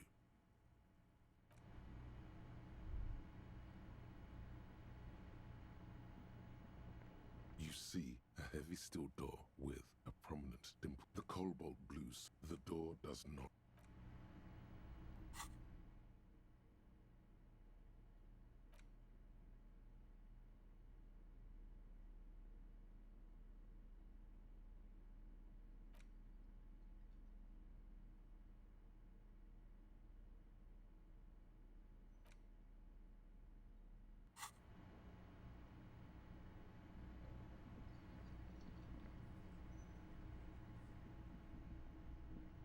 Can I help you?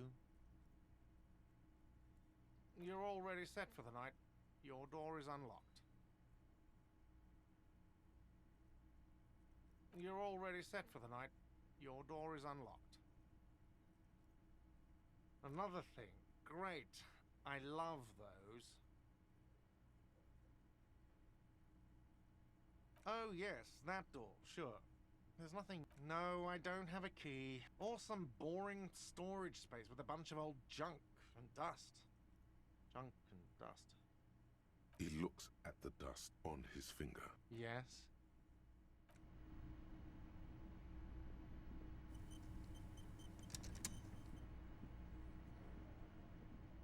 Hi again, gendarme. Bye-bye, gendarme.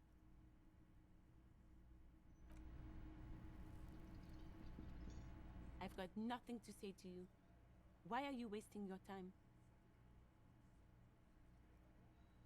I suggest not wasting time on trivial pleasantries and focusing on why you are actually here. Titus Hardy.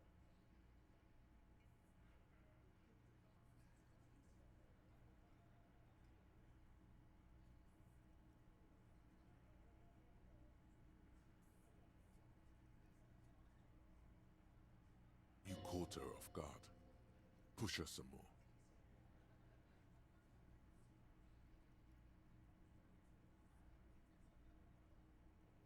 You are not here to chat up the legal counsel. You are here to question these men. You set the pace and the topic of these conversations here. Establish that.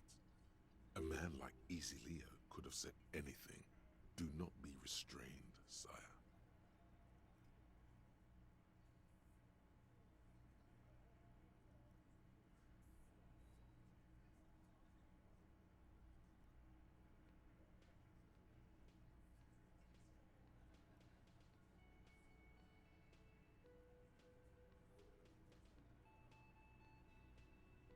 He said no such thing. This isn't about me. Calm down, everyone. Let's stay professional. Dirty tactics, officer. I suggest not. You caught her off guard. Push her some more. You are not here to chat. You set the pace and a man like Easy Leo could have said. I am a legal counsel. Don't make this personal. A very minor victory. I suggest. You caught her off guard. Push. You are not. You set the pace and a man like Easy Leo could have said anything. Do not be. I represent the Union and these men here. Don't make this. A very minor. I suggest. You caught her off guard. You are not here. You set the pace and a man like Easy Leo. I represent the Union and the. A very minor.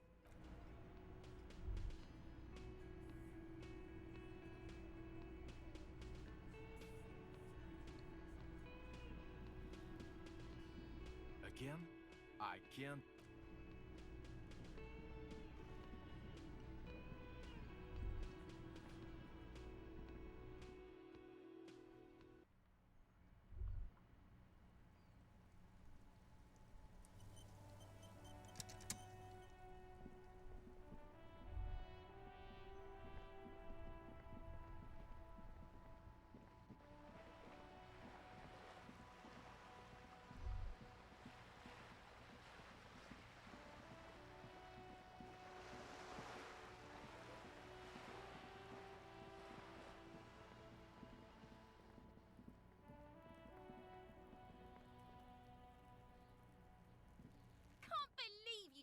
She continues to be here.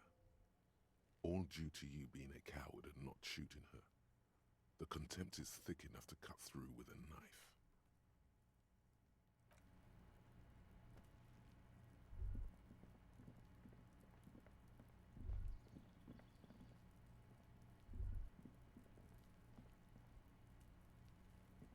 This must be it. The basement door is weather-worn. The copper nails holding the upholstery in place have turned green from sea air, and there's a knocker shaped like a lion's head.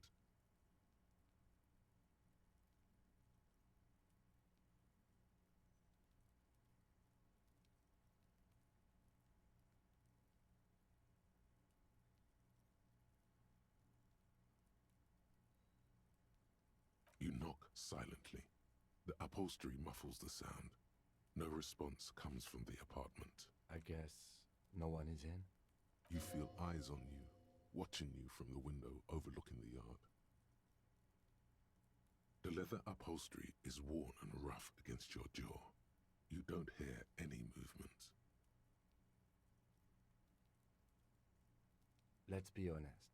This isn't what I joined the RCM for, but every day tells you something new about yourself. Apparently, working with the local union boss to get info on an investigation is not something I'm squeamish about. I mind that the local thug is using the RCM for his busy work. But if this gets us to the bottom of this hanging, then I'm willing to look over it. On the other hand, we could just leave and tell Evrart we opened the door. No one seems to be tailing us to see if we actually did it. Yes, presenting a fabrication is known to get results here and there. You took this task. You make the call.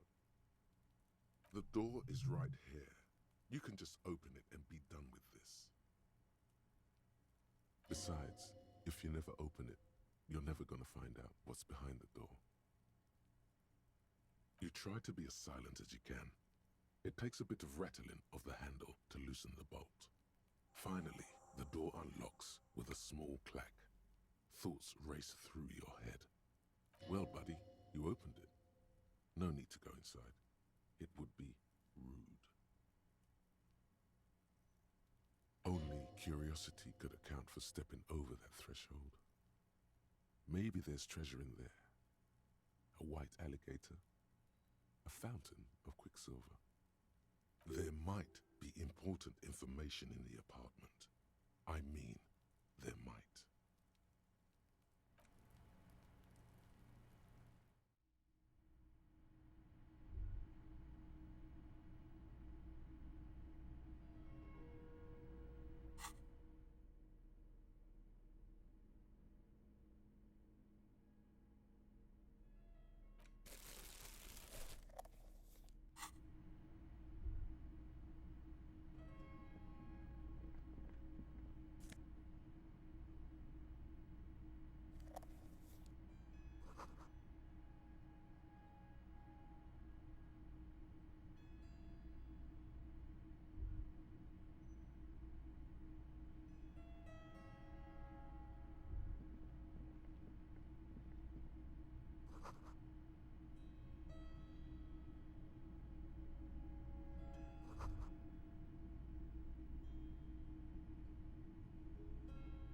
This is the flag of Revachol, the suzerainty.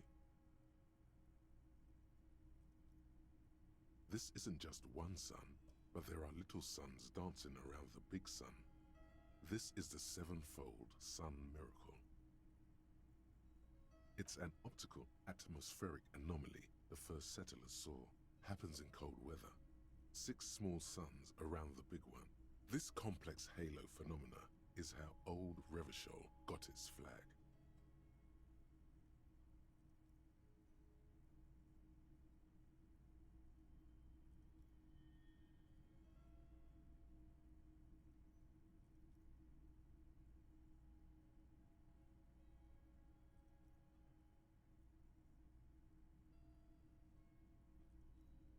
It is but one of the many strange optic atmospheric phenomena of this wondrous archipelago. You're sure you once saw sundogs in your youth, and blue flares.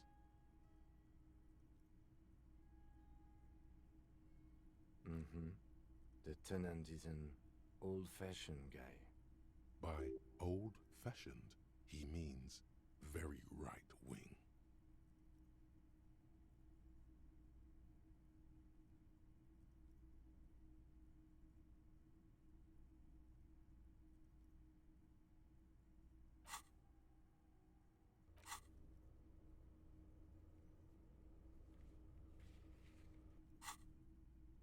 The lieutenant does not bow to the flag. It accepts your salute with quiet dignity. It is not my flag, he thinks. My flag is the signal blue of the zone of control.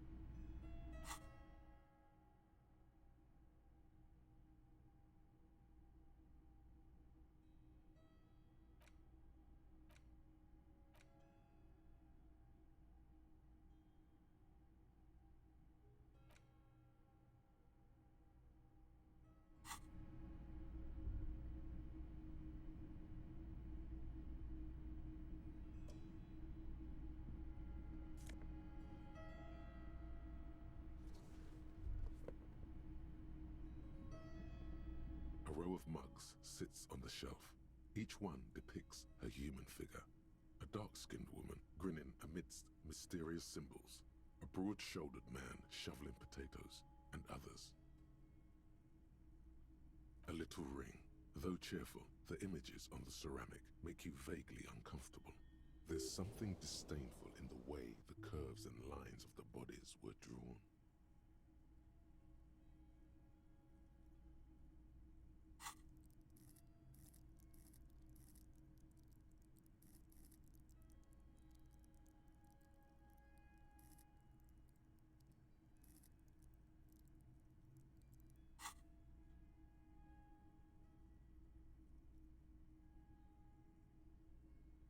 The images betray a lack of interest in human beings. They are merely unflattering caricatures. The owner of these mugs doesn't like people of other ethnicities very much.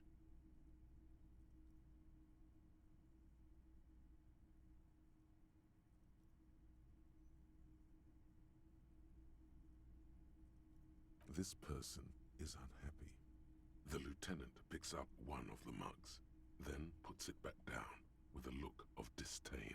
I'm beginning to feel better about breaking into this man's apartment.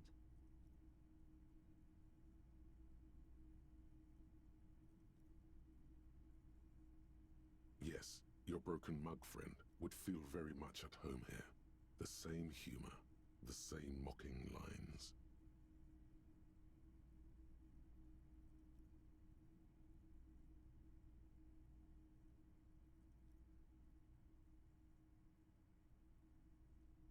There's the missing tin soldier. Whoever lives here might have used the Whirling's container to dump his trash.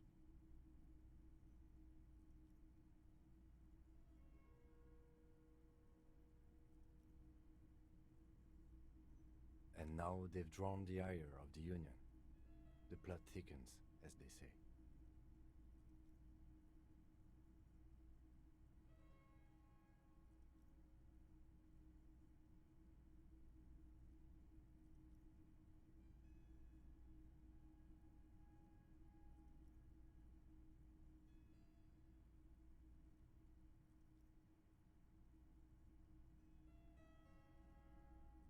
An interesting little clue. Let's see where this goes. Clues have a way of magically connecting to other clues down the road. Perhaps you should break into apartments more often.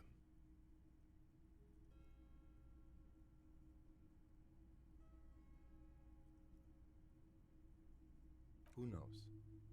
I'm not expecting too much from this clothes in the trash lead either way. It might turn out to be some random local matter, but still, a nice coincidence.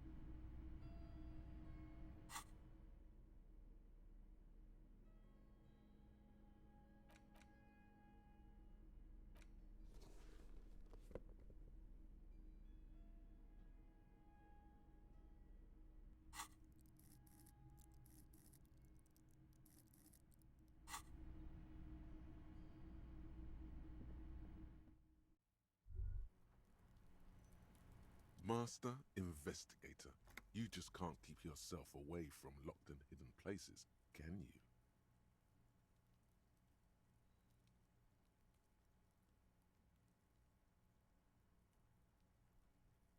Attaboy, the world's secrets were made for you. They wait patiently for you to uncover them.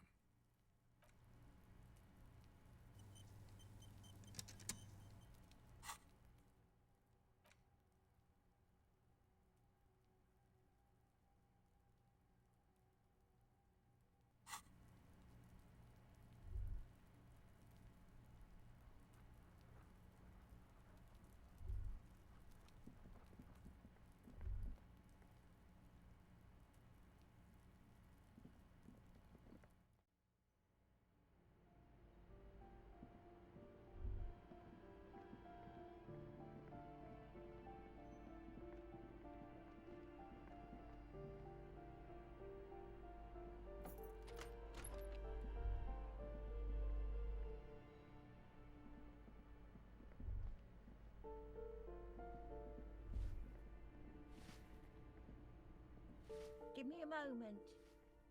Ask away, policeman.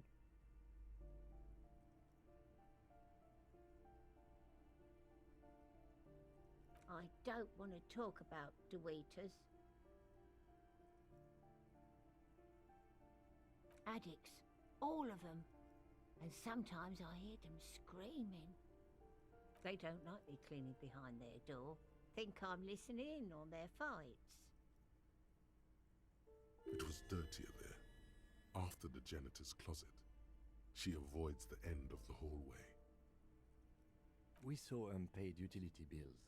Aren't they going to be evicted? No one likes them in this building. It's only because of the kids they haven't been thrown out.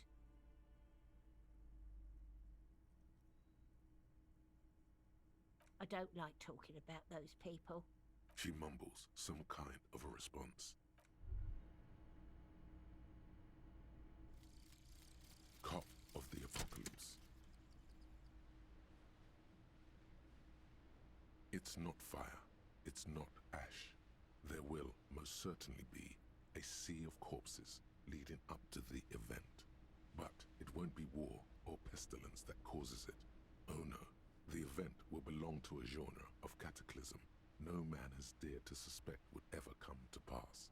You can only sense the shape of it, like a cavity, a pit opening up in your stomach, a throat into which the world will vanish. The streets, the grass, the stars, all will be rolled back. By whom, by what, and how, you don't know.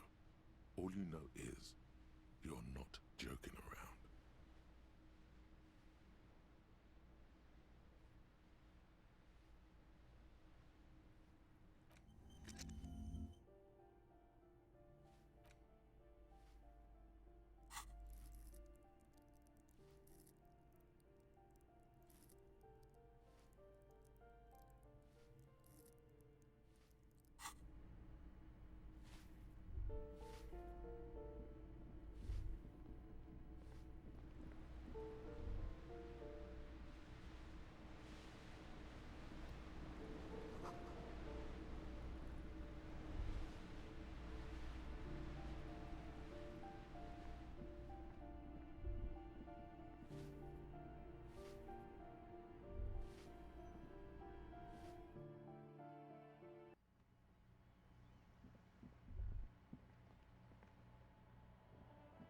Hello again, officers. The lieutenant is the woman on... That is on her.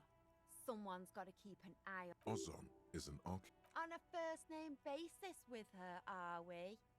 It's where they grow whores like, have you got a crush on her? Aching for an opportunity to defend her honor. I ain't no snitch. Actually, there... We weren't put on this earth to make your life pleasant. Can't you tell? I haven't really started it yet. I'm wait. Yeah?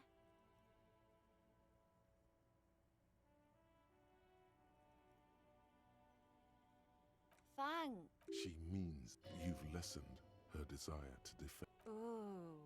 Not only have you found my address. Shoot, piggy.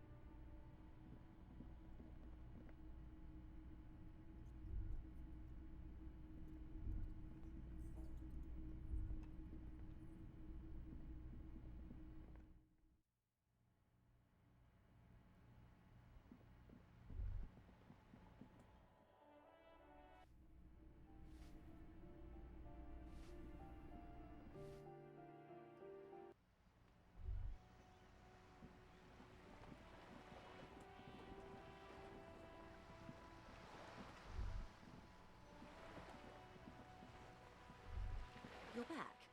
Good. What can I...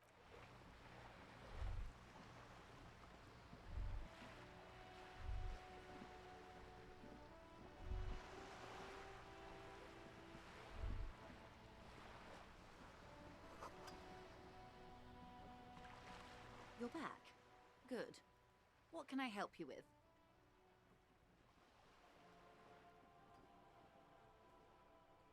That's the man who was killed. I'm afraid this is a discussion for once we've cleared the lynching question.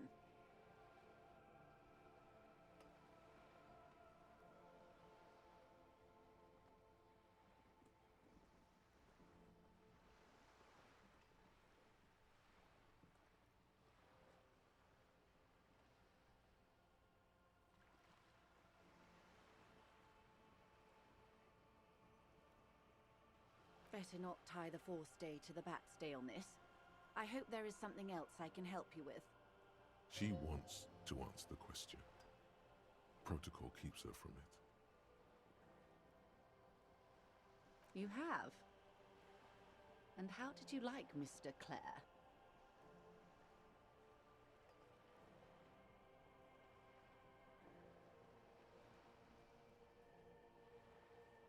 Just? In what way?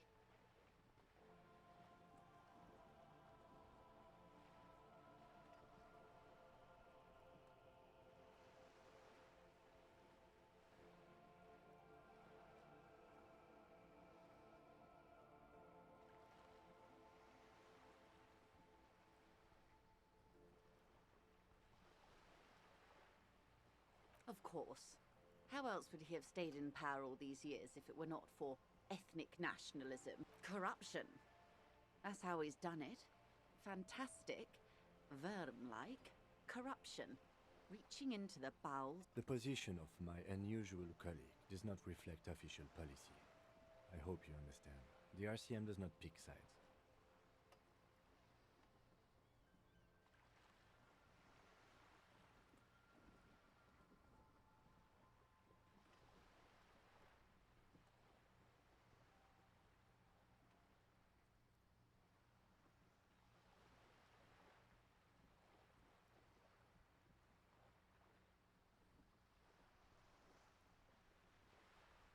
Of course.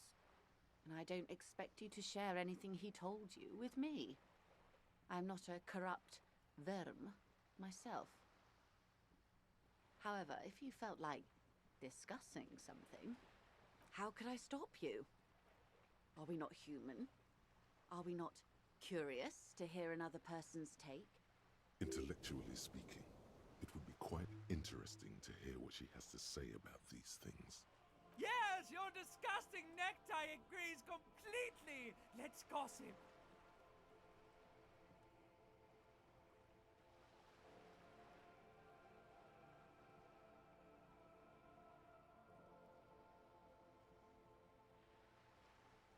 Oh. That's so helpful of him. The lieutenant looks at you, and you can swear his jaw muscle is trembling. Unconventional police officers sometimes lose their guns. They then go around and tell people about this, to gauge their reactions. It's all part of detecting. Incredible. Simply incredible. And how is it going? Has this detecting produced a gun?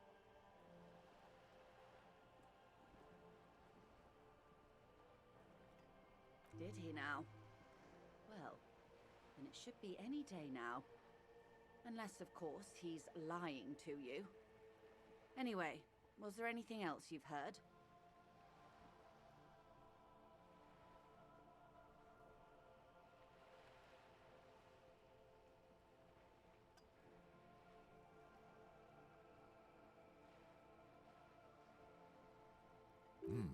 Perhaps he is.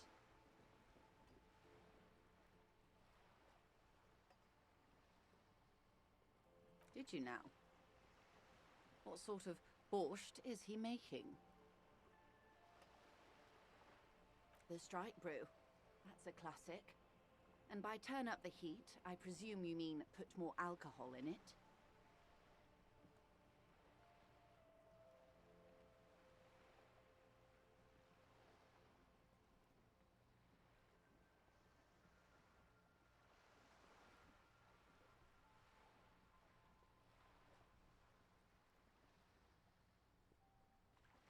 Why if I may ask, why make them more drunk? Aren't they corked enough already? Yes, Detective. What were you hoping to accomplish with this strange thing?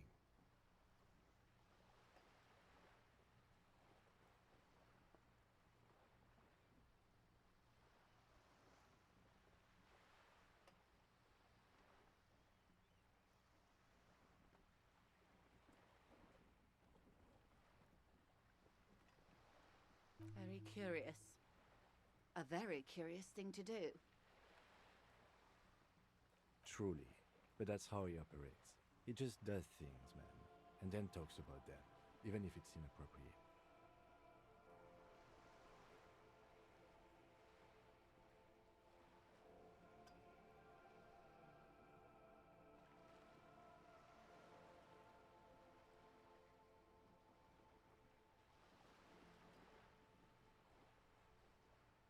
A strange equanimity has overtaken the lieutenant. He's just going with the flow now. Easier that way. What else?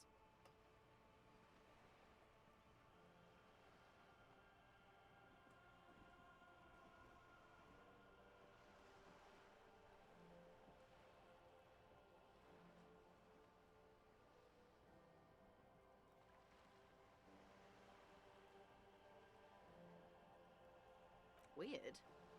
Oh no.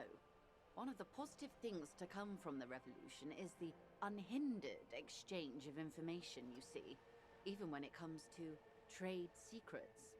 Which isn't to suggest our talks constitute corporate espionage.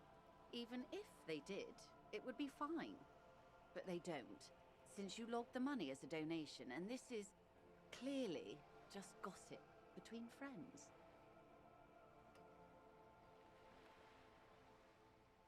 The lieutenant might have, but I don't remember you logging anything as anything, Harry. Of course, Detective. Should something come up later, down the road, don't be afraid to drop. Until then, is there anything I can help you with? Yes, my eyes on the harbour have sent word to that effect. What have you discovered?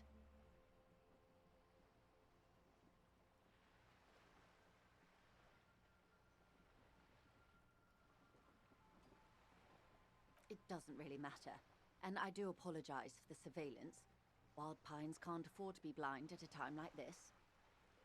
In any case, it's a relief to know someone has looked into it. If I may ask, will there be an official investigation? I assume you discovered there is an operation. The lieutenant is about to interject. Cut him off.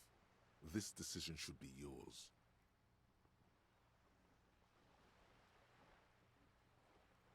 Exactly. But what?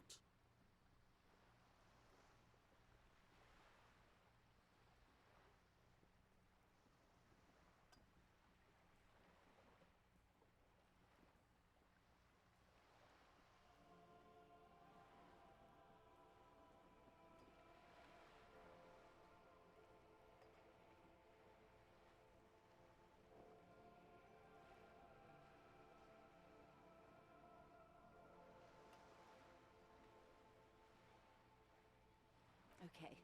I thank you for sharing that much with me. My employer thanks you as well. In any case, you've held up your end of our arrangement. Now it's my turn. I wouldn't normally break protocol like this, but the situation demands it. If you don't solve this murder, I'm afraid we may have a bloodbath on our hands.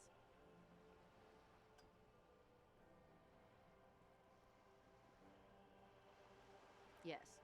I'm afraid this strike may descend into a small-scale civil war, with possible consequences for all of Rivershoal West. Since you are sharing, man, this is also the RCM's worst-case scenario. Then we're on the same page, as grim as it may be.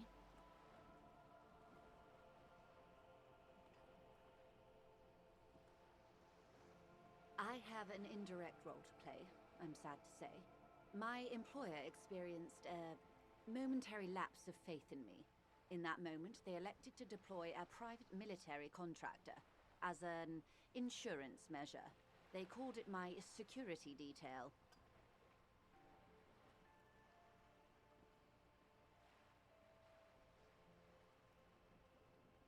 They were dispatched after I relayed the Union's initial offer. Every worker... A member of the board. I tried to convince my employer it was simply a piece of rhetoric, or a joke. They did not appreciate the humor. Absolutely not. These mercenaries are muscle, pure and simple. They are meant to intimidate the Union into surrendering. Who are they, exactly? Crenel, an Oranese military company. As far as I know, 3 arrived in Martinez. They report to me sporadically, but they do not answer to me. To be frank, our relationship is deteriorating.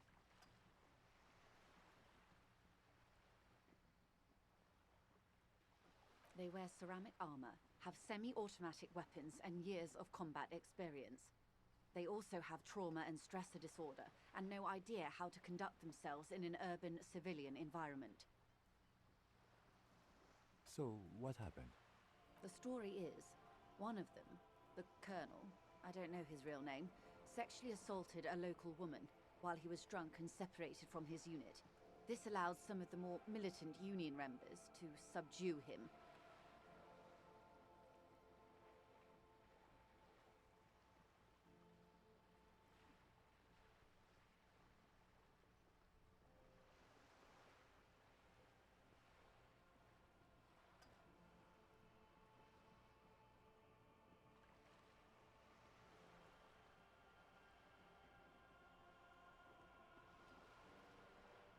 He was taken out behind the whirling in rags and lynched last Sunday night. Nothing. Mr. Clare refuses to let me into the harbor. I have not been able to discuss this matter with anyone there. The remaining 2 Crenel contractors carry out their orders, for now. It's a smokescreen. In secret, they are conducting an independent military tribunal into the lynching. Once this investigation is concluded, executions will follow.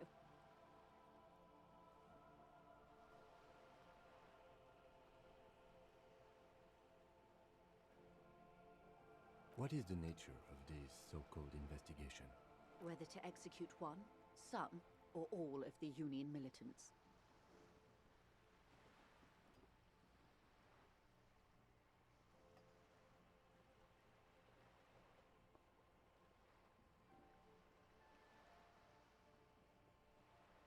It was the Union who strung him from that tree. My hope is that you provide a single concrete suspect before Crenel indiscriminately pick theirs. Simply put, if you don't pin this on someone good, and do it fast, they will identify and execute everyone present at the lynching. This in turn will force the Union to respond.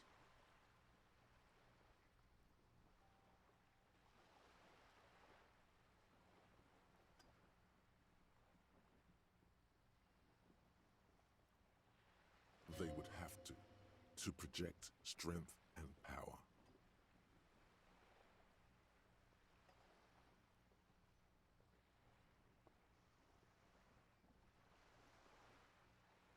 The Debardeurs have over 2,000 men.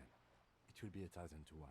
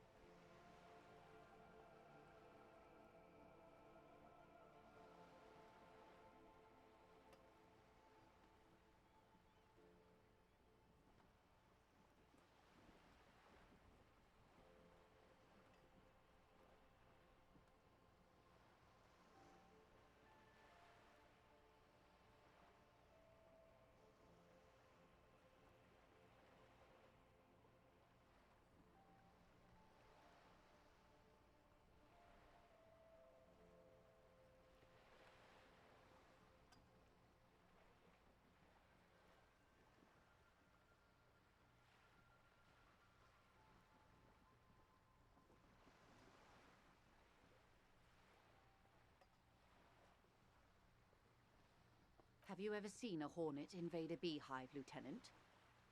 It's not pretty.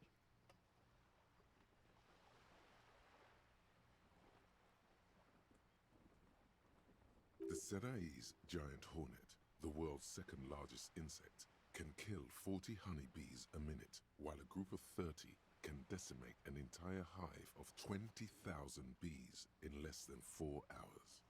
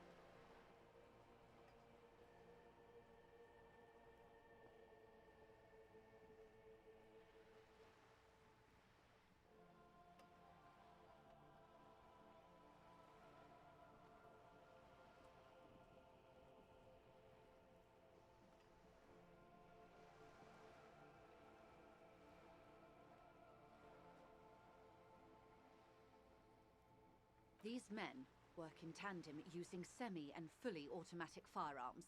Their armor is virtually impenetrable to muzzle-loaded weapons, even yours. Most Union workers don't have guns at all.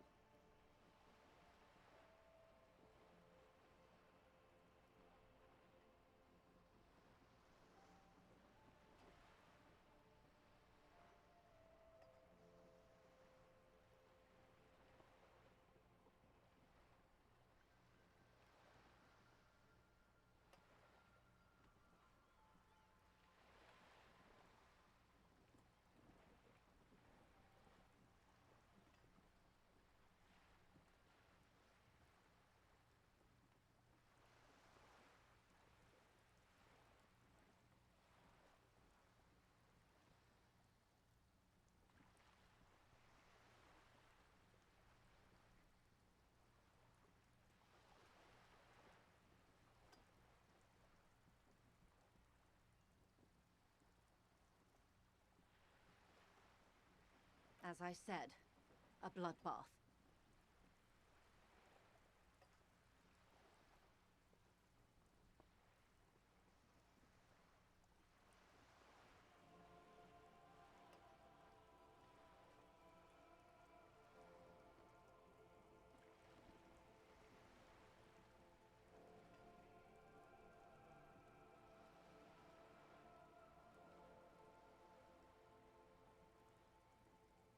It appears you found it, yes, and I'm not happy for you.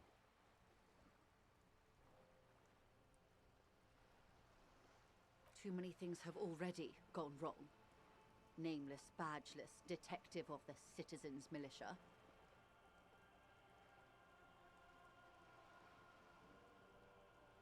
All we can do is keep that which is not from following suit.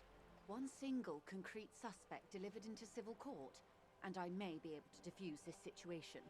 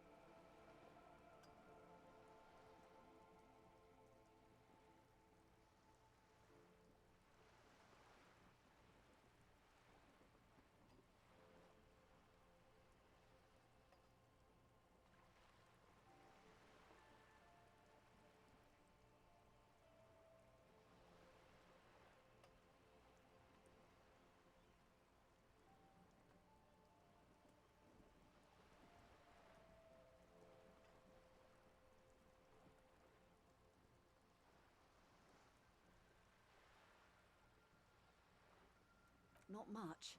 Their public resume is relatively good, as far as private military contractors go. I believe they were once called Downwell. Down a deep, black well.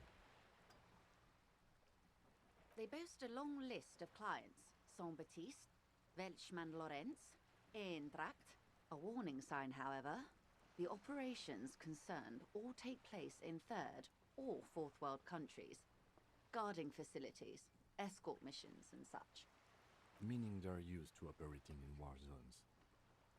Yes, all the good conflict corridors, Supramundi, Yesut, the Seminese Islands, countries that don't have a good record reporting atrocious military conduct on their soil.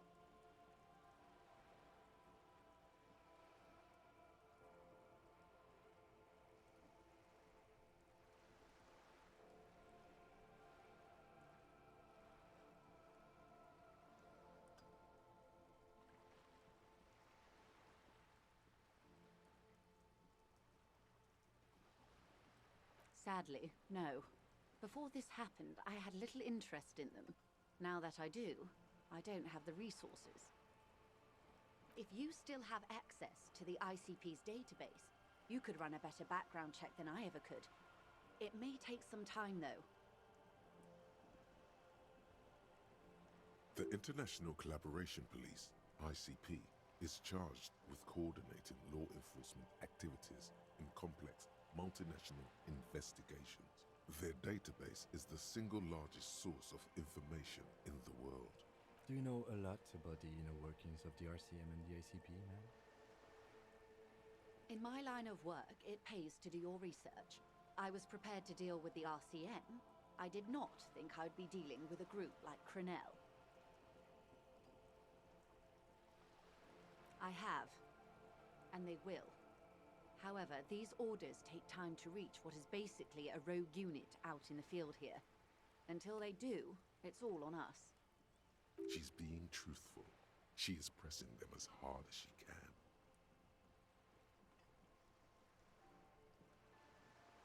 Or he didn't. This is information passed on to me from some teenagers loitering around the canal. I cannot testify by it.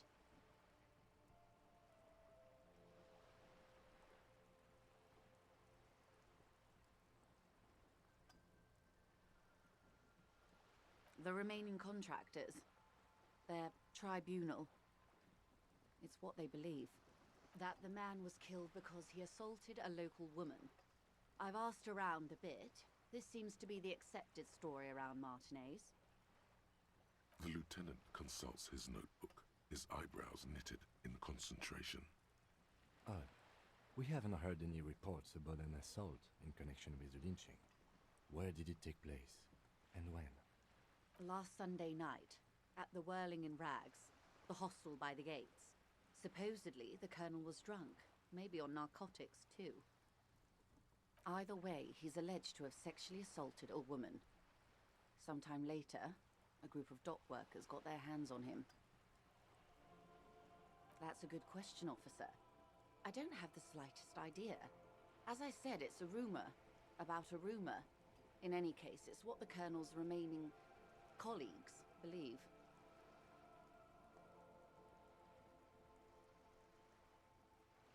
You'll meet her soon enough, you feel.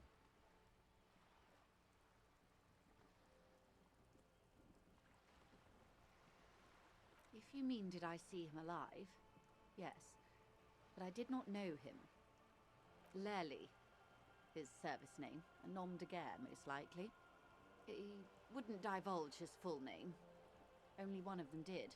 A bad sign if there ever was one.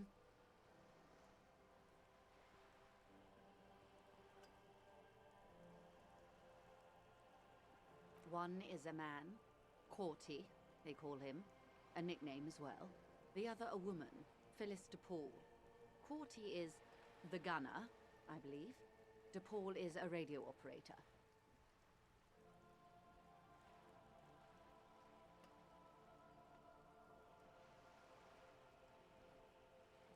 What would you say was his eye color, the deceased's? She closes her eyes, trying to picture the man's face. Then, I can't remember. the lieutenant was testing her, asking a small detail first to see if she knew him better than she let on. She passed. That's all right, man. Anything else? Nationality? What would you say was his age? He was 40 or 50. It's hard to say which. He had a combat injury on his lower jaw. It made it difficult to estimate his age or gauge his facial expressions. What else? Nationality? Accent? He was Occidental, I think. Light brown hair, a mixed accent, Oranese, or Messinian maybe. His injury gave him an accent all his own. In a way, it was humanizing. He had to learn to speak through it, through the injury. That's all I know, I guess. I only met him once. They've gone to ground, as it were. I don't recommend seeking them out. For one, they're almost certainly armed to the teeth. They don't have the same respect for the Revachol citizens' militia as I do. To put it bluntly, they think you're vigilantes. Ghetto savages. It will not be a fruitful meeting. Vigilantes. You're a professional officer of the only legitimate authority in Revachol. You're likely to run into them eventually. When that happens, I'll be in a better position to mediate if I don't appear involved.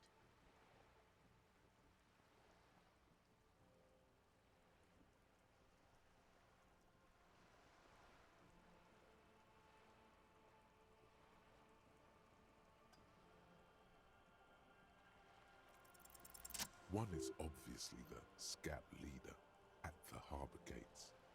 The one chanting the idiotic slogans. He's barely maintaining his disguise.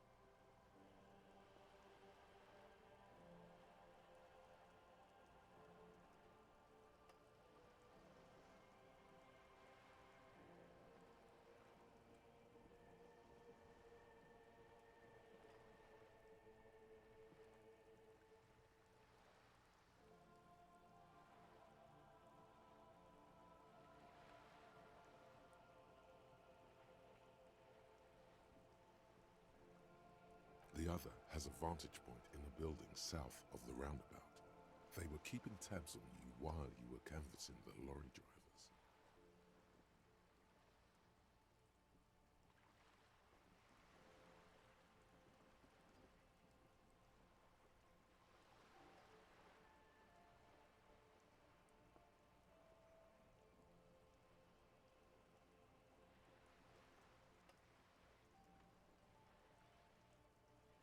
That may be so. I still hope you heed my advice. There's no need to kick the hornet's nest. For all your talk of averting this catastrophe, the situation at the gate is a border keg. Does this not bother you? Of course it bothers me, Lieutenant. But my hands are tied. How would my employer react if it appeared I were intervening on behalf of the Union? Your concern may be appearances. Ours is keeping the peace. That would afford a good vantage point. In any case, it's practically inaccessible. Where is your radio for contacting them, if I may ask? Do you have an earpiece? Heavens no. I'm not an undercover agent. There's a short wave at the ship's wheel.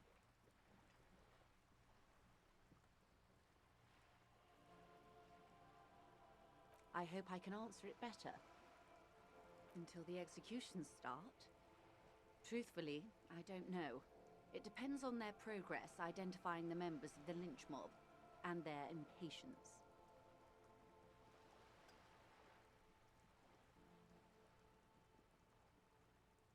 They don't report their progress to you? Not on this matter. I'm afraid they consider this a personal initiative. 5 days, not more, maybe sooner. It's a matter of days, not weeks. I am sorry to have been the bearer of bad news. If there is anything else I can help you with, please ask. Of course. Excuse my hesitation before. For about half a minute, It was taken with a trigette not long ago. This is the man's upper body. There were no more markings on his hands or legs. Her mouth is relaxed. The accordion lines near her mouth vanish. The pearls of her eyes move slowly on the photo's surface.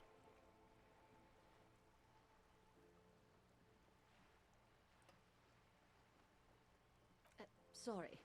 I was trying to see if I can read the web of interdependencies between these points, the stars. I can't. But that's how you read this story. The points themselves don't have letters, numbers, anything. Their size, location on the body, and distance from each other tells you what they represent.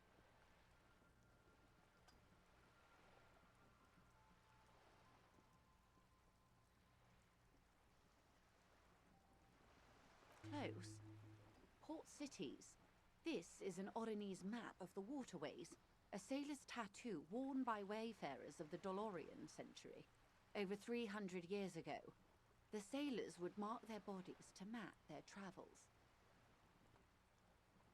The sailor's soul would use it to fly back home if they should die abroad.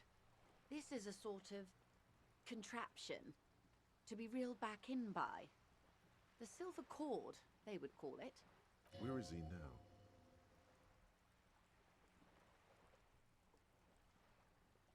The times have changed. Quite a few.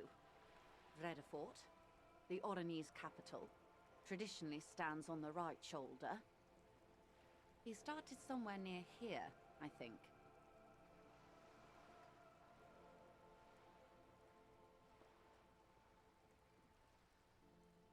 What next? Then he made his way to the Pretto Grande, through what I think must be the Stutz Canal, an artificial channel through the Occident. From the Pretto, he sailed to the Insulindic Ocean, first the Semines Islands, then this. Revachol.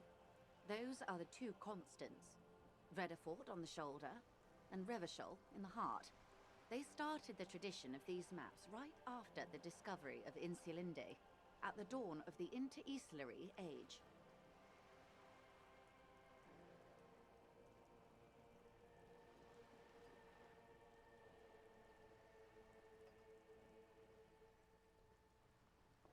The old world passing by, and the new world already here. You said you can't read it.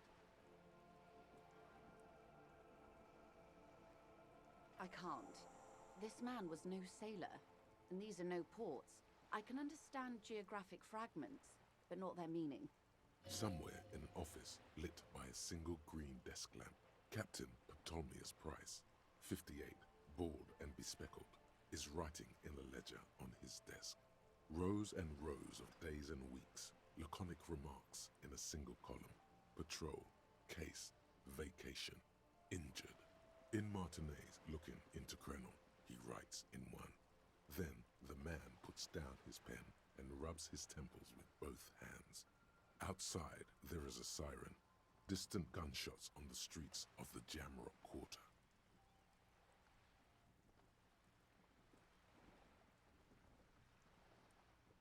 That makes sense to me. We have no more use for a map of the waterways, just like we don't need sailors the way we used to. This is what the custom would morph into on the Occident. Mercenary tattoos. For all the boys looking for adventure, a blood spatter on the seas.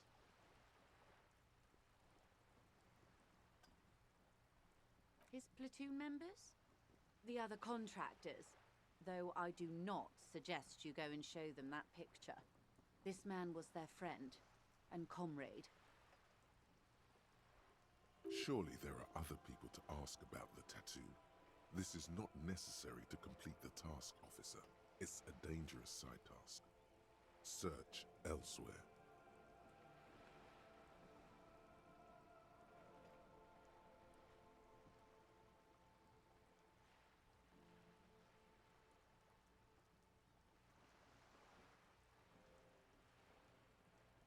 I'm relieved you think so.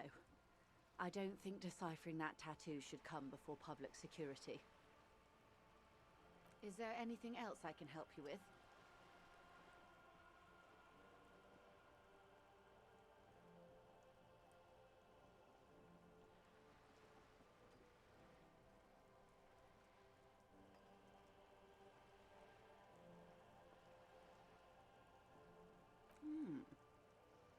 She's not even asking you anything. Of course, Detective.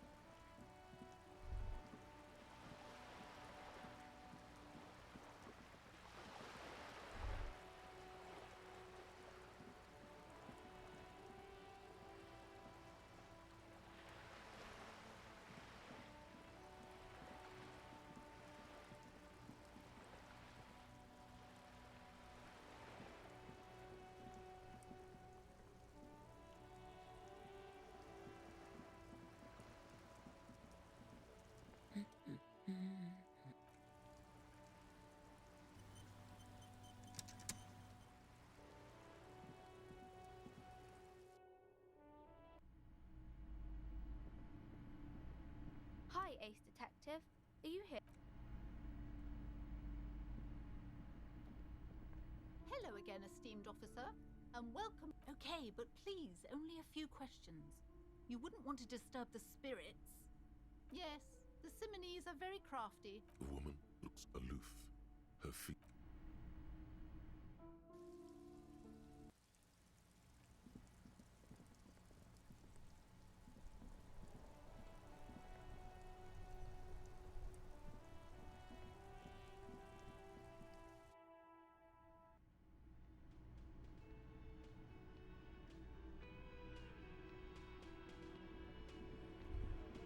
Looks like the circus left town, but the clowns are still here.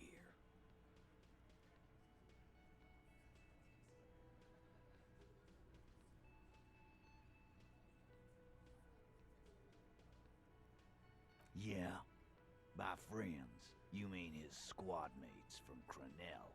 Wouldn't want to beat up his grandma.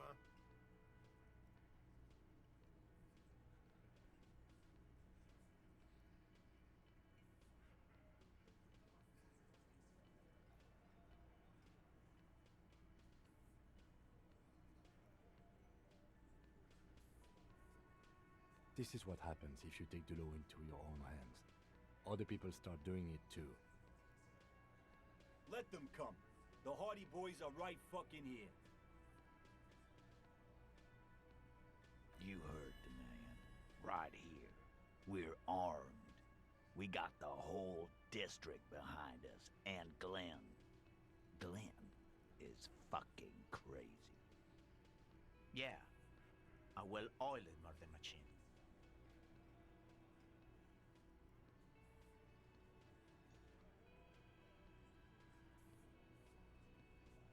The fuck is that supposed to mean? We're not bees. We're men. We're socialists. Easy, E. He's trying to phase you. What are you trying to do? Scare my men? So are the local gangs. The fucking Barmy Army. And the Madre scum. You've been out there. Seen any around? Yeah. Where are they now, huh? sent back to Madre in an airtight cargo crate. These people are trained military professionals with decades of combat experience. No, they're not. They're uncoordinated and drunk. We know more about them than you think. We got weapons of our own. We got Ister 50s, Zeelagers. Glenn's got a knock cannon at home.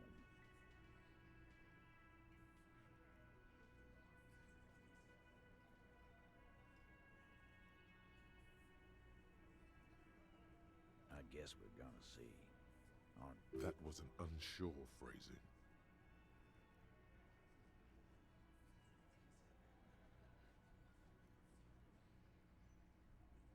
Yeah, like you've been up against ceramic armor.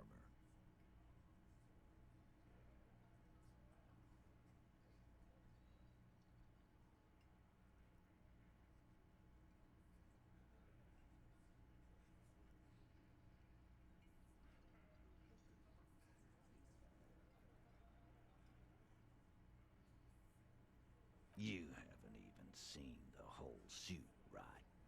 I've seen the whole fucking thing, and it didn't make him immortal.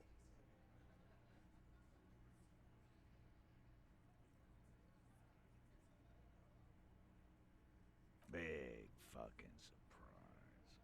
They hire psycho scum, arm them to the teeth, and let them loose in the city. What do you think is gonna happen? What do you mean, okay?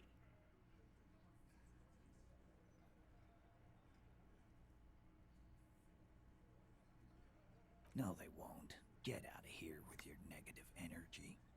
He really doesn't like you ruffling their feathers like that on what might be the eve of battle. All he means is that the situation is serious. No wonder you cops get shot to shit every day. Can't go to war with an attitude like that. No. I's here. You got business with my boys. He understood what you were doing. Now watch the other guys fuck it up by falling out of line. Yeah! You fuck with the... Yes, falling... Relax, Dennis. Use it to take a dig at his friend. Yeah, Dennis, calm down. No one's fucking you, stupid. Let Dennis enjoy his fuck. This one, no. Yeah. You're not Easy, fellas. Too late. You already got a pretty good picture of these guys. Fucking say something already! Incriminating. Now that's a big boy word.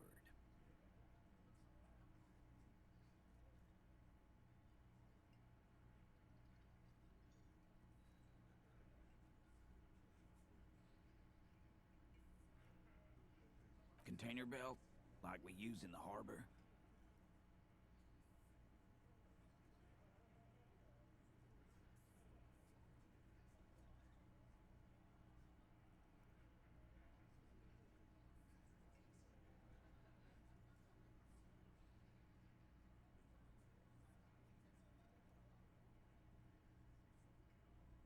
Because we took it from the harbor where we work. Then we went out back and used it to hang him.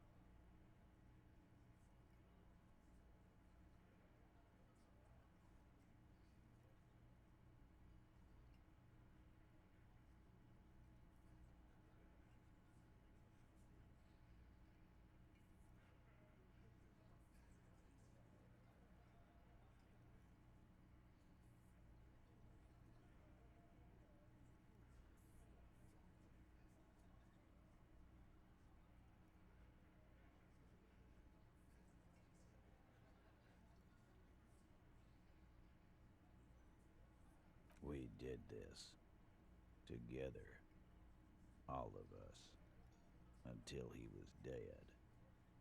That's why there's a container belt around his neck.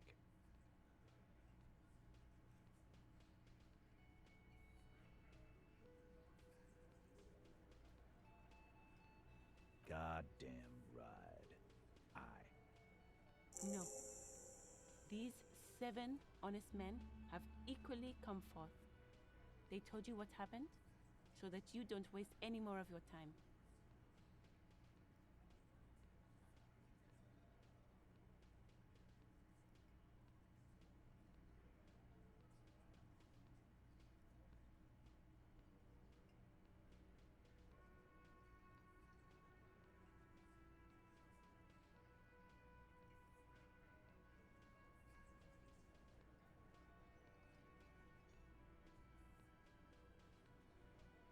All 7 together. They're diluting responsibility. It's an anti-arrest tactic.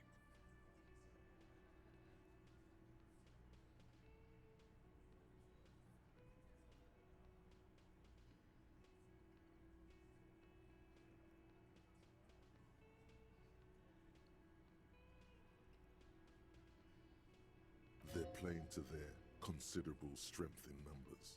Don't talk about arresting them. You'll only bring attention to your inability to do so.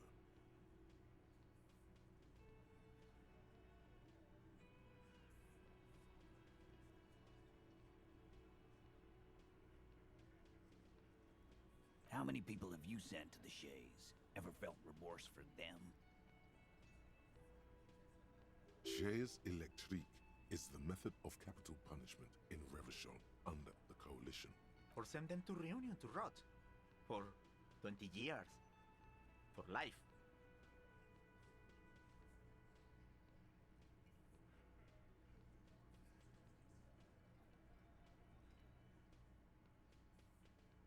The River Esperance Correctional Facility, a military prison run by the Coalition, dubbed Reunion by the inmates. The origin of the name is unknown.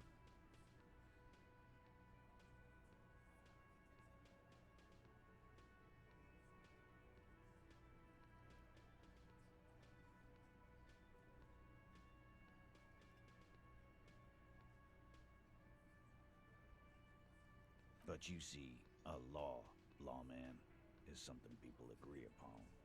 And here in Martinez, we agreed that this man had to die. Are you deaf? There will be no singling anyone out. You can't arrest a Hardy Boy without arresting all Hardy Boys. Do you think you could do that? Do you think you could arrest them all?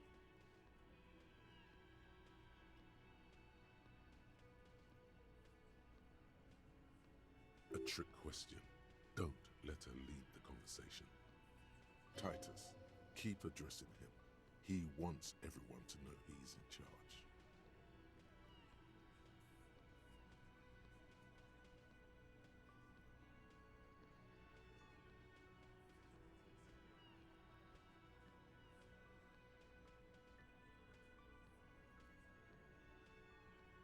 Who do you fucking think does? He's so sure it's him. But it's not that simple. There's someone above him, or beside him, sharing the leadership. Hard to say who.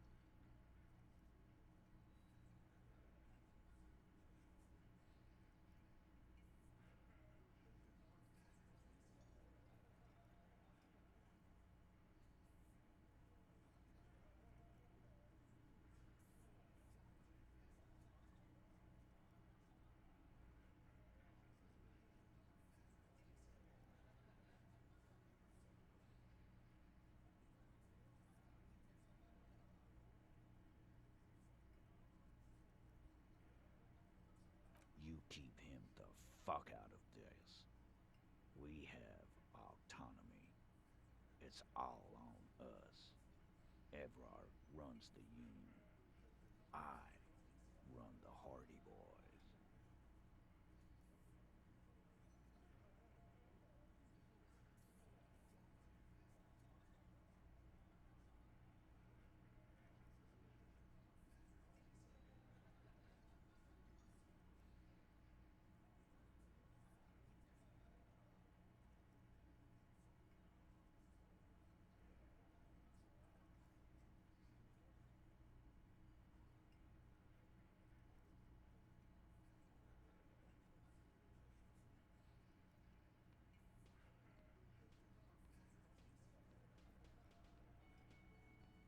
You stepped on some big toes there.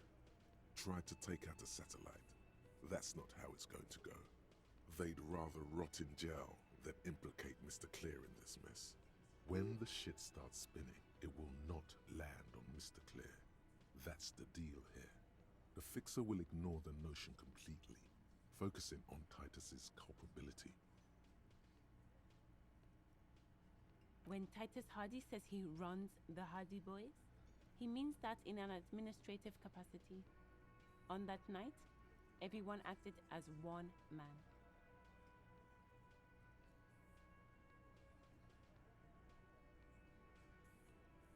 Are you deaf? Do you think you could do... A trick question. Don't, Titus. Keep addressing him. He wants everyone to know. Who do you fuck? He's so sure it's him. But it's not that simple. There's someone above him, or beside him, sharing the leadership. Hard to say who. It wasn't a question, dickwad. How fucking stupid are you? This asshole is worse than... Titus runs the Hardy Boys, genius. I think you got your answer, Mr. Yes, there are some administrative differences. But on that night, they all acted as one man. You don't have to keep answering his questions. I know, Lizzie. Relax. We killed him last Sunday night. Seemed like a good way to end the week.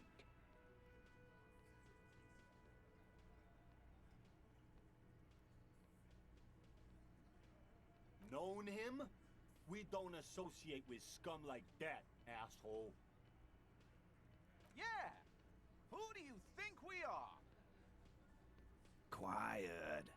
He came around about 3 weeks ago when that Pines cow first sailed into town. Happy? By the Pines cow, you mean Joyce Messier, the representative for White Pines? The same company you are striking against?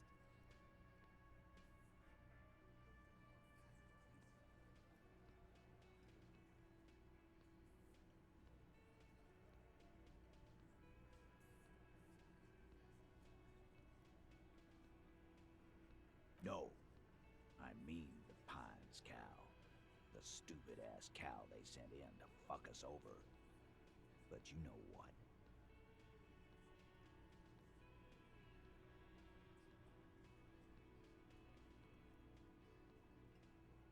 This is where he tries to sow discord between you two, because he knows the company is responsible for bringing the mercenaries into town.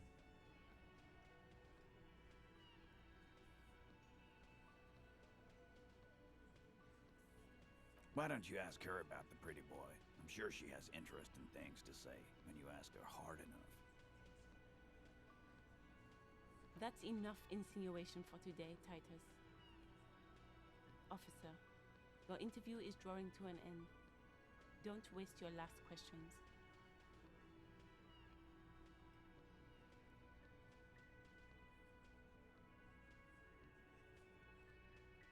Why?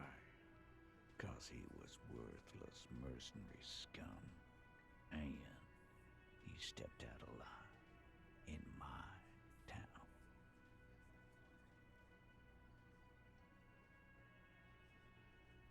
And he stepped out of line.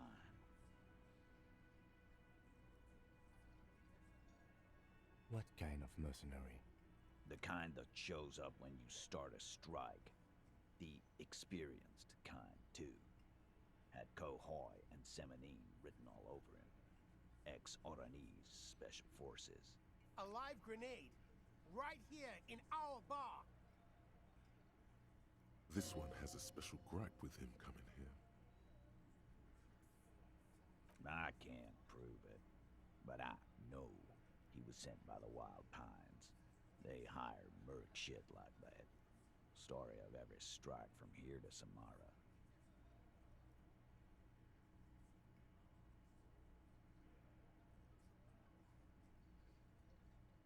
Cause one night, he walked straight up to the mic and said, I'm RNA's goddamn special forces, and I'm gonna fuck you all! Really? Yeah, really. Had a gin and tonic up there, sang some RNA's paratrooper song, and said he's gonna fuck everyone. We couldn't believe it either, but he fucking did, right there. Like some kind of animal. Sire, the tale is true. This is a serious violation of the karaoke code.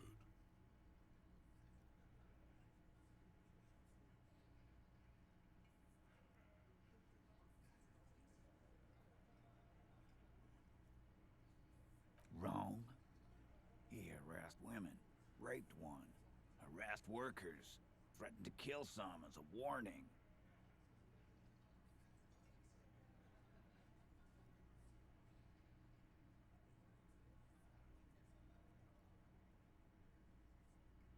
From rape to harassment to threats of violence. Why the strange de-escalation?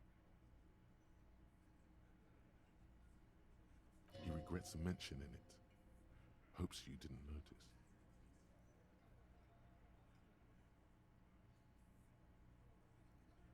To kill us all, if we don't open the gates, if we don't let the scabs in, if we don't bend over.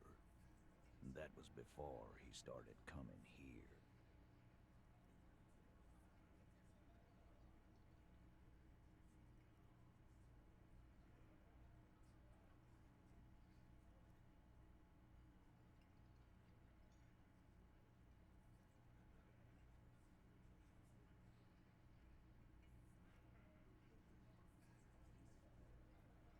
Yeah, he said it was his favorite joint now. Started coming here every night. Drinking, grabbing girls. Grabbed one of ours mid-karaoke, right there on the stage.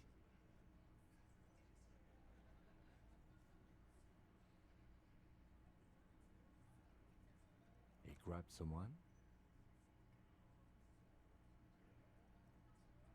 Yeah, this girl's on the mic. A beautiful girl, young. Gets into the second verse of Lover Lake. The fucker grabs her legs, starts screaming. Show me your cunt! Why don't you show me your cunt?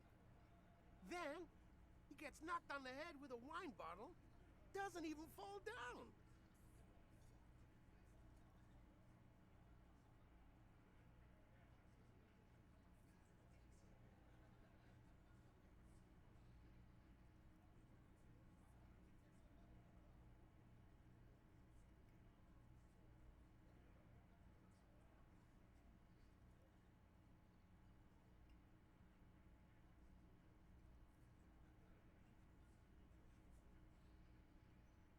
Aren't you fucking listening?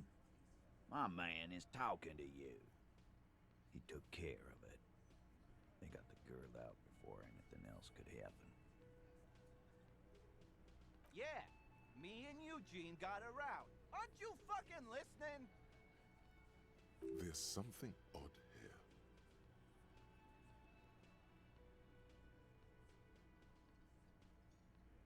Seems like they don't want to talk about that rape Titus mentioned. Why not? This is a serious allegation. Make them talk about it.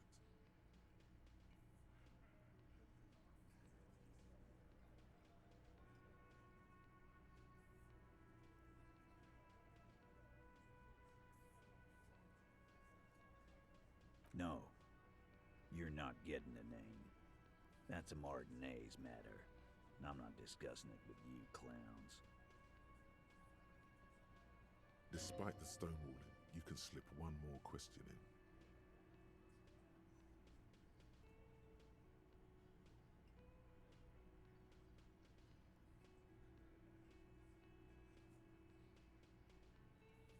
Titus, do not answer. You have been forthcoming enough.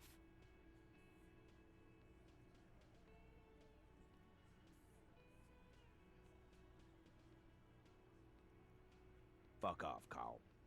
She's gone through enough without you harassing her too. She doesn't need more embarrassment.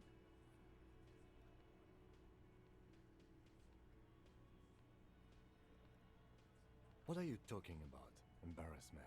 If someone has been sexually assaulted, we need to... What you need is to get the fuck out of my face.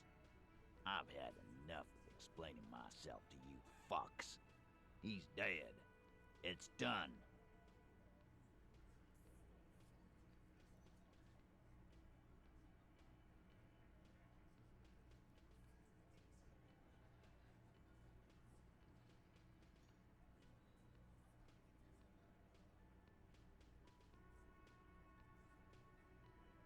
As you can see, these men can only take so much baseless scrutiny.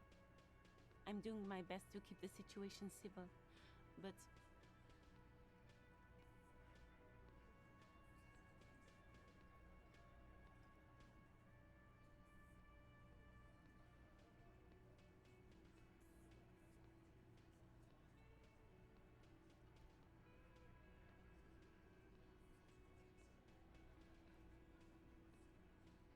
It's true.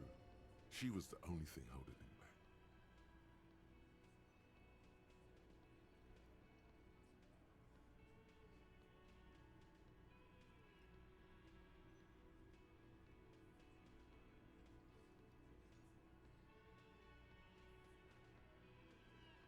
We hanged him up by his neck until he got real still.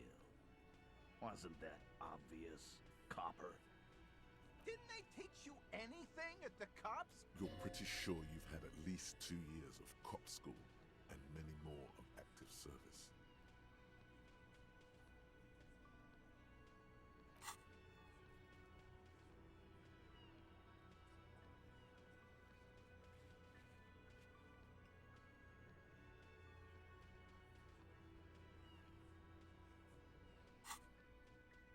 This is where an autopsy would come in handy.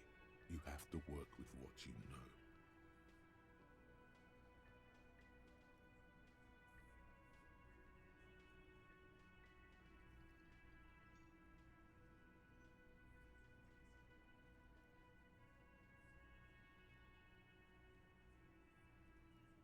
Titus, you don't have to clarify anything.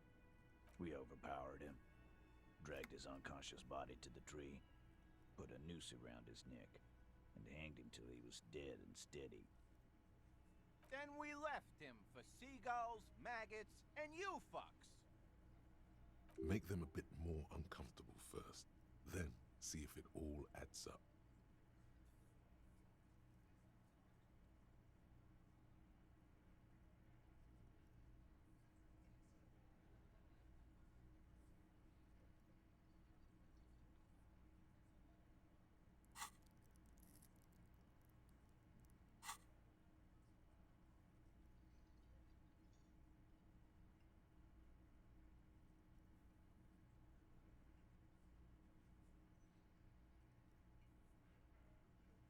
Like what, Copper?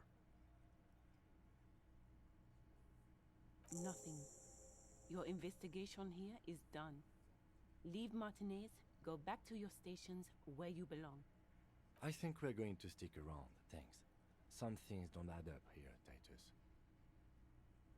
I've done this job for long enough to know that people don't just confess to first-degree murder.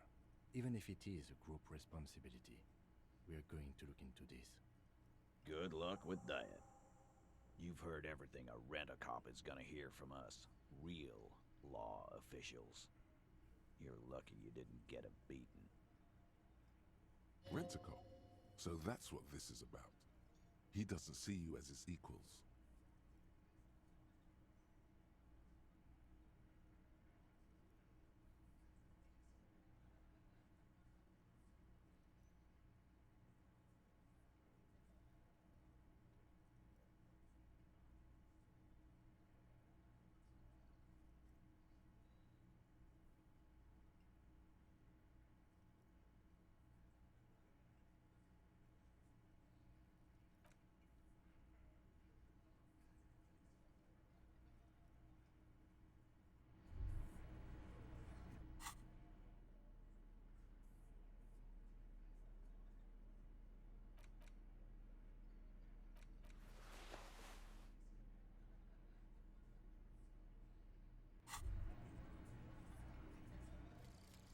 Some kind of superstar.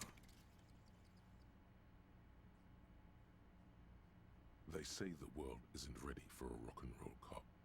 No one wants their state monopoly on violence to be mixed with celebrity worship. They claim to know it would be dangerous for detectives to rise to the ranks of demigods and have sexual encounters with barely legal cover girls. It would be insane, they say. To all this, you say, fuck off and die, in a cool voice. Indirect modes of taxation.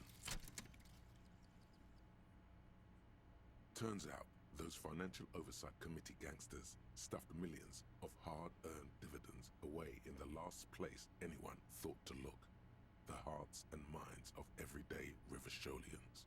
You need to spread that deregulation gospel to the people.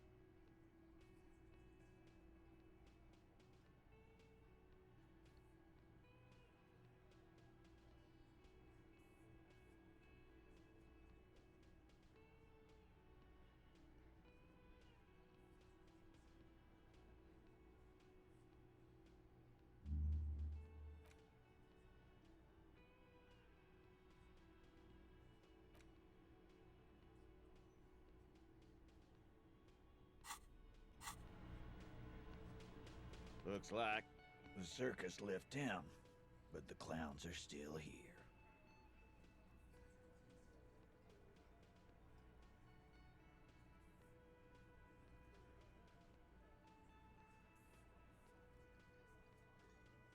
Again, just get the dead guy's autograph, since you're his biggest fan. Good one, Titus. We hanged him up by... Didn't they teach you... You're pretty sure you've had at least 2 years of cop school. This is where an autopsy would come in handy. You have to work with what you know. Titus. We overpowered. Then we left him for. Make them a bit more uncomfortable first, then see if it all adds up.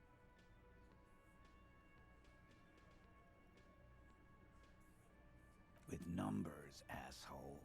How do you think? You're right, Lizzie. I've done enough explaining here.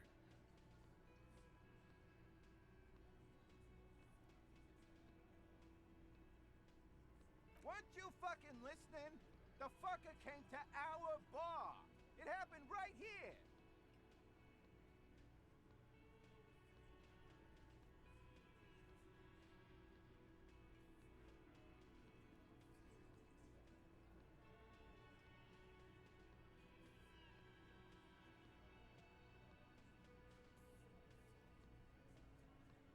Titus lets the others clear out the details, so he doesn't get his hands muddy with explaining too much.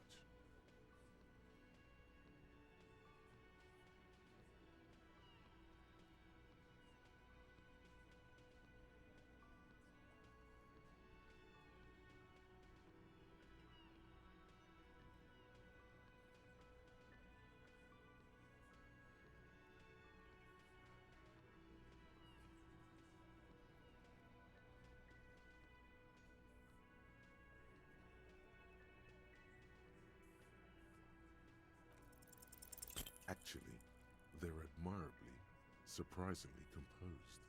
The entire room, given how many questions you've lobbed their way.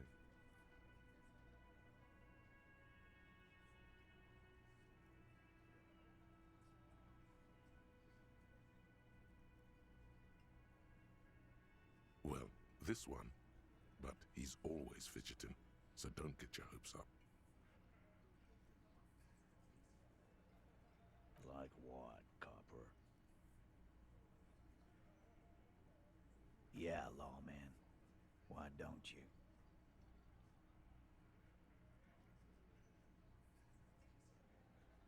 It's almost an anthropological sight, watching him try to assert dominance over you.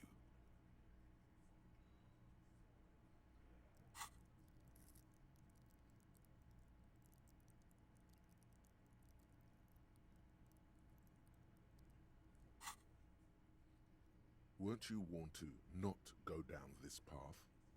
And yet you still go and do it. Just because you can, doesn't mean you have to say everything that comes to mind. Back out before the situation escalates. Not in the arresting mood? By your side, the lieutenant keeps his hand away from his holster. You hear the nylon of his coat hiss as he steps closer. Easy. Walk back from the provocation. They're armed, and they outnumber us. The lieutenant tries to establish eye contact with you.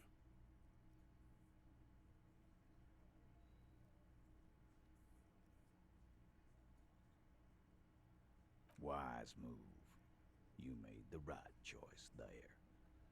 Now make another one and get the fuck out of our booth. We're not gonna do this again. About fucking time.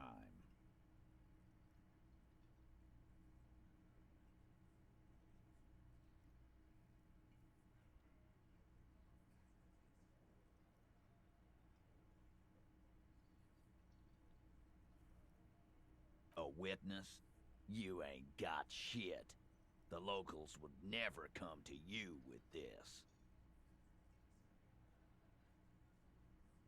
That's just cop tactics, Titus. Next, he's gonna tell you one of us already rolled on the others, and is in witness protection. Well, let's hear it then. Who is your mystery fella? This goes without saying, but nonetheless, don't give out his name.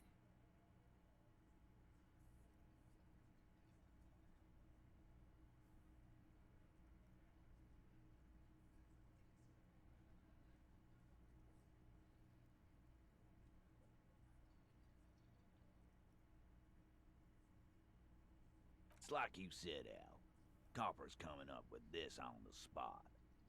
There is no witness. I've seen this shit a million times, Titus. Fly fishing.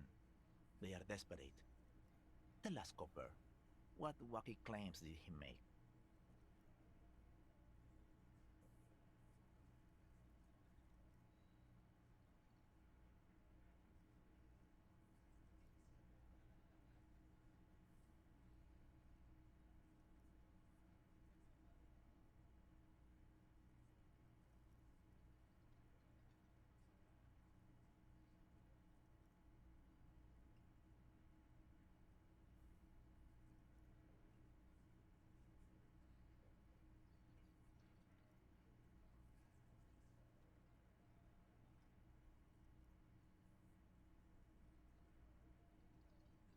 That means absolutely nothing to me.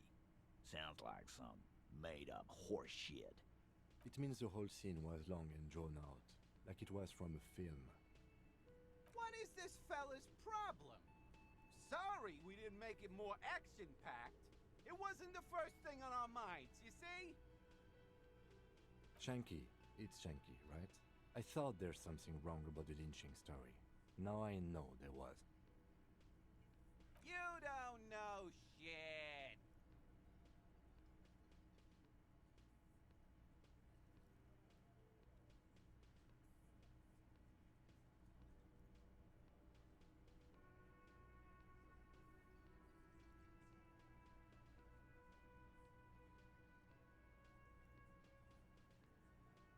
I know you are lying, Shanky.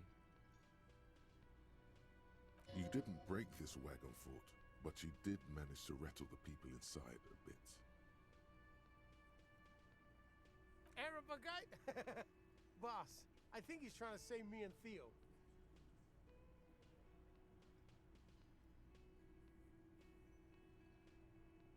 Well, yeah. What is confusing you? Eugene, Theo, and Elaine were there too. I already told you. We were all there.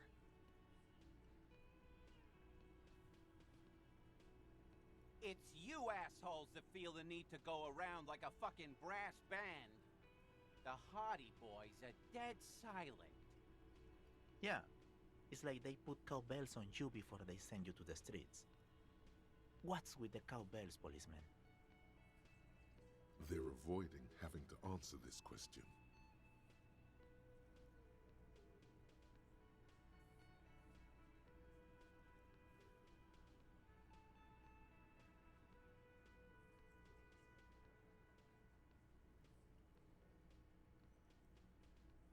We were drinking, weren't we, guys? I hit the bottle hard. I was drunk as fuck. Right, I'm convinced, Glenn. Nothing off here. Just a regular hanging. Bullseye. Glenn looks around uncomfortably. The lieutenant hit a nerve.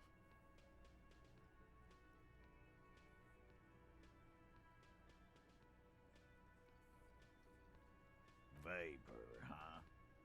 Well, that checks out at least. For the record, which I have to type up later tonight, no apocalypse-related testimony was provided to us by the witness. Check out the stand-up comedians the RCM has. Great witness. So much bluster to hide the fact that they're uncomfortable with you having this info.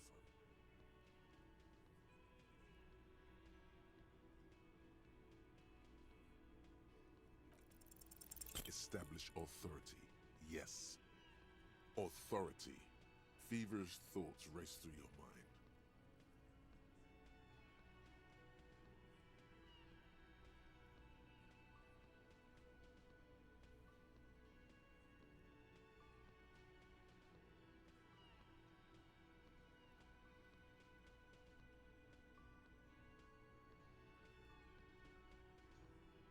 Did you already try the gun thing?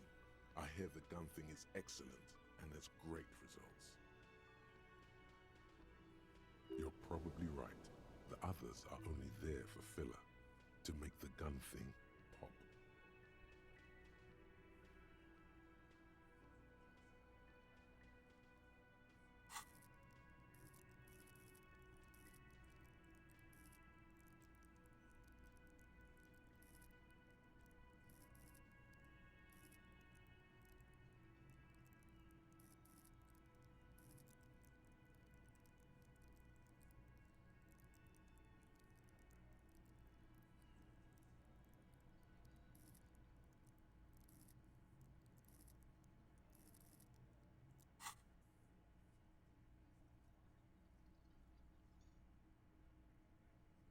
Did you already try the... You're probably right.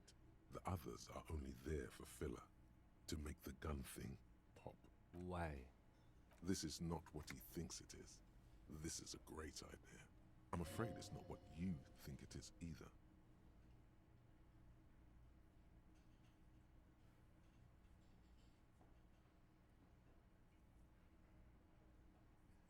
Yes, you. What in the name of fuck off? But I don't want to give you my gun. The fuck is happening, Titus? What are they whispering about? Easy, Shanks. I want to see where this is going.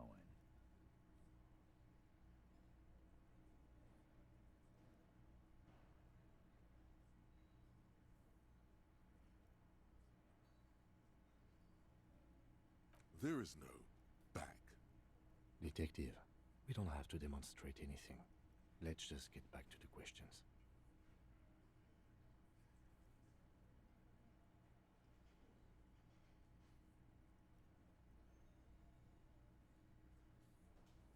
Police job? Be careful, it's loaded.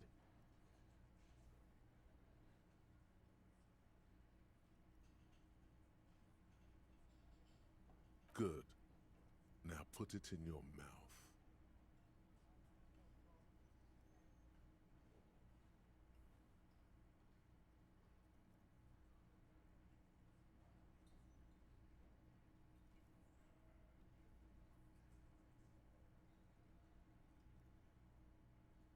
Thank you. So, questions? Yeah, I have one.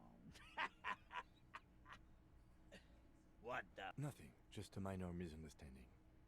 Let's return to questions, officer.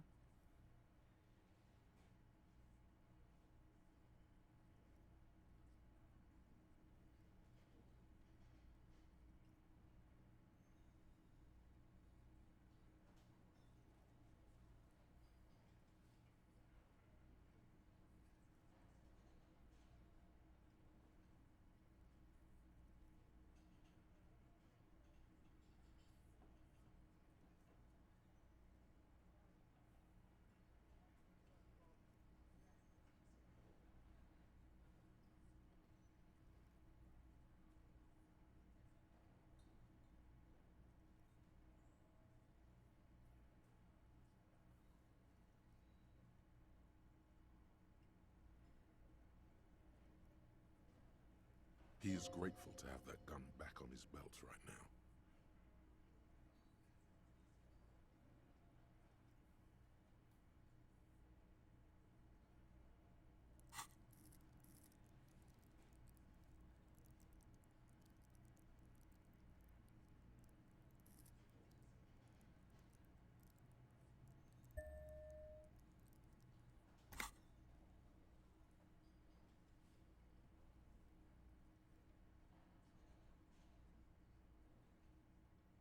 Again. About fucking time.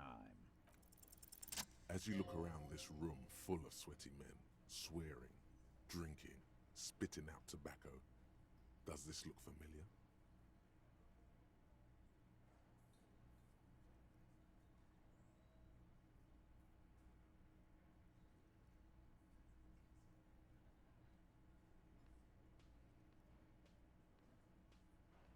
You believe the place was called Precinct 41. It was also filled with, almost exclusively, men.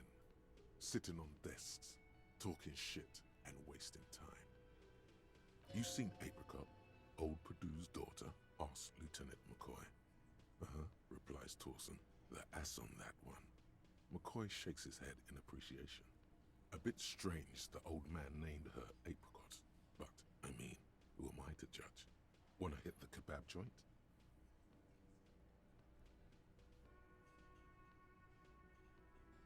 Huh?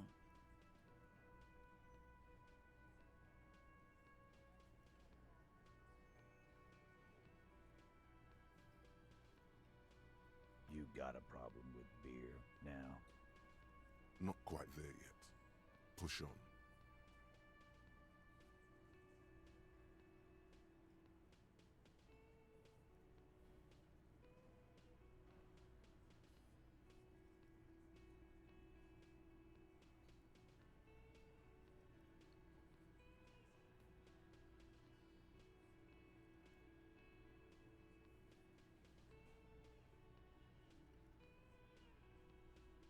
saying we don't help people?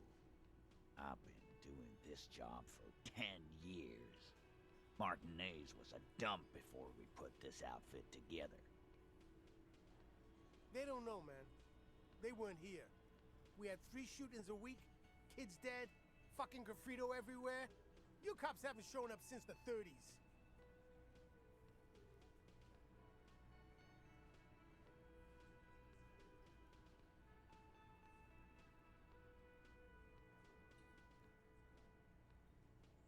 Congratulations on the graffito removal. All I see is you sitting around talking about Monica's titties while there's a rape victim.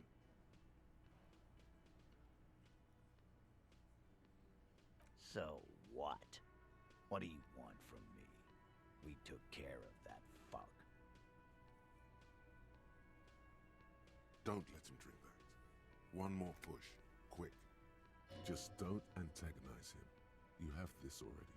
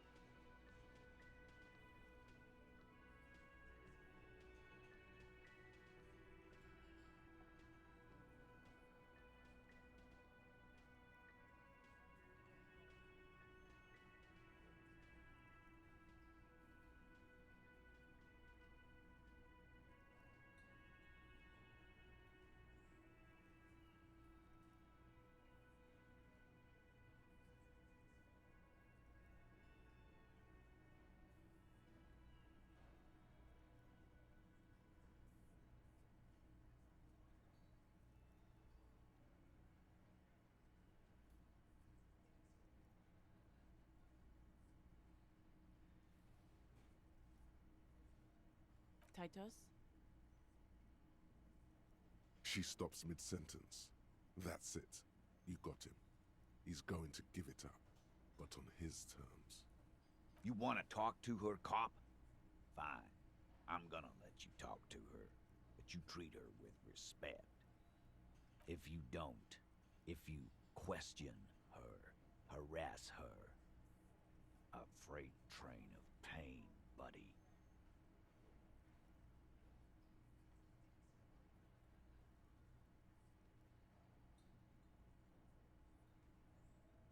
What is her name? Glacia, I'm on due. She's staying here at the Whirling in Rags, a real pretty one. Silvery jumpsuit, blonde. That's I'm on due, with an O-U.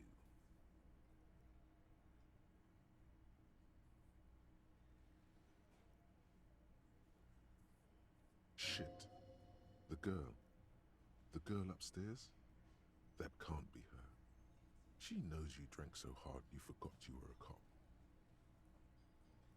Oh, it's her! It's definitely her! It's Miss Oranje, disco dancer!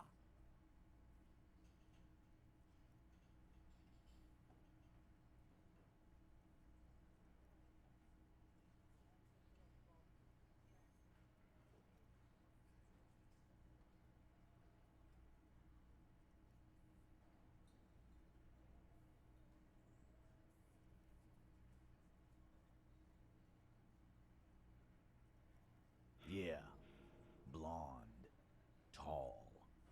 2 rooms over from yours. Sure, why not? You've probably seen her around.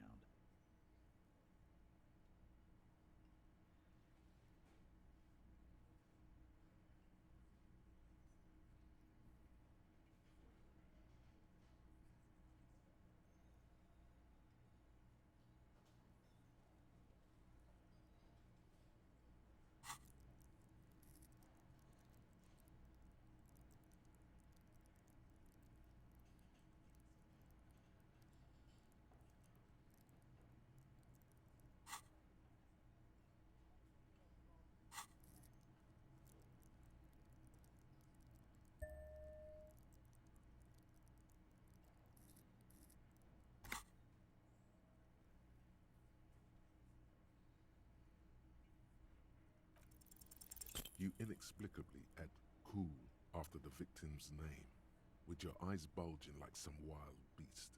Your fingers are fidgeting and sweat starts forming on your brow as Titus looks at you oddly. I don't understand what's so cool here.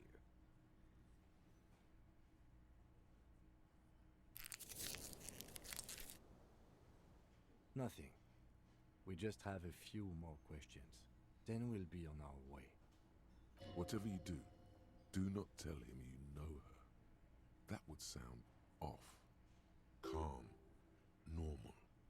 Try to forget this little hiccup.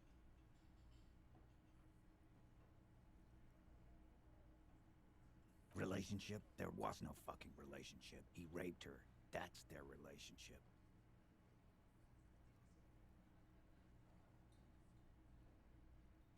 Something is off here. His anger is possessive.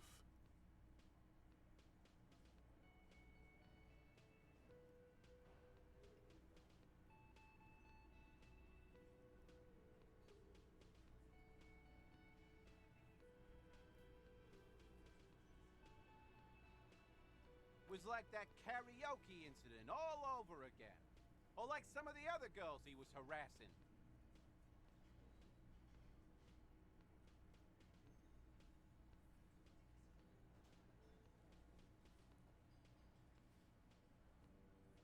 Okay, enough. All of this is irrelevant to your stated investigation.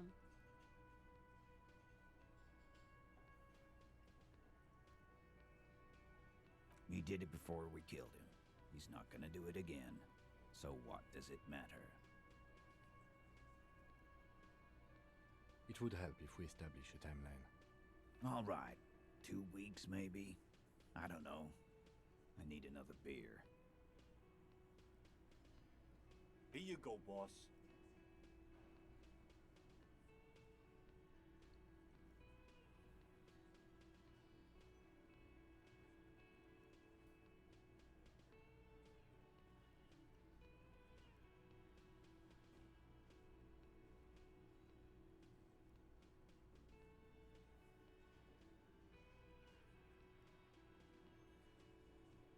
I know her. How well do you? Well enough, Copper. We party. She's been here for a few months.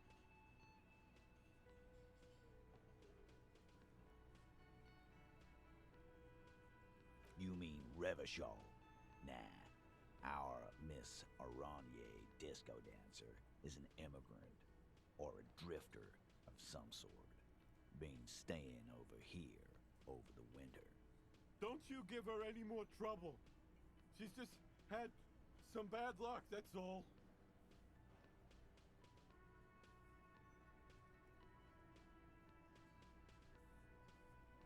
Shut up, Angie. She doesn't need your help. Titus gives them both a look.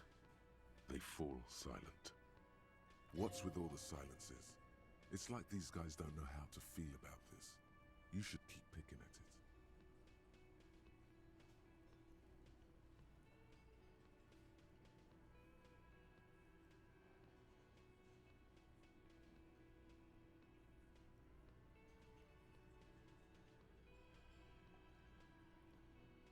What do you think I meant?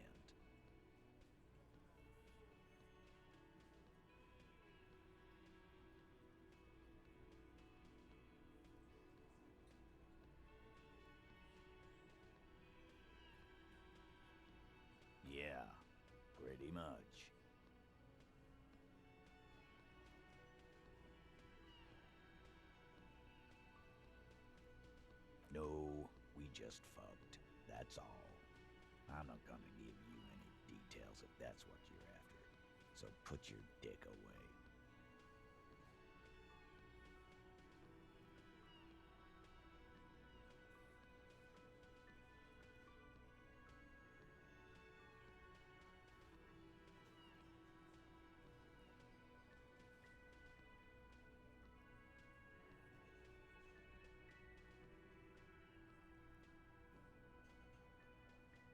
He really went out of his way to seem comfortable with this topic. That's all you're gonna get for now. He's doing a good job here. A commendable performance of I don't give a shit. Remember what I said. Freight train of pain.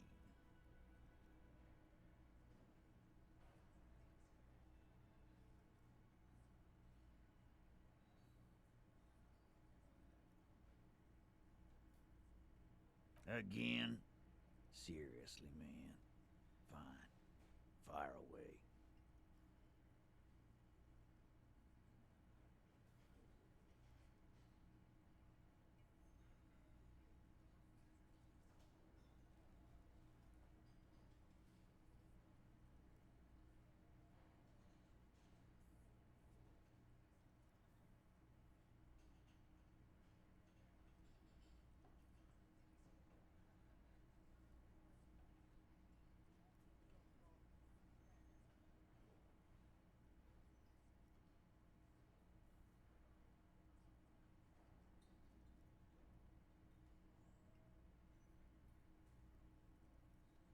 Yeah, whatever.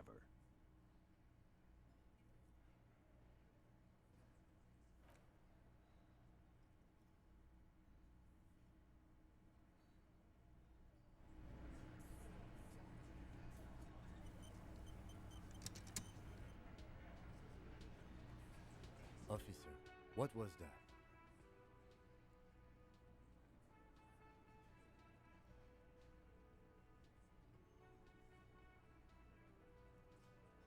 You looked strange when he mentioned the assault victim's name. Do you know that woman?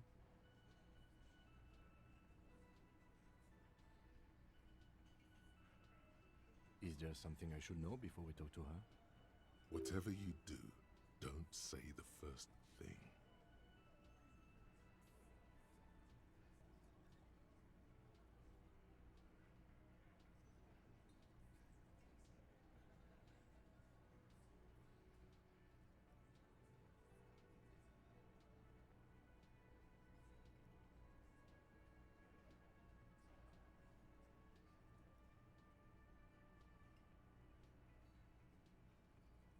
Okay, that's manageable.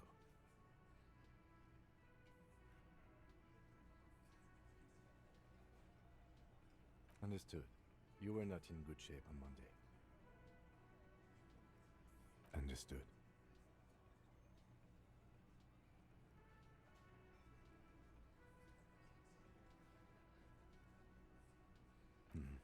What else did you do? We'll be alright, officer. This is nothing. You feel fortified by his assurance. It's going to be alright. Is it though? Nothing? You're still in for a bumpy ride here. Try.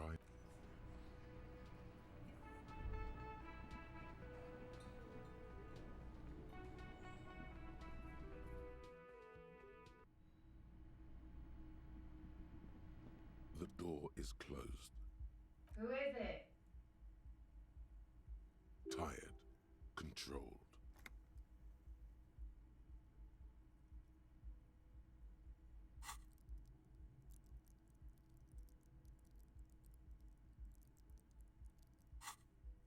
This is the police.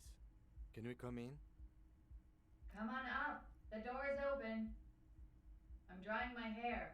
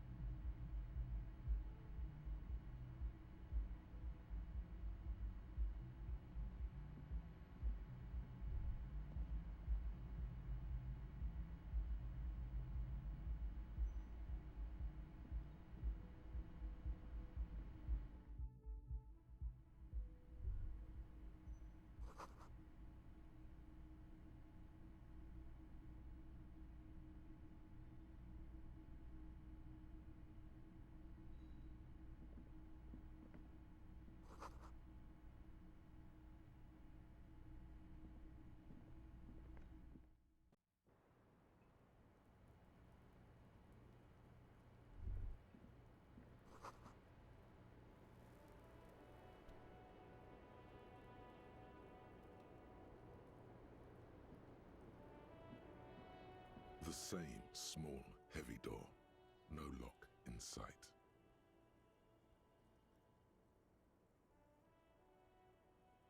It's barred from the inside. You hear the bar rattle in the brackets. I don't know. It is not the first closed door we found in this building. There is also your mysterious blue kitchen door. I don't know. The further we get, the more this building seems to be tied to the case. The vigilantes, the cadaver, and a number of people connected to the case are in or around this building. This door is part of it. It's not unimportant.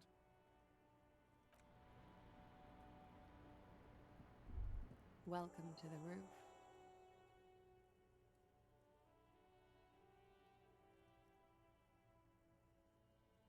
I'm sorry for the mess down there.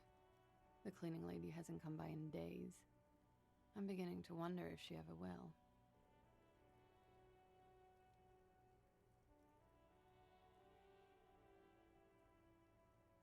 Nice.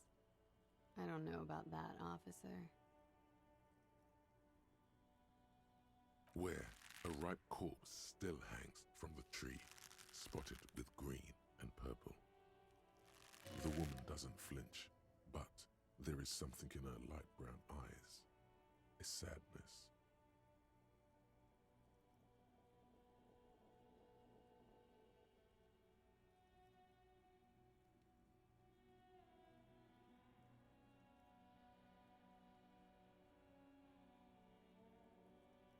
Oh yes, legends of room number 1 have made their way around the building.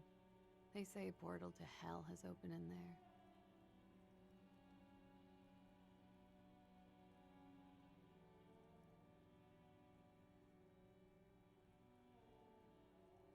They also say that's why the cleaning lady quit. Because of the infernum. I'm Kim Kitsuragi. I'm a detective from Precinct 57. I believe you have already met my colleague from Precinct 41. Have I ever? Have you grown accustomed to your role as a police officer? Oh yeah, feel the power.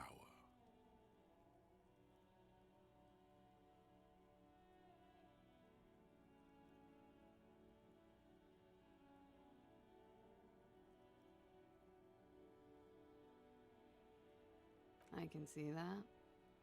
It suits you.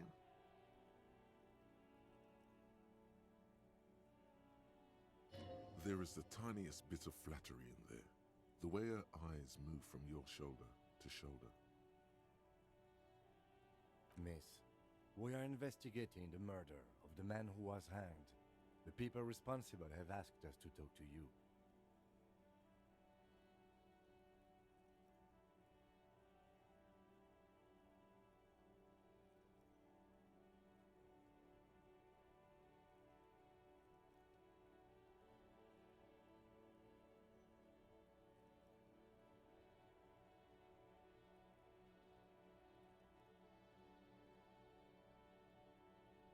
Huh. I see.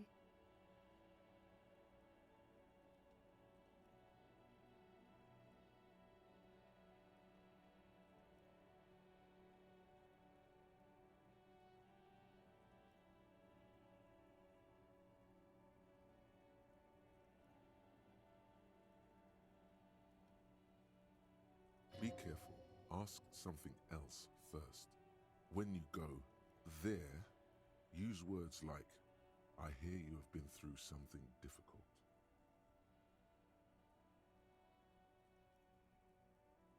Clausier Amandou.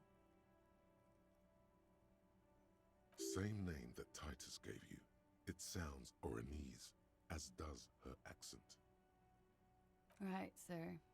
Vredefort, Republic of Oranje. I guess you could say I am an Oranese expatriate.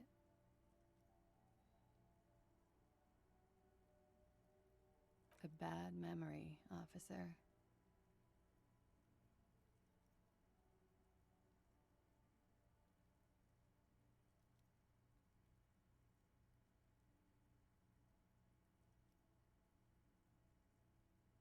Of lilacs and lightning, parks, glass, After Elysium, Vredefort is a conference city. It's always autumn there. And night, at least it was for me. What's so bad about that? Nothing, if you're no longer there. The conference centers are filled with people who get angry at you if you do something wrong.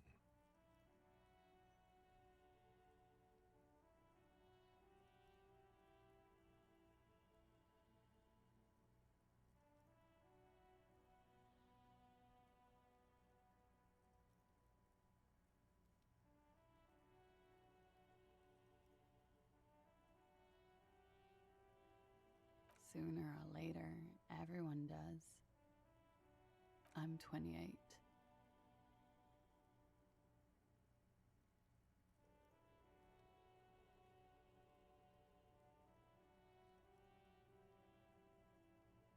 Something stupid.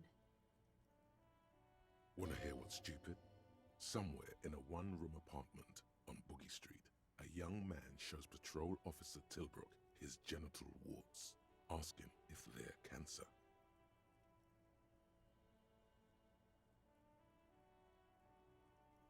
His partner, Emil Mullins, can't be there. He's in another apartment with another man who's showing him a dead dog under the radiator. It's dead, Mullins says. No, the man replies. I touched him. He's warm.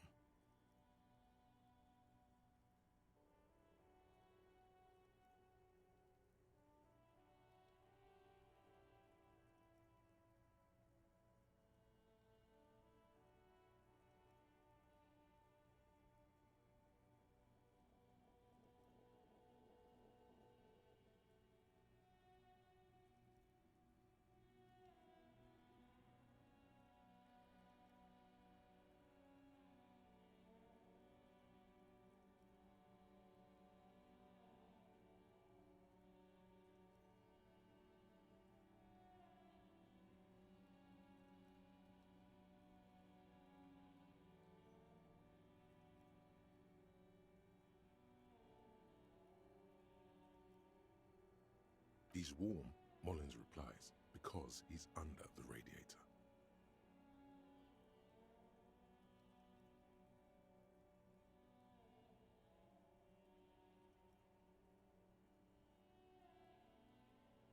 No, no. More stupid. Oranese lit. Oranese literature. It's what I studied at the university.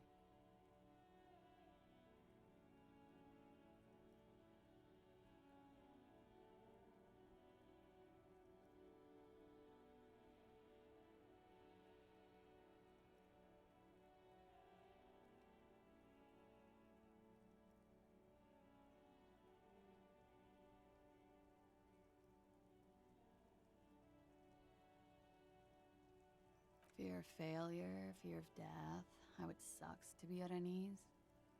All national literatures are. Only the name of the nation changes. What about Revacholian literature? People sometimes reveal things about themselves when they discuss such matters.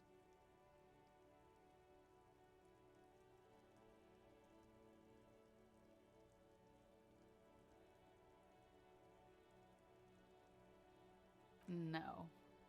Revacholian lit is about how magnificent and serious Revachol is. It's about how you have to save the world.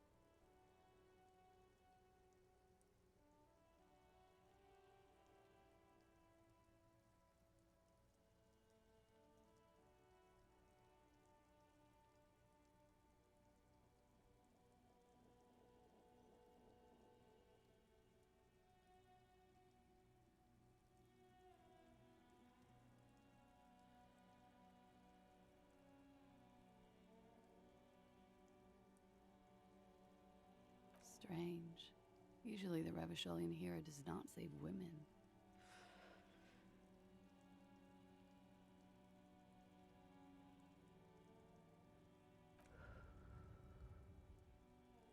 It's a frivolous pursuit. He saves all of mankind instead. She seems quite relaxed for a victim of assault. But, of course, what seems should not be your priority.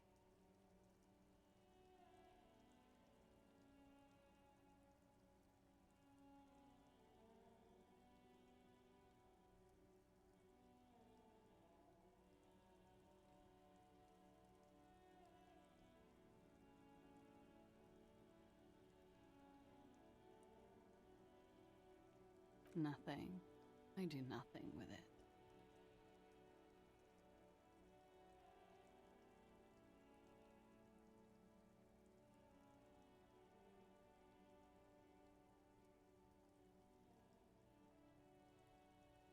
Cool. I've made more money by just being than I have with Rani's lit.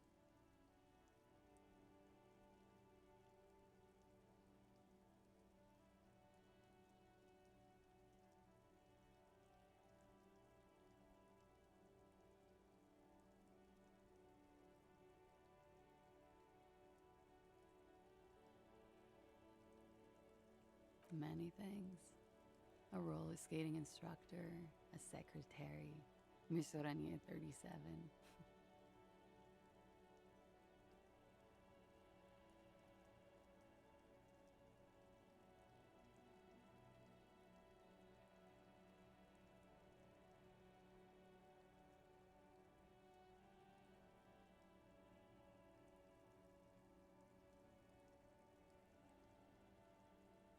It's the world's most tired smile.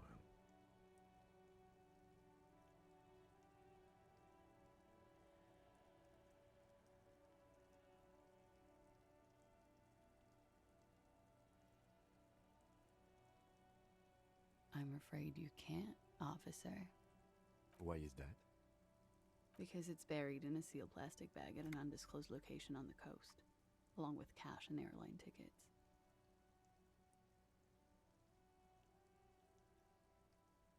Thank you for your candor. Why? They say so in your tourist brochure. Keep travel documents away from your person when west of the river.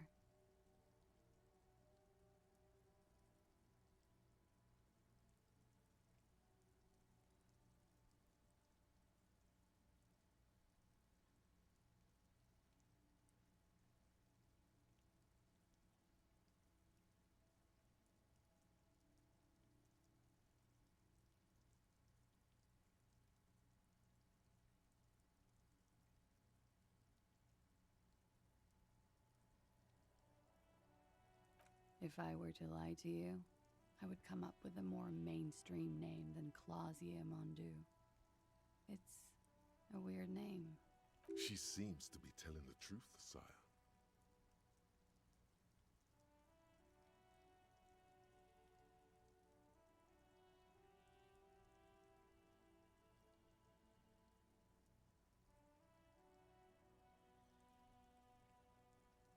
Look, officers, I like this place, but I don't want to be stuck wandering the city like a ghost after being robbed of my travel documents.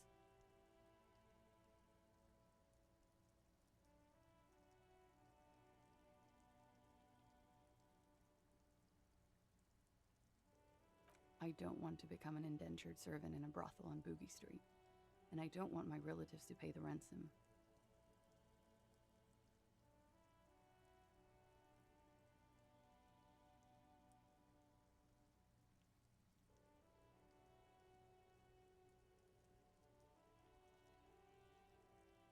There are plenty of other reasons for hiding your documents from the law.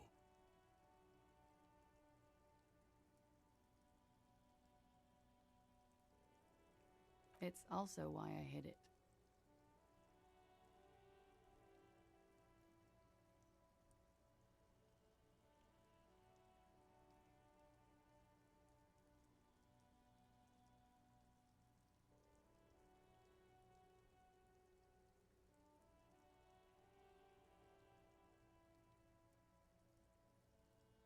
years.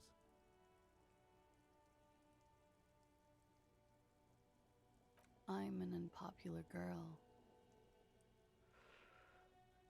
There are people back home who don't like me. If they show up, I'm in a hurry. The kind of hurry where you can't afford to not find your documents. But don't worry, this has nothing to do with your investigation.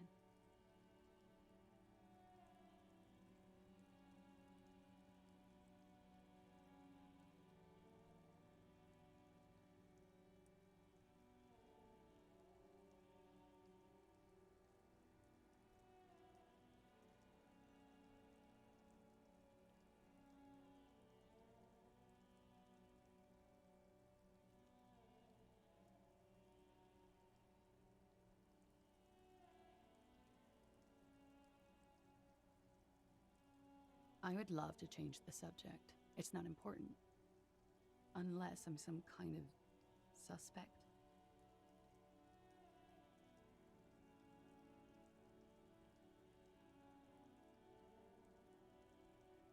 Phew.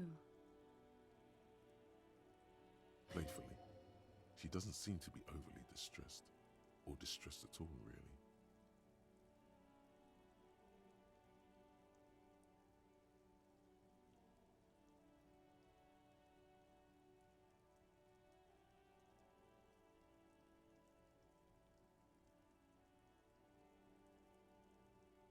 Okie dokie.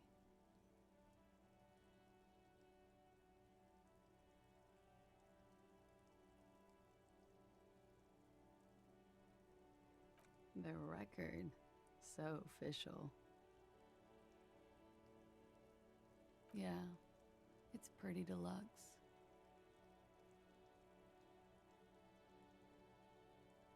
No one likes to talk about their dirty laundry and their empty bottles. Maybe if you phrase it emotionally.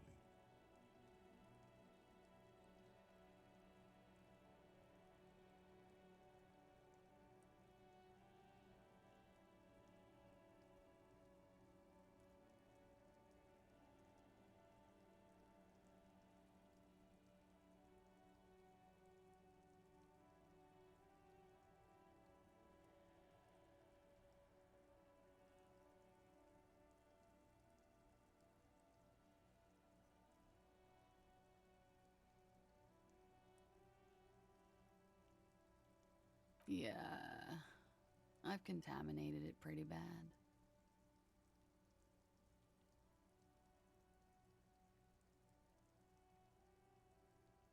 The contamination spreads from room to room.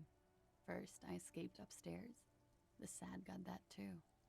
Then I found the handle for the summer door.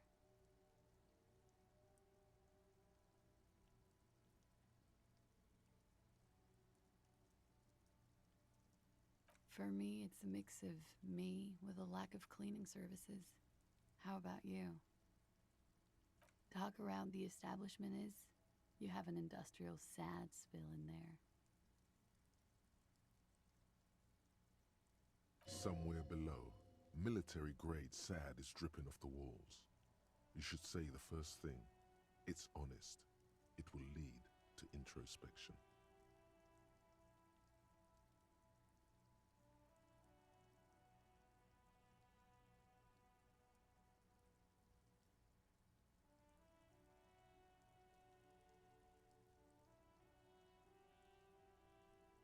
That's where it always comes from, isn't it? From the head and from the past.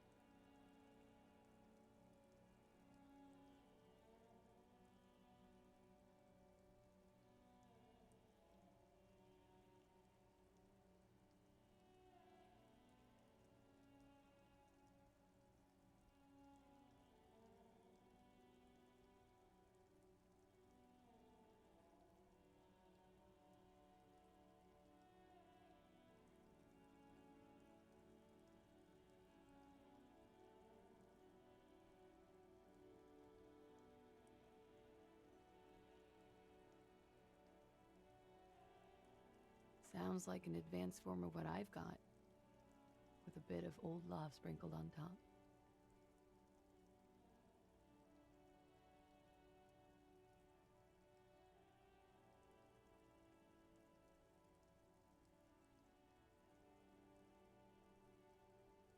Are you sure? Love is terror.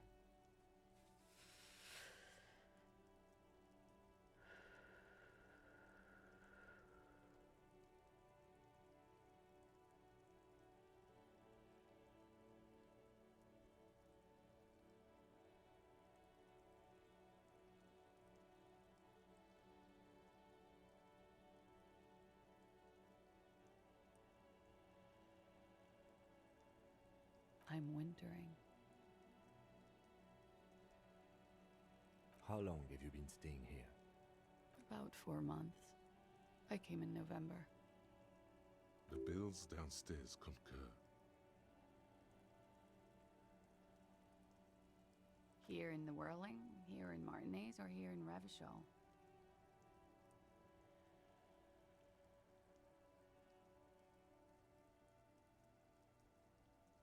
Because it's the funkiest building in Martinez, and because all the other buildings are bombed to hell.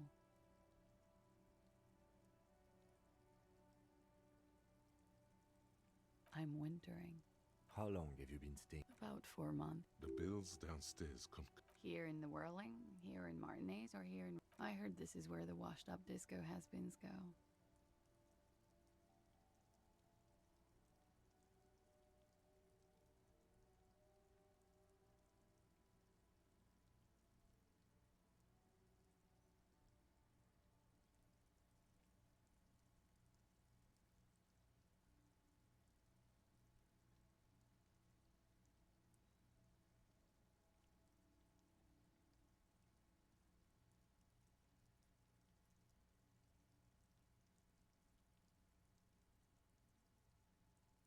If you say so, officer. If you say so.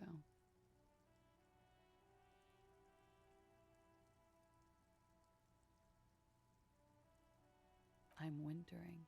How long have you been? About 4 months. The bills downstairs. Here in the Whirling, I always wanted to see the only city in the world in the worst time of the year. It's a tourist thing.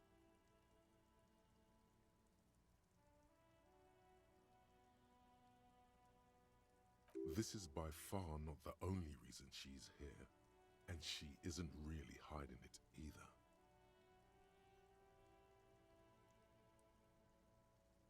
I'm wintering. How long have you been staying here? About 4 months. The bills downstairs. Here in the Whirling, came to see the new world. It's a tourist thing. This is by far not the only reason she's here. She isn't overtly hiding it either.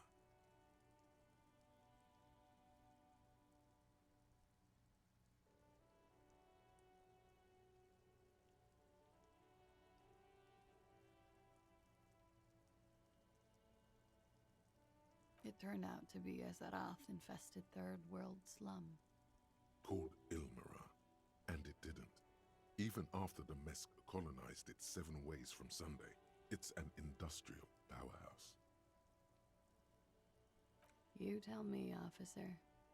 I've been trying to open it, in case the contamination gets to the roof and I have to move on. No luck. Okay.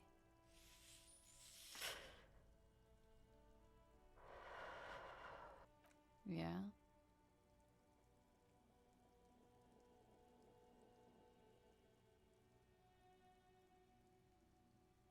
All right.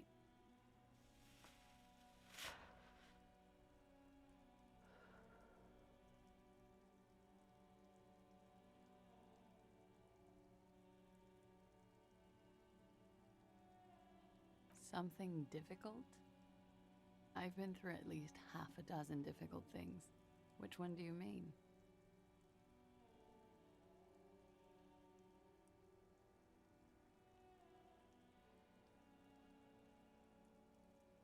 By sexually assaulted, you mean raped?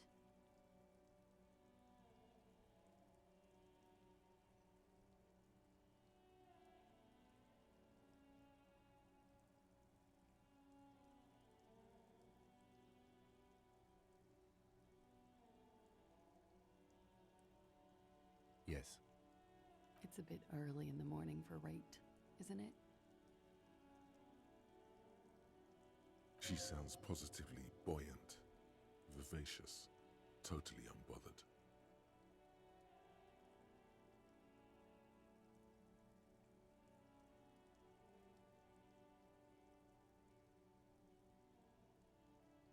Is it?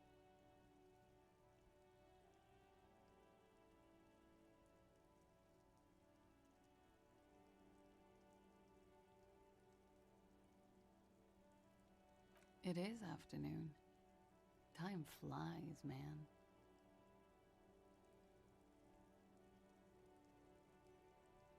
Yeah, I'm gonna go with not raped. I don't want to say that shit about him.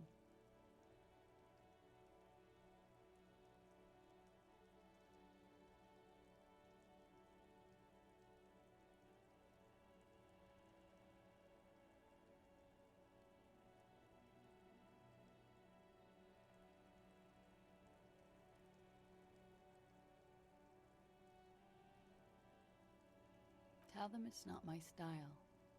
They'll have to, if they want to jazz up the charges, they'll have to get someone more, rapeable.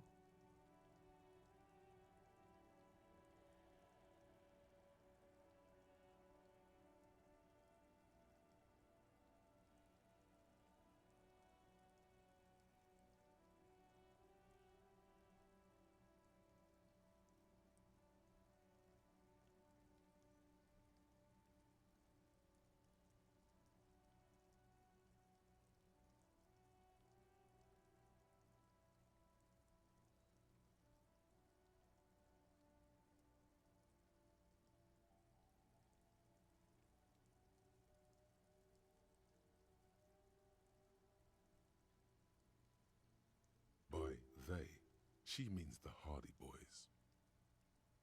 Are you saying that you were asked to tell us you were assaulted? Not explicitly, but I understood what they meant. It wouldn't hurt to spice things up a bit. Some assault and battery. Sexual assault, maybe. It was clear the latter would be spicier.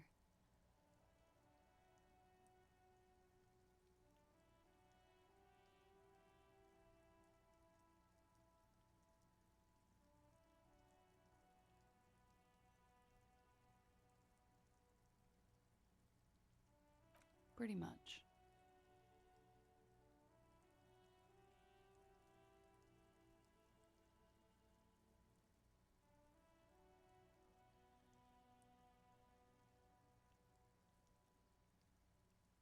Warming them.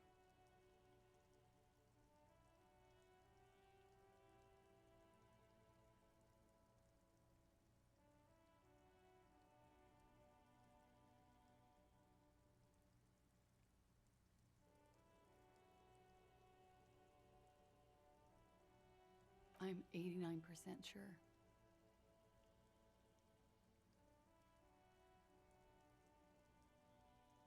You know how it is.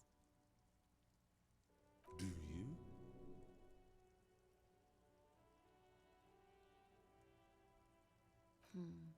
Maybe you don't know.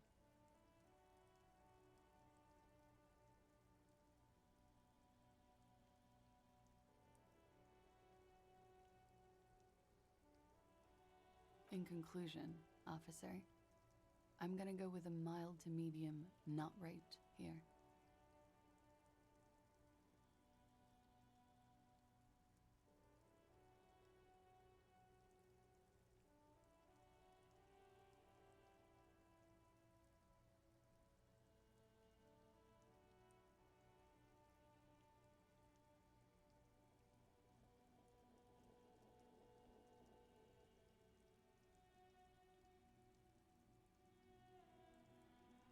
Let me make this 100% clear then, officer.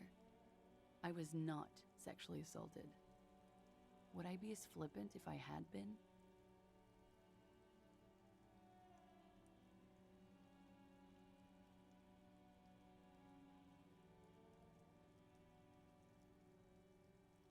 You get the feeling she might be.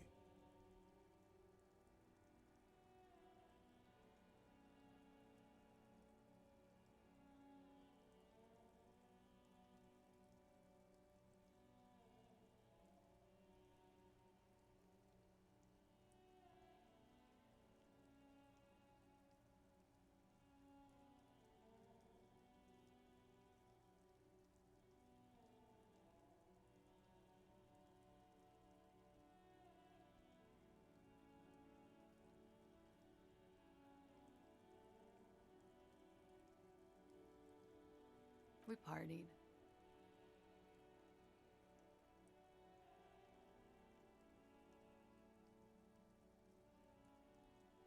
A lot of partying going on. Yes. We made balloon animals, drank lemonade, inflated a bouncy castle.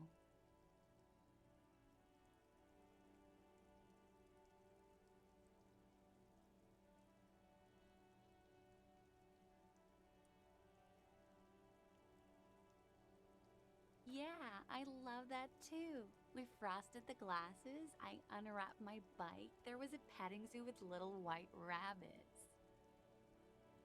I would like it to have been that way, but it wasn't. How was it? We drank, sir. A lot. For weeks, basically. We had that effect on each other. We made each other drink harder. That's why I liked him.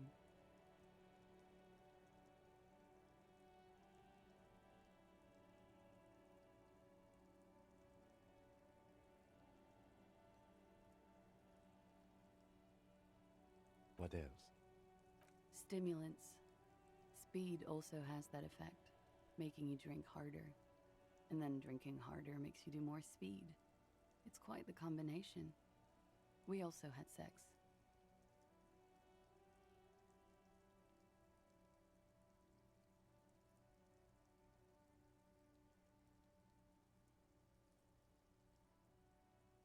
I guess you can say that, yes, a bit.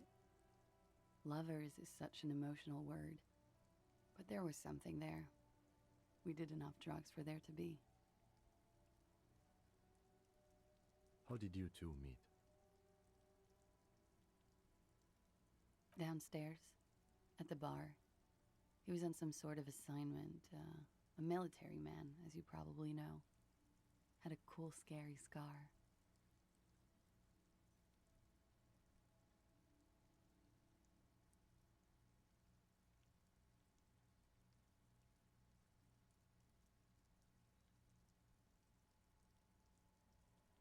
She appears aloof, but that scar part, the scary, is stressed and drawn out. What's that about? Apprehension?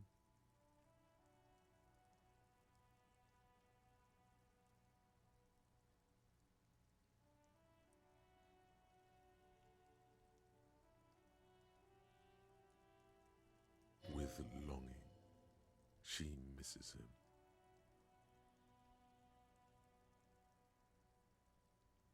When was this? A month ago? Something like that.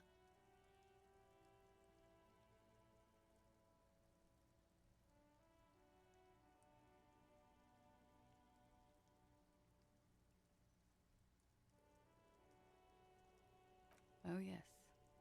I have multiple viewpoints. From the roof, out of the bathroom window, in my dreams. A bitter cringe. It hurts. You look to the lieutenant. You called us, the RCM. Yes.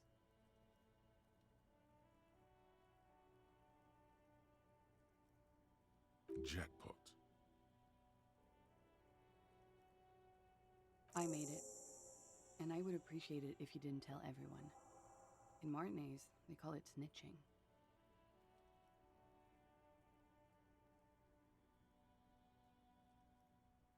Reporting crimes is confidential in Revachol, miss.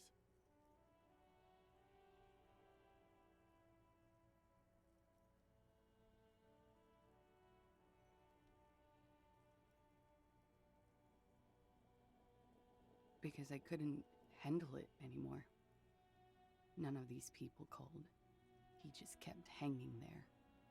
Then they started stripping him.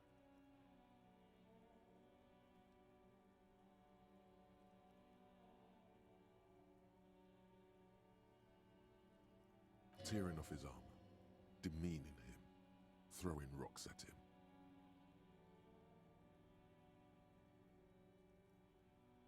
I didn't exactly disguise it. I just muffled the mic and nicked the landline a little.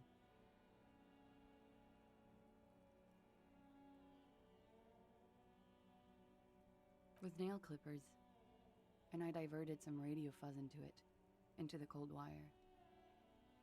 So, she's Scott's mystery foam cutter.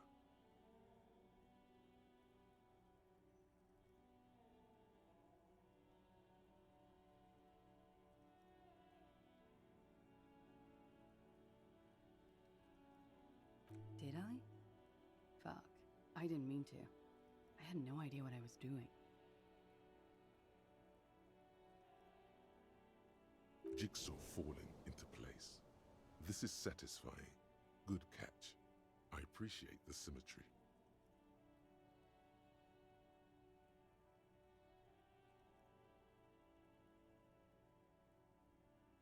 I don't know, sir.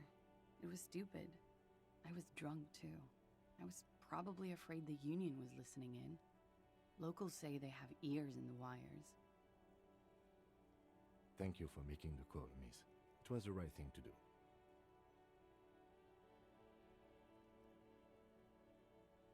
I didn't want to, sir. And he's still hanging there. We will move the body to the morgue today, miss. Don't worry.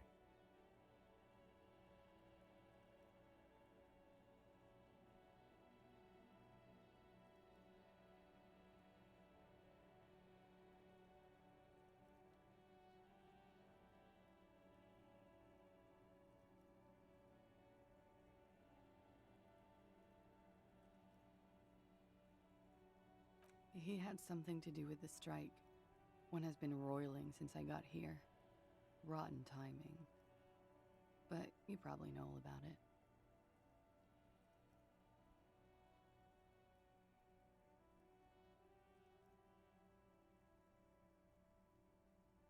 And his role in this strike was what? I think he was in a security detail. He was ex-military, worked for Wild Pines, and against the Union. We didn't discuss work much, if you know what I mean. But I understood it was dangerous. And they lynched him for it? She nods.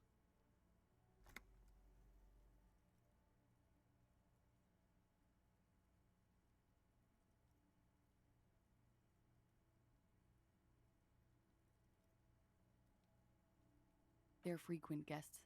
Downstairs, they have a booth for Union members. They're probably down there now.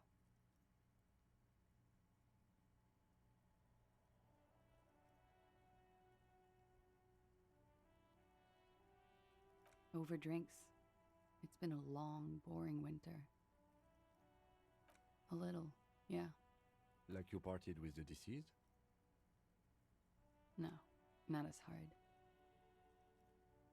I'm sorry to have to ask this, but have you had a physical relationship with any of the Hardy Boys?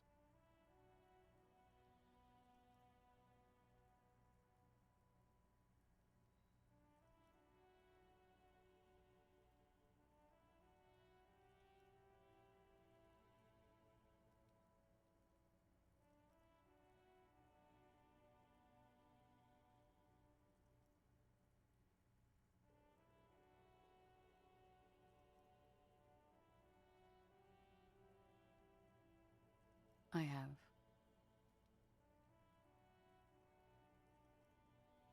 Which ones, sir? I don't remember precisely. Titus, obviously. But as I said, it's been a long winter. Could that have been part of the reason they hanged him?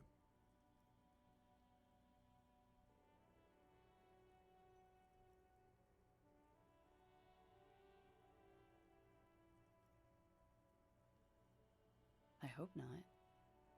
Actually, I know that's not the reason. I'm careful about that kind of thing. Not crossing the wires, you know? But that's probably where they got the rape idea.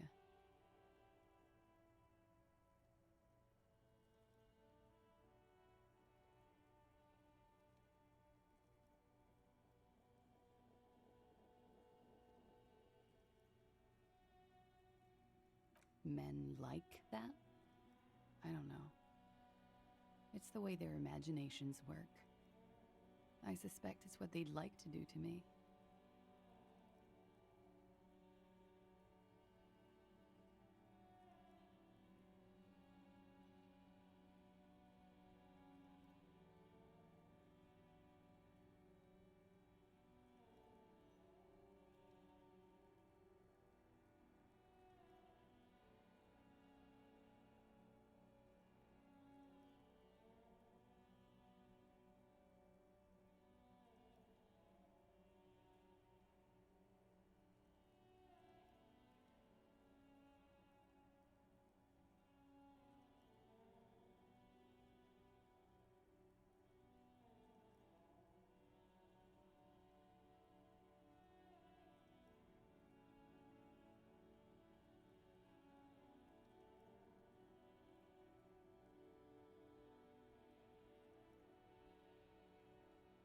I'm sorry, I can't do it.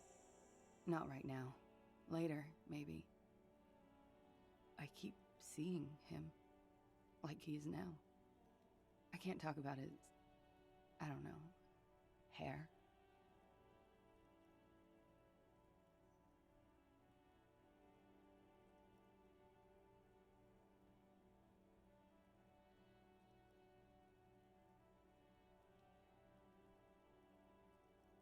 I know it's difficult, miss. We can return to it later. She meant she sees him in her dreams. You have?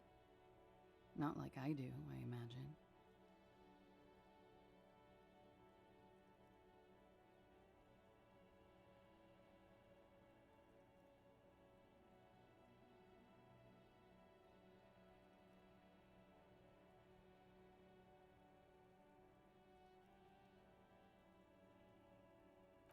You don't want to know.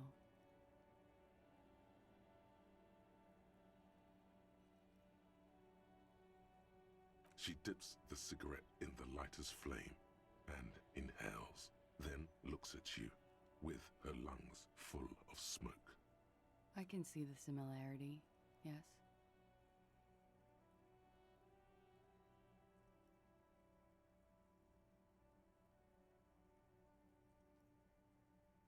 Funny.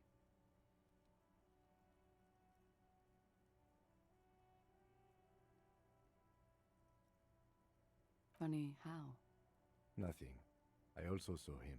We had a long inspection and that sort of thing sticks with you. Let's move on.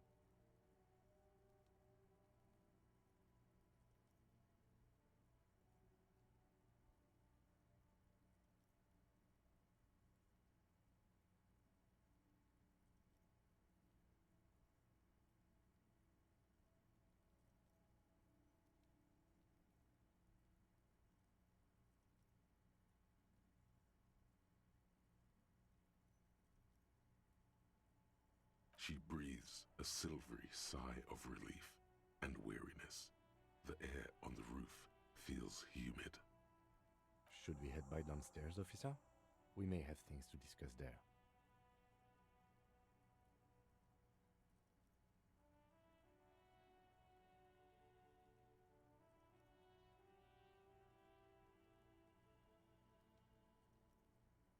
She nods. Silvery cigarette fumes disappear into her mouth.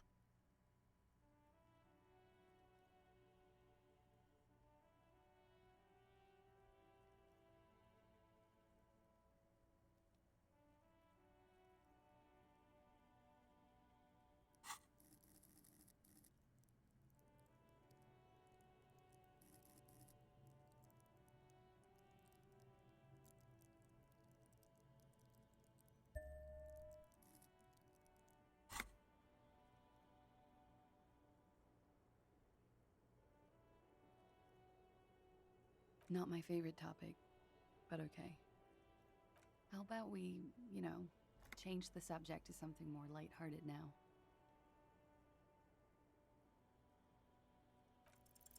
She looks back. Time moves slowly.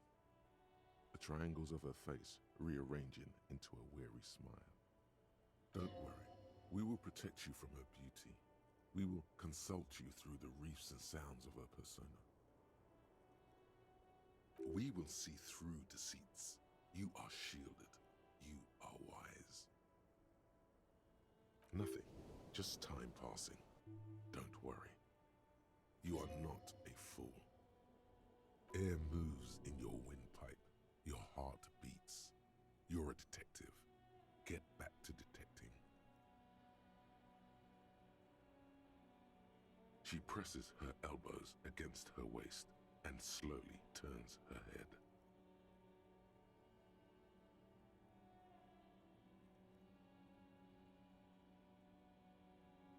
The strange moment ends. It was brief, no longer than 2.2 seconds.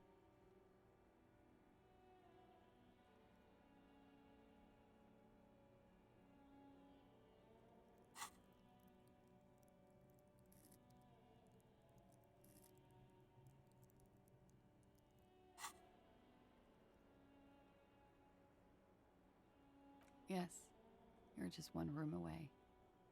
Very personal.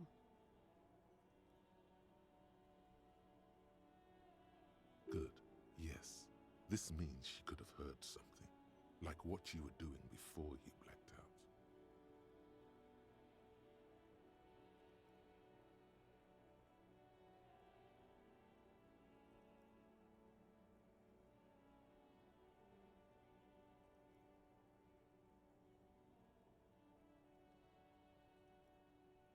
You do not need to know that.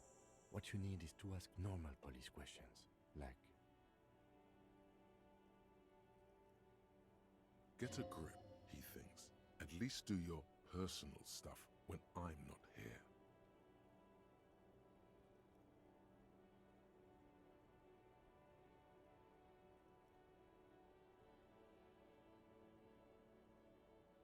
Why not? I'll be here until 11 p.m., drinking coffee, most likely.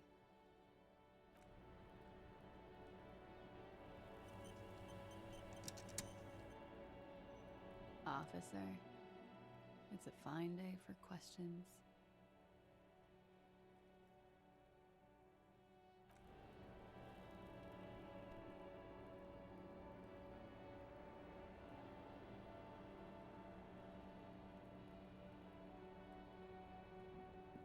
The same small, heavy door. No lock in sight.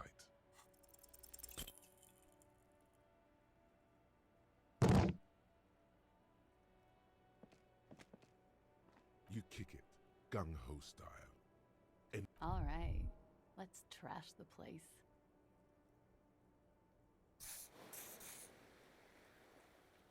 let's not.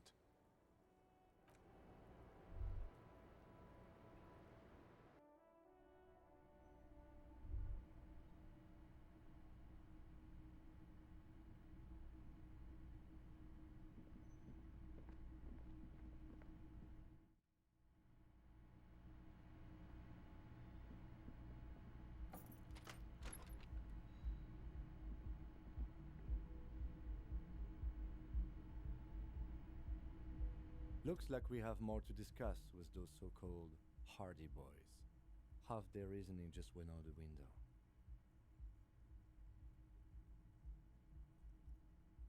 Nothing will make them respect the RCM, but it will disrupt the game they prepared for us. We just stripped off one layer of whatever it is. Her decision to not corroborate their story was definitely not part of the plan.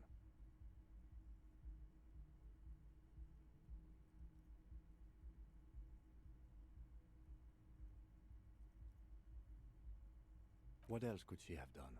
Lie? She saw there was no way to lie and get away with it.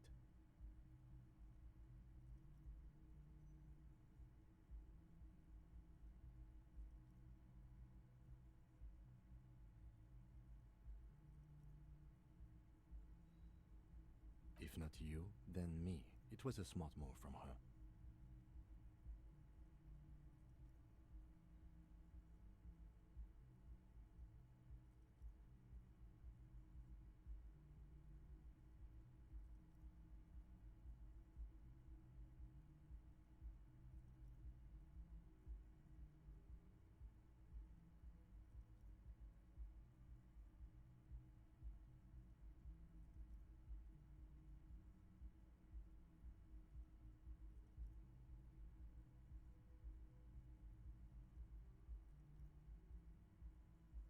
You think so?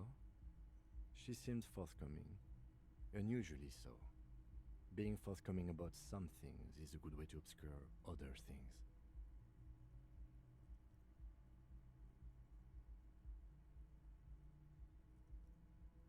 The best liars are always forthcoming. Anyway, we should move. I suspect our investigation will bring us back here soon enough.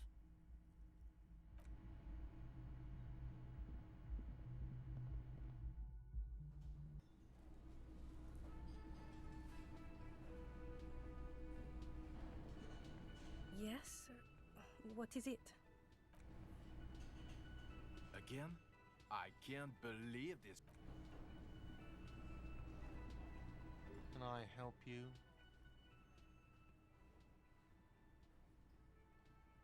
Another thing, great. I love those. Why? No, fuck it. I don't want to know. I don't want to know why these degenerates do what they do. I thought we had one good guest in the building.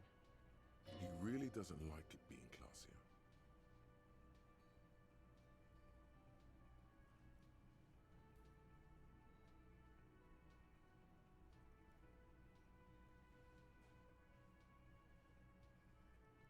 Yeah, well, she's not a guest, is she? What? Did someone mention my name? We were just paying you a compliment.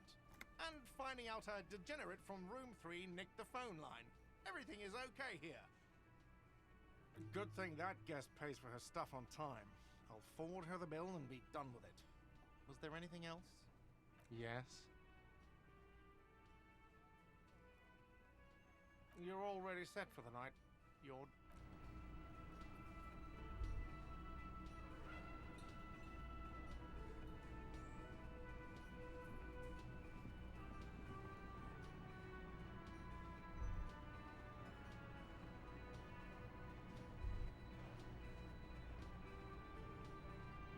The man ponders his cooking utensils and gives you a... He looks up at you. Shrugging is an international sign for, no, I don't know what's behind that door. He smiles and bangs. It's almost like music, especially with the sounds of assorted dishes.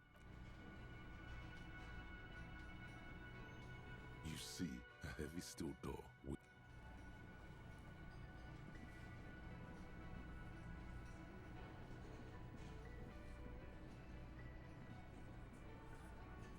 Again, you find yourself looking at that big old window.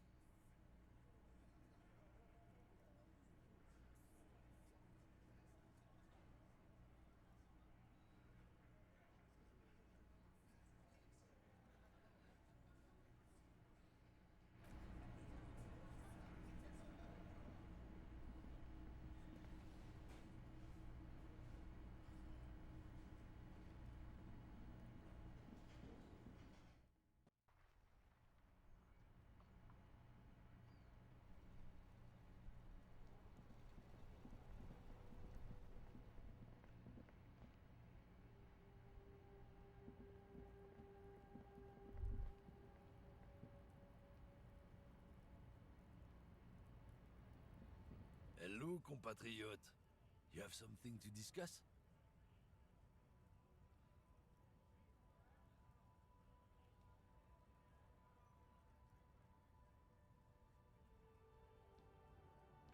It's about not the most popular topic nowadays, with a coalition in charge. And suit yourself, officer. Hide your face in the sand if you so wish.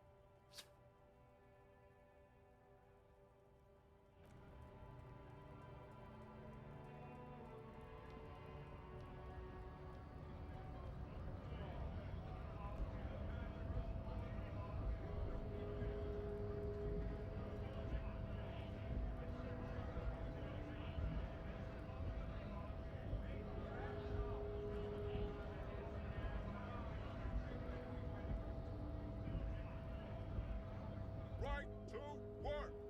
Right to work! Shame on you!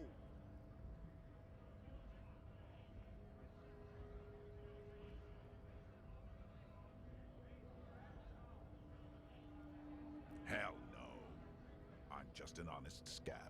I won't have talk like that around here. You understand? It just has to be said, that was not a convincing line.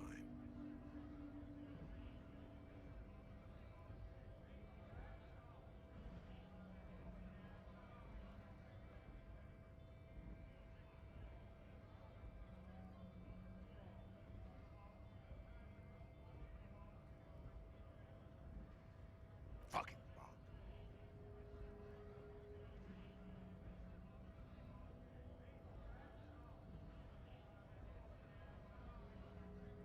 going to interpret that as a yes. There's a tribunal, and it won't be long until it's ready. How about you fuck off now, huh? Okay, of course. There could be weapons aiming at us right now, somewhere above, in the buildings. The other merc. Don't push this, he's thinking. This is not the time.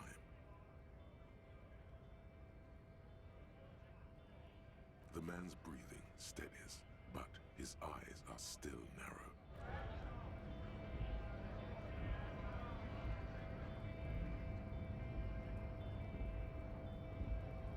Hola, Wandering Man. How can I help you?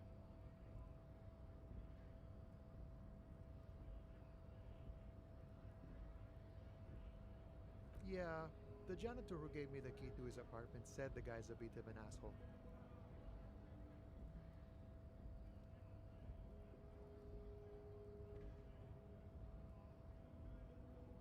Like I said before, I don't know much about this weasel, but the bossman said he's a real piece of work.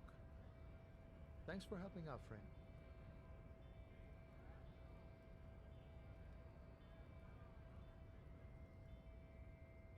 Los Ardis? They're an independent militant group.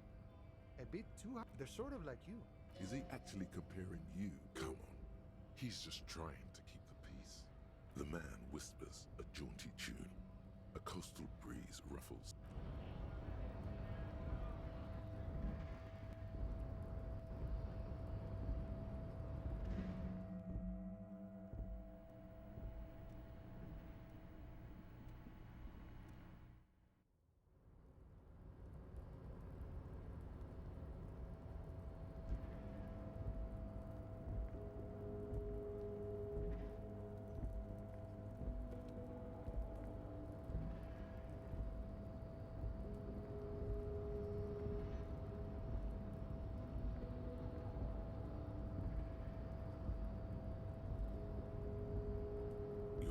Before the cargo container. Its draw has not lessened since you were last here. If anything, it seems to have grown slightly.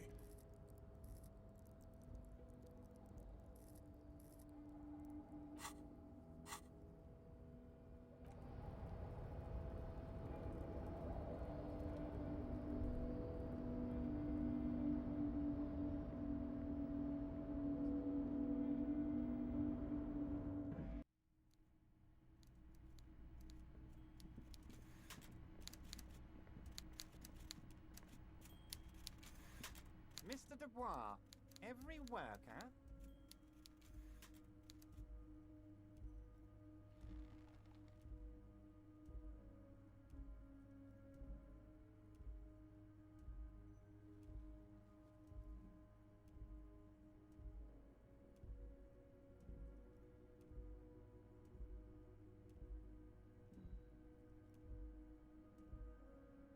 Eh? Why the hell not?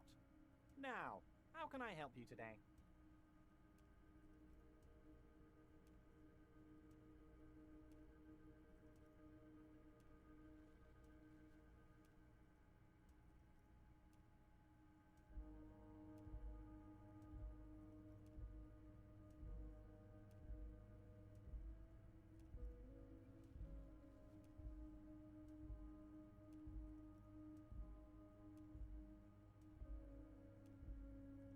What?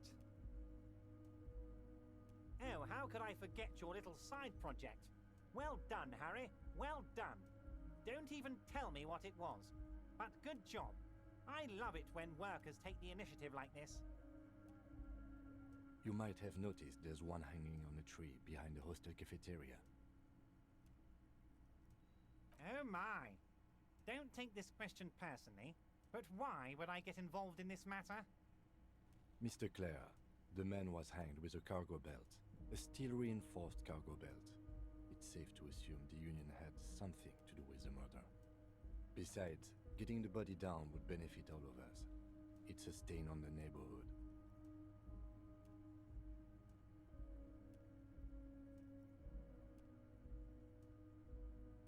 I can certainly see how having him up there might start affecting some real estate values.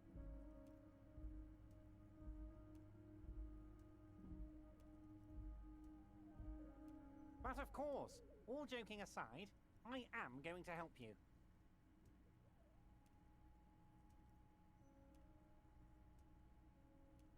Jean-Luc, my boy, I'm sending 2 police officers down. They have a dead body in a tree problem they need help with. Namely, they need it to be taken down. And, Jean, please take it easy with the race science. He's had enough of that.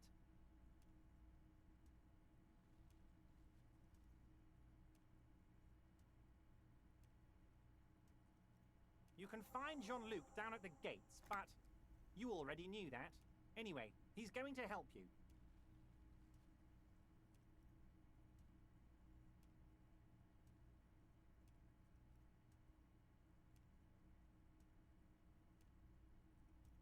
Ah, yes, your side investigation.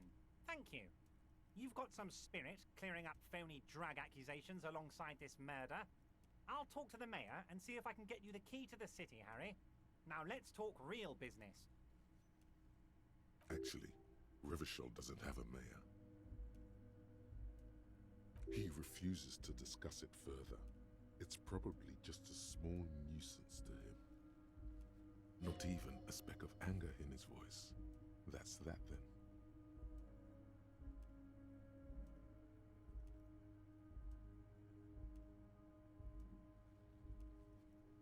I'm very glad to hear that, Harry. One question. You didn't actually happen to stumble in and see what's inside the apartment, did you?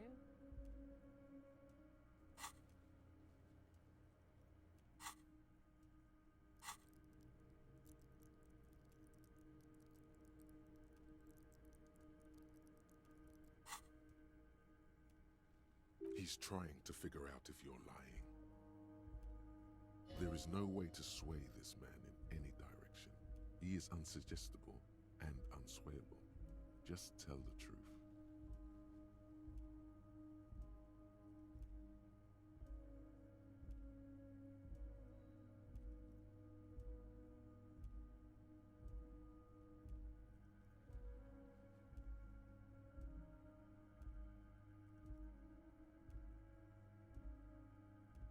Just as I thought. Culturally antiquated mug collection. What a weasel. Pissing on Everart's Rainbow Coalition. He was testing you, and you succeeded. Now let's get down to brass tacks. It's time for men like me and you to figure out who's killed who and why. Real police work is gonna start happening now. I promise you, Harry, this is gonna be good.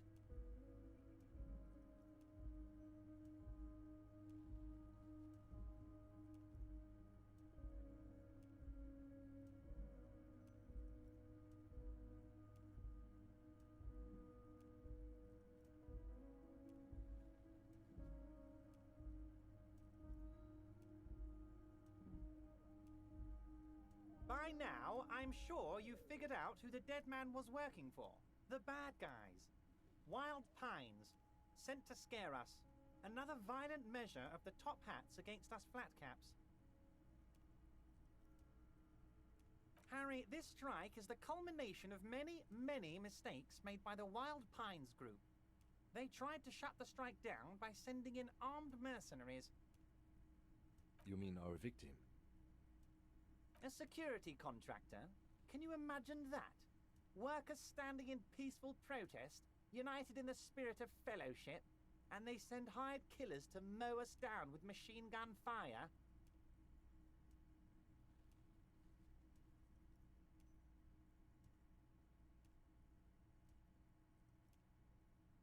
I'm talking beasts, hardened killers from proxy wars in Yisut, Semenine, Saramaritsa, you name it, they've done it. Raping, killing, burning villages, killing little children for the Senorita Pineapple Company, Harry. Everything they did there, they brought over here. They want to turn Revachol into a third world slum. Honestly, the only thing they didn't do is kill the village elephant.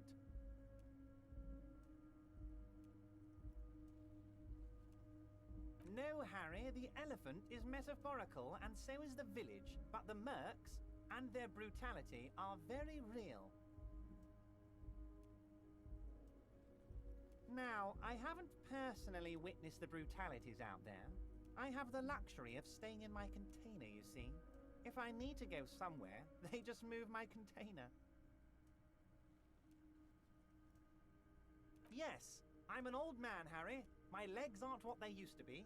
They lift my office with that big crane. It's actually very fun. You should try it.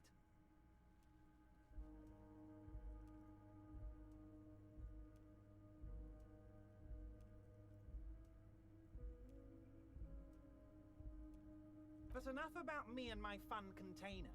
The killers the company hired, I think there were 3 of them, all hardened commando types. One of them got downright suicidal, getting drunk, violent, a little rapey. Even their own negotiator couldn't control him.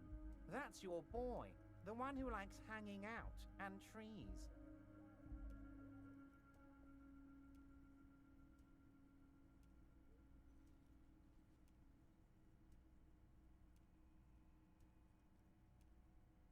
By negotiator, you mean Joyce? Harry, what you need to realize is, we dock workers are not pushovers.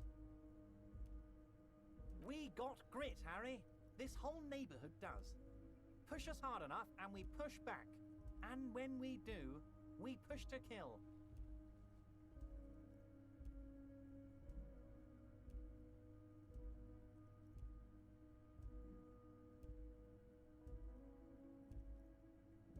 There's a militant wing inside the Union. A group of people whose duties don't involve manual labor, but peacekeeping in the neighborhood, making sure everything runs smoothly. That sounds a bit like organized crime. They're like you guys. Idealistic people who want to make sure bad things don't happen. And if they already have, well, punishment must follow. Again, that sounds like organized crime. So these idealists killed our victim? One day Titus Hardy, leader of this peacekeeping faction, comes up to me and says, "Boss, socialist democratic fervor drove us to take it upon ourselves to kill this beast that was burdening the land." He probably worded it differently, but that was the idea. Sure sounded to me like they killed him. I gave them 2 weeks paid leave and told them to lay low to avoid retaliation.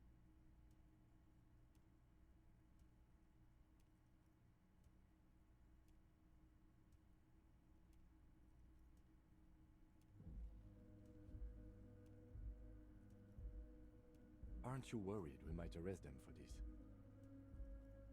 Oh, I'm not at all worried about that. These are not the kind of men who get arrested. They're Martin A's boys, tough and gritty.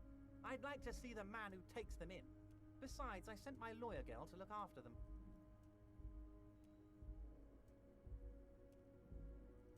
Despite his boastful tone, he's having doubts about something. But what? Maybe he doesn't believe the boys really had it in them. They're his boys, after all.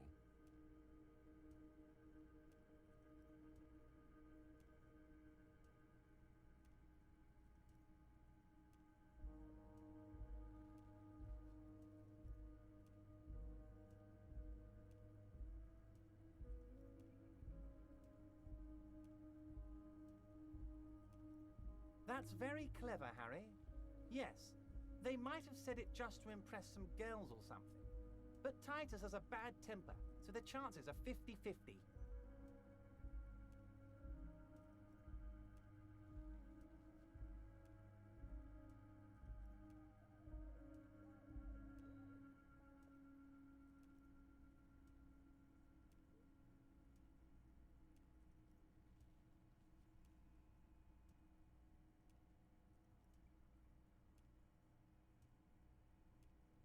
He thinks it's closer to 60-40.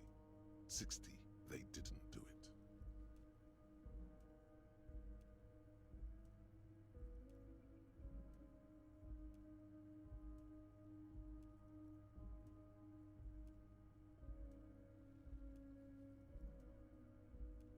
Racist mugs in the trash and in the apartment? You guys are just light years ahead of me.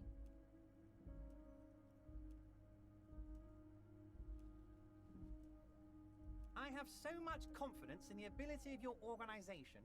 I'm relieved you're doing this and leaving me to do what I do best, helping people, with the power of politics. Yes, yes. Do you think this weasel is somehow connected to the murder? Oh, no, no, no, no. I don't cross paths like that. All I want is for you to succeed in your investigation. I would never complicate things for you.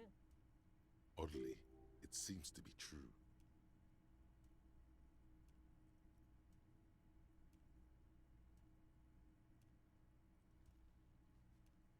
Believe me, Harry, he's a nobody. Just your basement variety nobody. Can't imagine him being connected to a high-caliber case like this.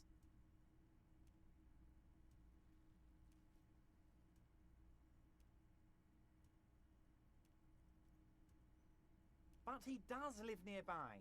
Maybe it's a pedantic weasel. Fascists are known to be neat freaks. I feel like a real detective right now, Harry. Am I getting this right?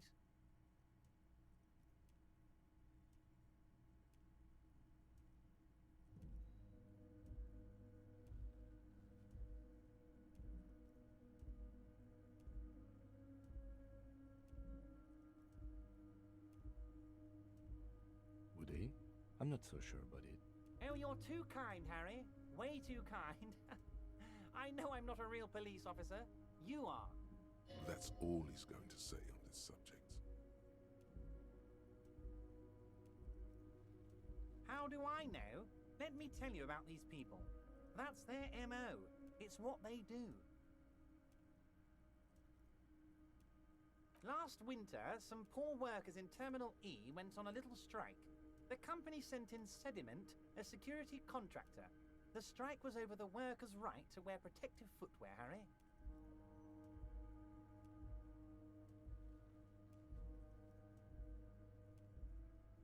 These guys turn up and start beating people. Tell you what, Harry, I wouldn't be surprised if we got the same mercenary company after a little rebranding. And I'm sure as hell not surprised to see an army of scabs under my gates. So you believe the scabs were organized by the security contractor? You said it. Hell, one of those guys looks big enough to take down that proverbial elephant. Boys like that don't just happen to show up during strikes.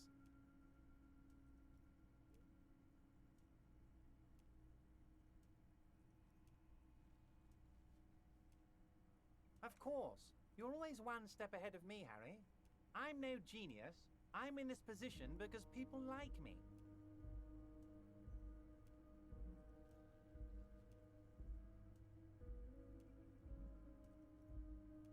Tribunal? That sounds serious, Harry. We union men should be shitting ourselves. I wish you hadn't told me that. I'm gonna lose sleep over this. Let's change the subject.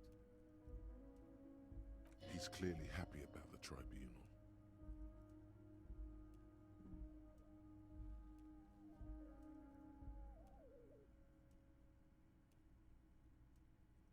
Oh, Harry, what do I really think about the tribunal? You're trying to climb to second base with old Everard before you've even courted him properly.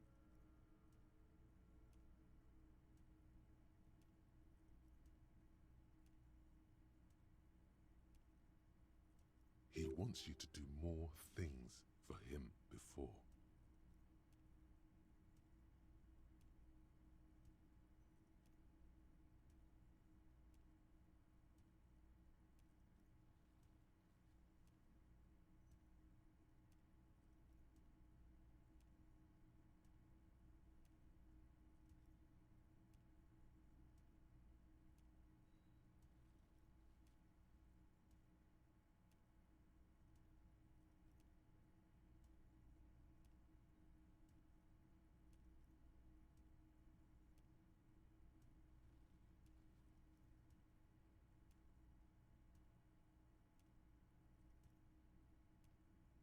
Oh, Liz is a bright one.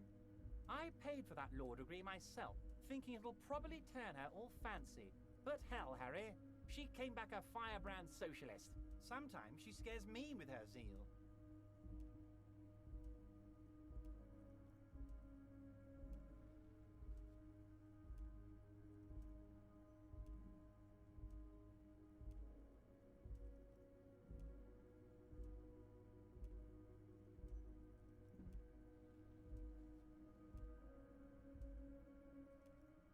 they are simply fine young men, all 7 of them. Exemplary union members, always working to advance their position in the local socialist democratic movement. Core members. Old Theo used to run them, but things really kicked into gear when Titus took the reins and named the group after himself. Gotta love his initiative.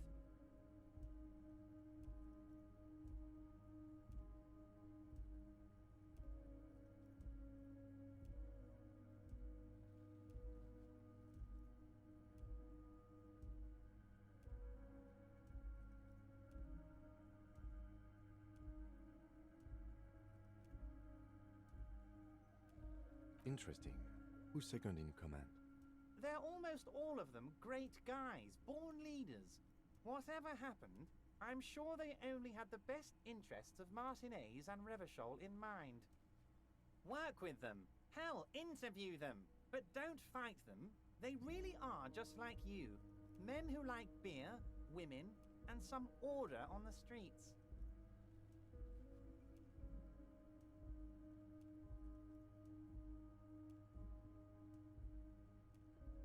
That's him allowing the police to ask his men questions.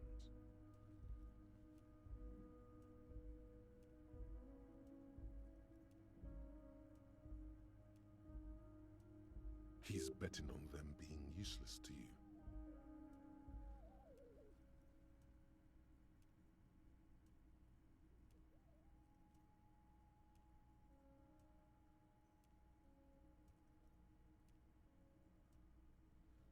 But of course, it's the least I can do for my good friend Harry. I'll do it right after we've concluded this talk. You can now go and tell Titus about this. See what he has to say.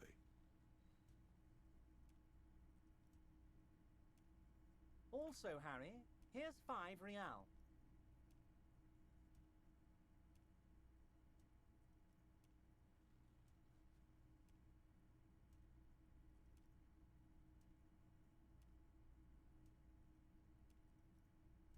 I'm not giving you anything. I'm just holding out 5 real. Needless to say, this is another move. Don't take it.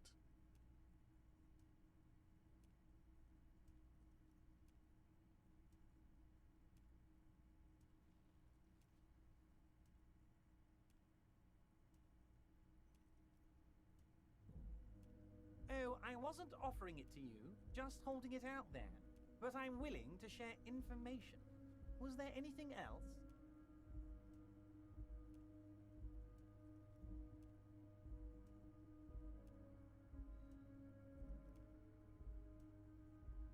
Was it a good talk? I'm not sure we made much headway here. I was hoping we'd bust the case wide open. Heck, I even wanted to tell you what I really want to achieve with the strike.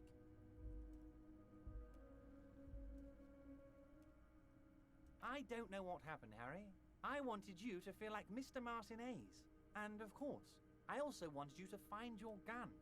But it's like I can't completely trust you. Yet. Yes, Harry. It's like I can't fully trust you if you're not a man of the left. I want to, but I just can't.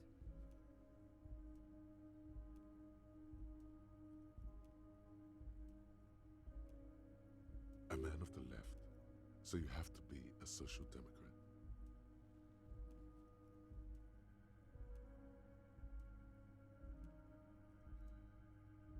He's been hurt too much in the past by men who aren't social democrats.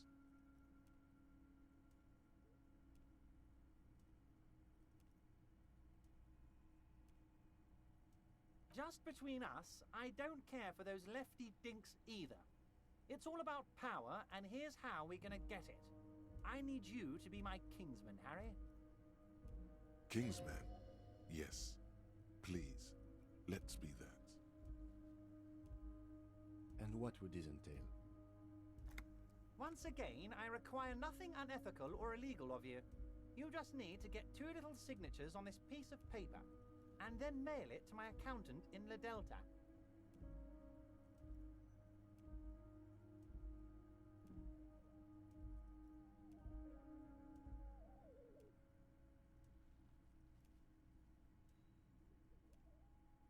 depends. I don't think what we just got from Mr. Clare was very useful.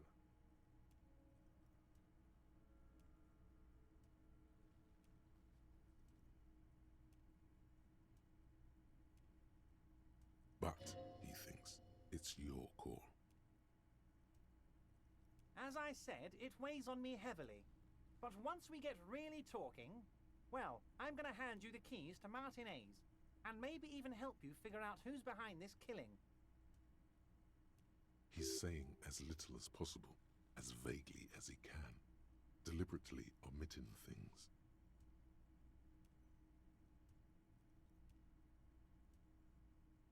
I'm glad you asked, Harry. The Union is going to build a modern youth centre in Martinez. It will be righteous. We're gonna get those teenagers off drugs and on roller skates.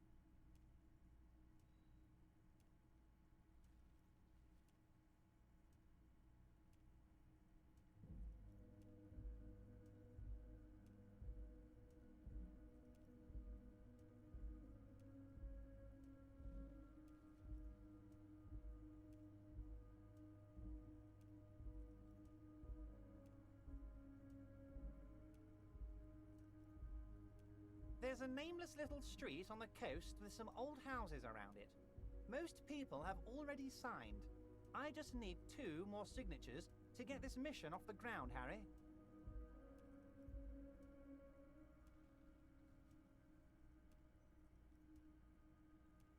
On the coast, Harry, across the canal. There's a cul-de-sac there, a little village they're calling it. A gloomy place. You'll find it. I trust your detective skills, Harry.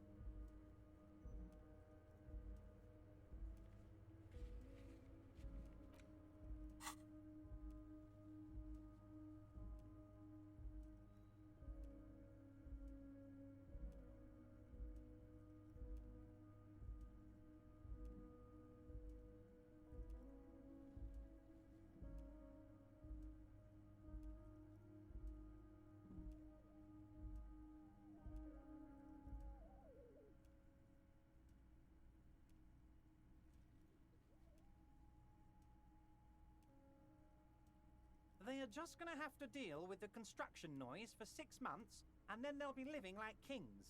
Right next to a fancy new youth centre, designed by the best architects from Stella Marie.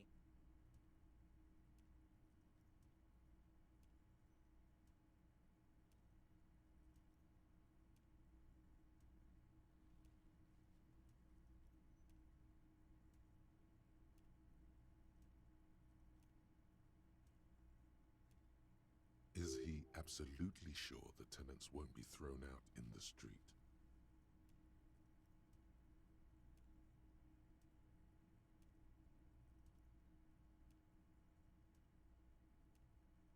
Am I? Harry, these people, Martinez is the most important thing in my life. I would never let anything bad happen to them.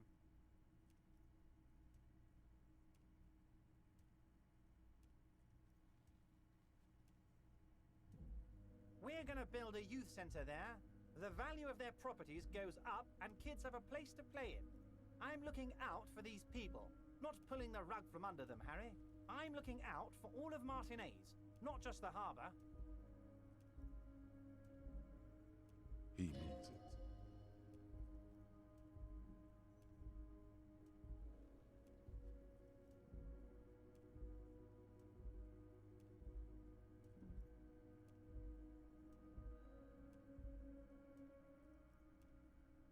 You bring joy to my heart, Harry. Such a pleasure to be working with you. Here.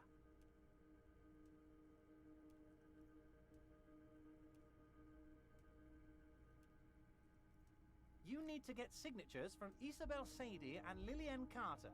The cul-de-sac is right past the pawn shop and across the canal. I heard there was some trouble with the water lock, but it should be fixed now. Once you have the signatures, mail this to 13022 La Rocca in La Delta. Then I'll know you're a real Kingsman and a patriot.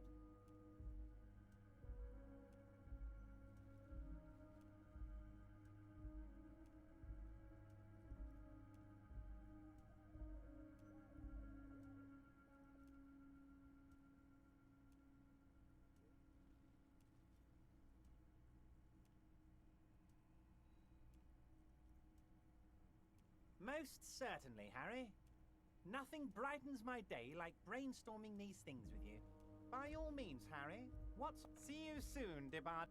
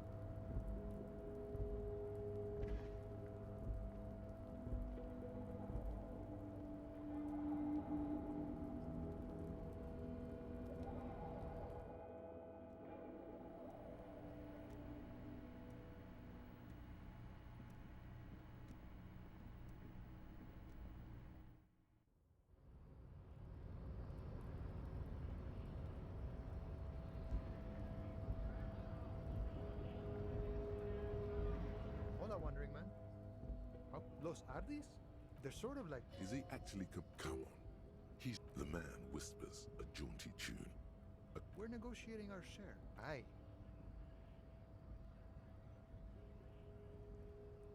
The man whispers a jaunty tune. The mercenary, eh? Who could have killed him? That's indeed the question. Why even do such a thing? That's so. I haven't heard anything about that. But if that's true, well, he was an enemy combatant.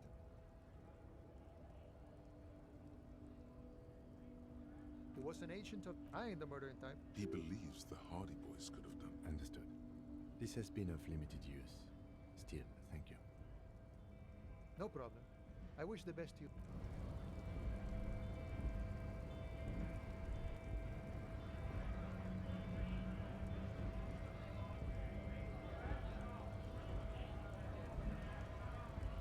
Right to work! Right.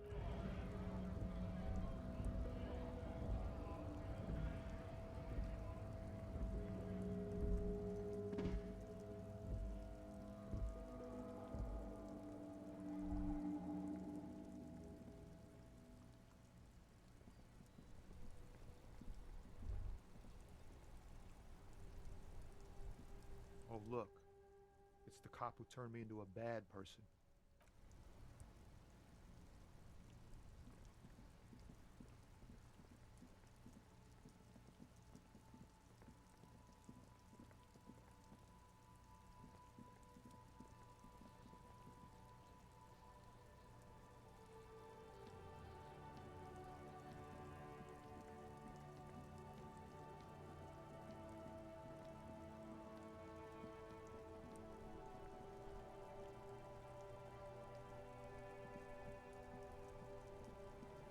Inside, you see a set of steering levers, a radio microphone, a pull-out toolbox, and the soft glow of the fuel preheater gauge.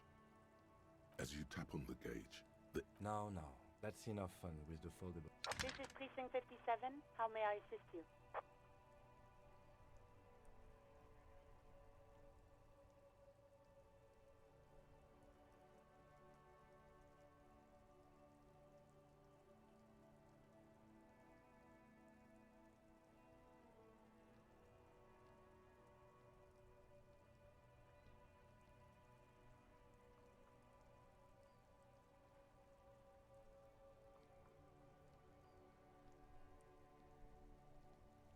Sure, officer. What's the number? And the make of the armor, if you know it.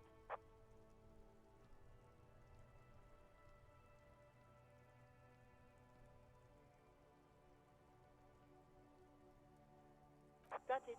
I'll contact the ICP database immediately. Call back tomorrow. Hopefully they'll have dug up something useful by then.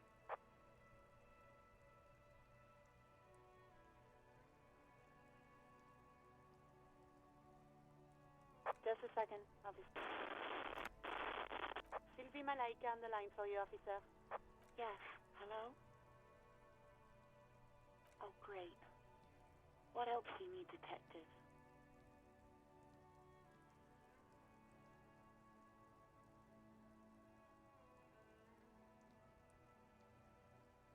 Yes, I know who you are. You're a police officer. The law. This exact conversation has happened before. Establishing authority before this young girl seems to have been important to you in the past. Don't go there again.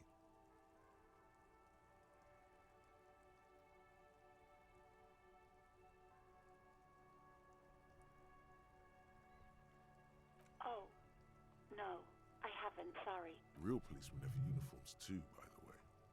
Where's yours?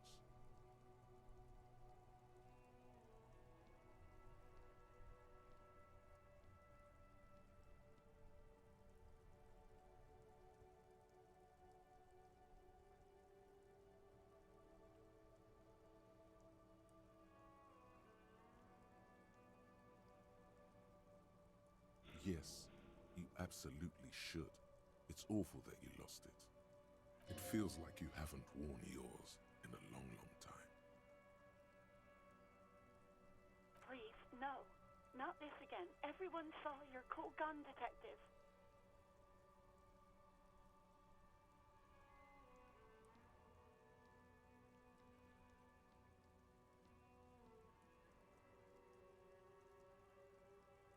You were trying to impress some people with it.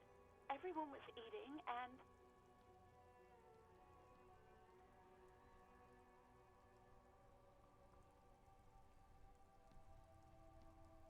Great. Anything else?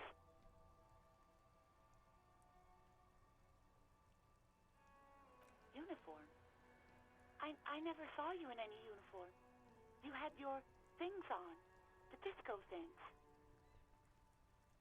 Somewhere in a dank rental apartment, two police officers stand in the dark. Trash and liquor bottles cover the floor. Things are not good. One of the men, trying not to slip on old newspapers, makes his way to the window and pulls the curtains apart. Roaches scatter as the light comes in. God damn. Officer Michelle Elfboy Williams speaks to himself. His partner, Sundance Fisher, looks at the patrol uniform he's wearing, then at an identical suit frame on the wall. It's blue and covered in dust. Let's get the fuck out of there. He turns to Williams. He hasn't been here in days. Well, you tried to jam it down the toilet, sir, clogging it completely. After I had unclogged the toilet and retrieved the paperwork, I threw it out in the trash, thinking you didn't need it.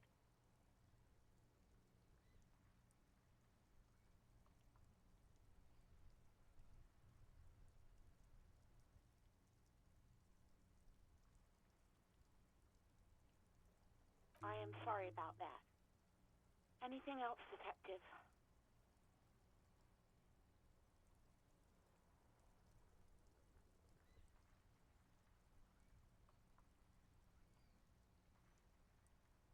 No, not me.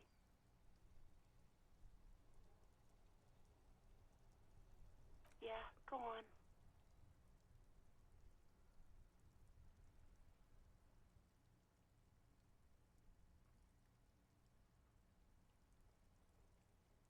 You hear the call breaking up. Anything else I can help you with, officer?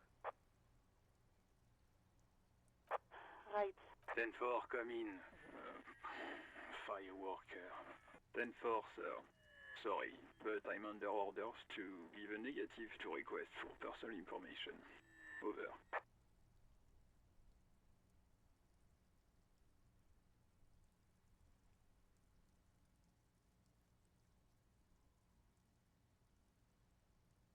10-4.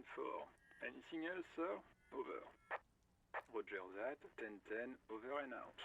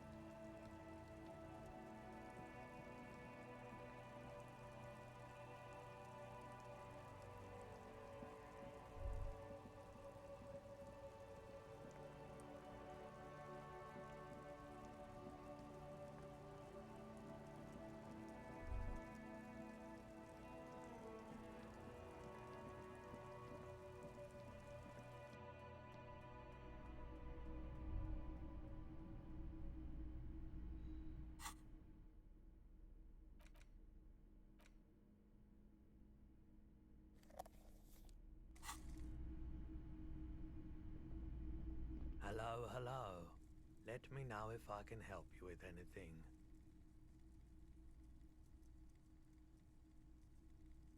Sure, let me have a look.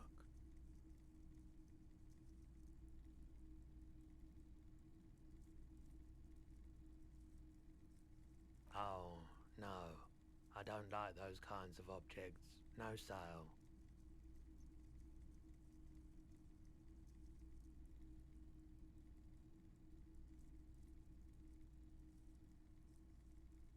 Aphotic paths, counter-radiance networks, anti-magnetism. It's darkness. That's all I know. Sell me something lighter. You have absolutely no idea what aphotic paths are, but the tattoos on the man are not that. Another time, perhaps.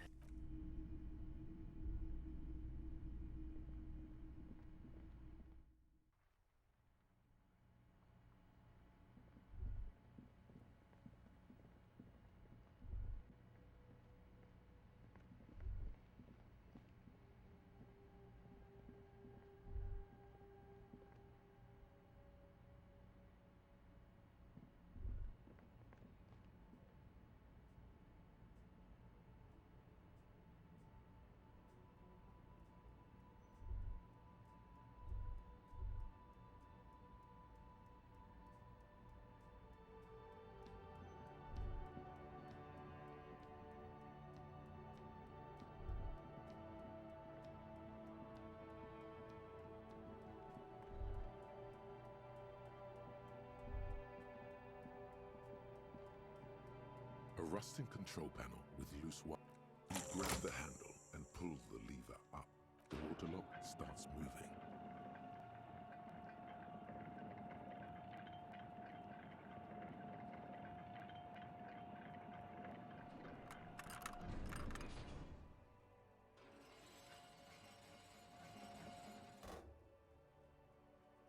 Okay, if we ever need to get to the coast, then this is the way. But please, contain your wanderlust for now. I don't want us to get sidetracked, what with everything that's going on.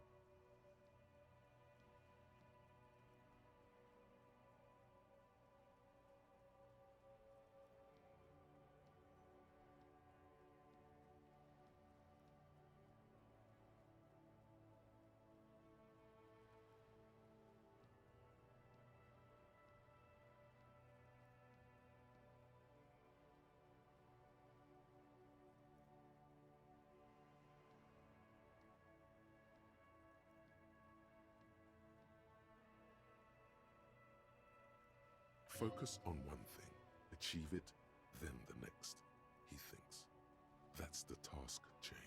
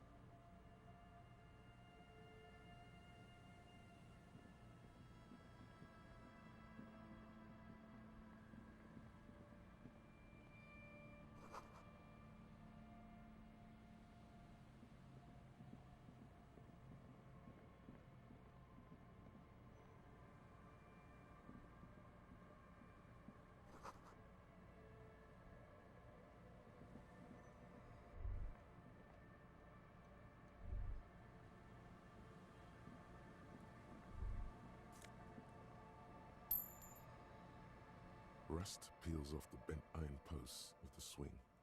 The wind whistles through the skeleton of the small house behind you. There's desolation everywhere.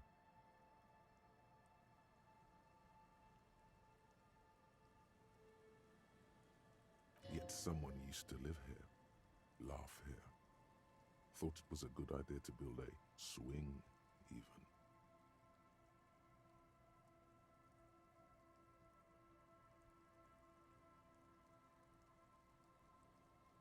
In this yard?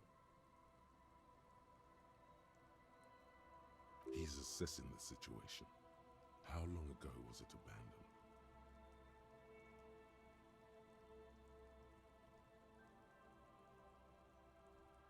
Someone thought they could have a summer house in a bloc obscur, for cheap. It didn't work out. They abandoned it about a decade ago.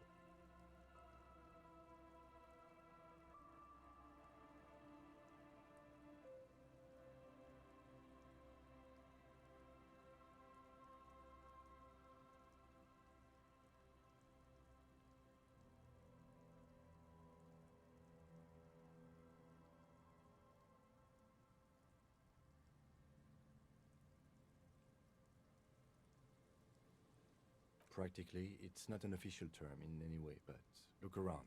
No sewage, broken power lines, crime, drunks.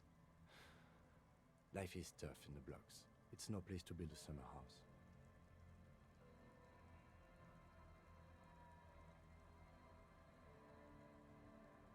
Yes, for you to scavenge like a post-apocalyptic scavenger who collects trash and errant magnesium blisters. It's not meant as nagging, just an observation. We should move. I don't think we will solve the murder with forays into the urban hinterland, at least in this phase of the investigation.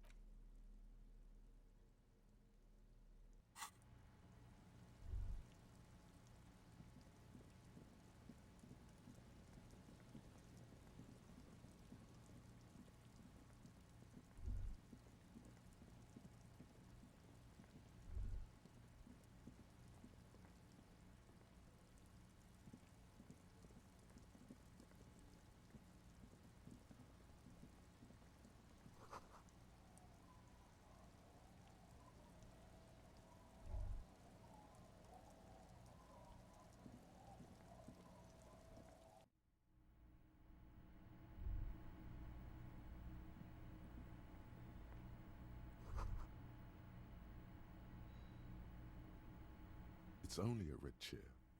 Just a red chair in an empty shack, with what looked like a dusty bow tie on the shelf. Nothing to see here, right? In someone's abandoned shack. On the coast. In Martinez. He's afraid you've forgotten suddenly.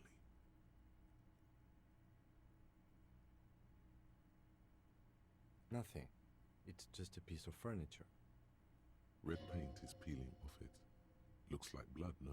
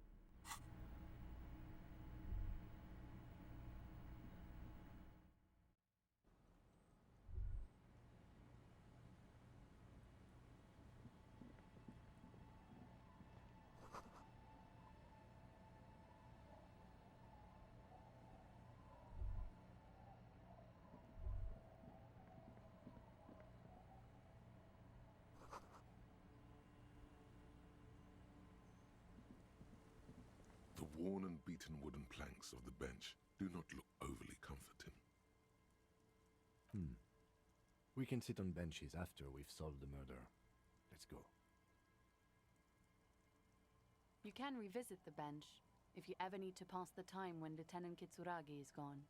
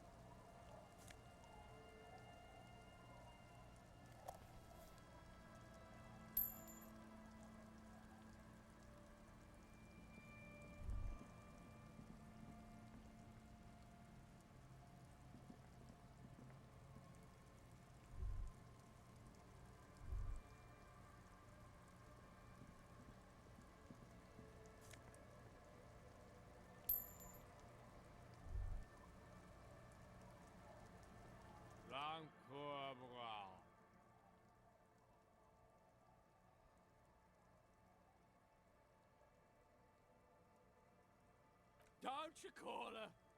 Yeah! Don't call Abigail!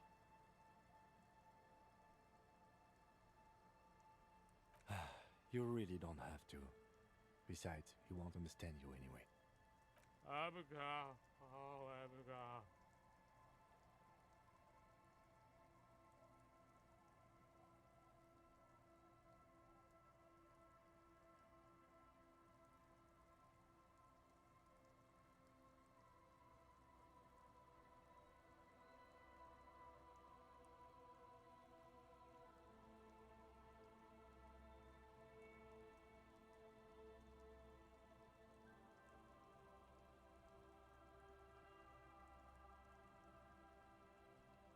Abigail.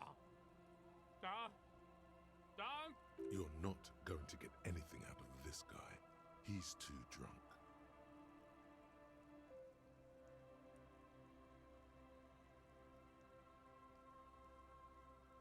Don't you fucking call her!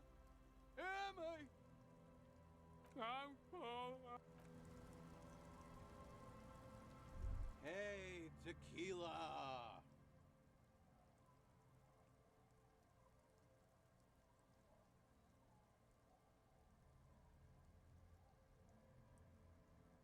Good to see you. How's business? How's the whole reality situation treating you? So what's happening?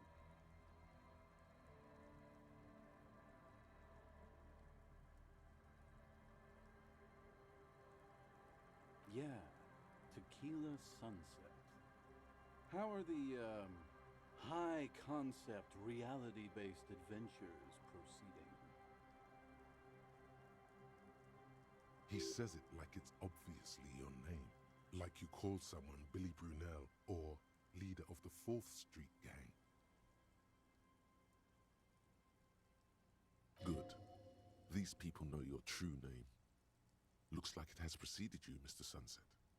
More on that later.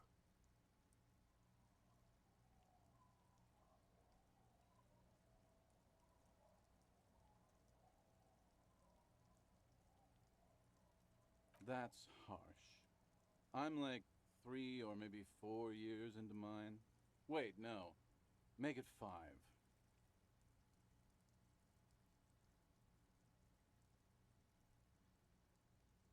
Things aren't going super well for Idiot Doom Spiral either.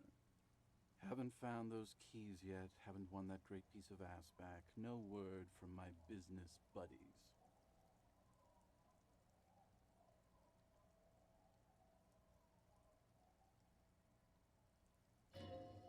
This guy's your buddy.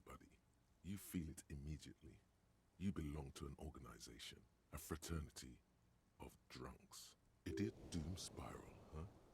This is bound to be a good, high-concept conversation. At last.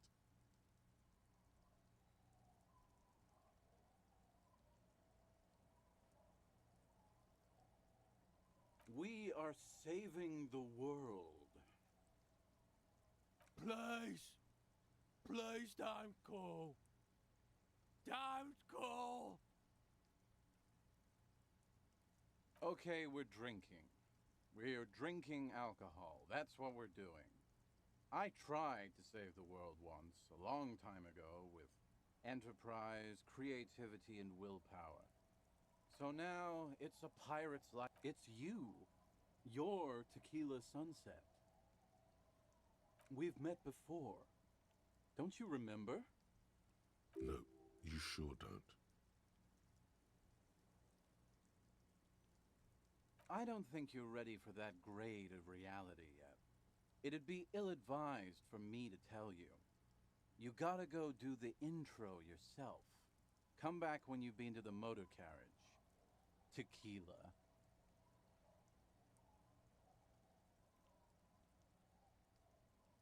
He points toward the waterline with his bottle.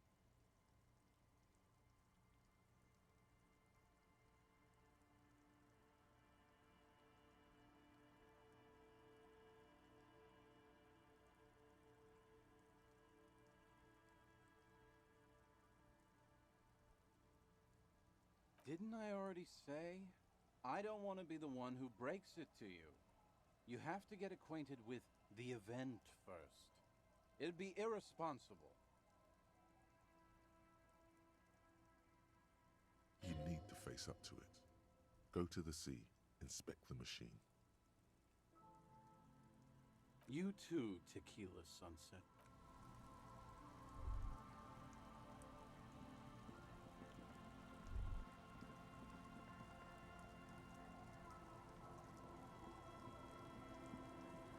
The scruffy-haired little boy kicks a stone. He can't be more than 5 years old. The other one looks indistinguishable from him. He watches his brother kick the stone with his tongue lolling out of his mouth. The kids don't reply, absorbed in their little game.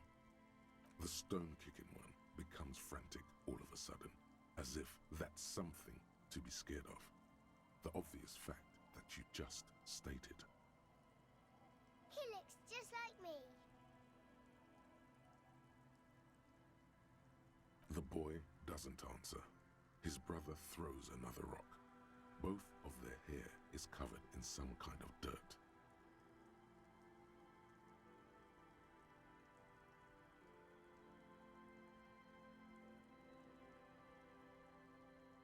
You're bad with kids.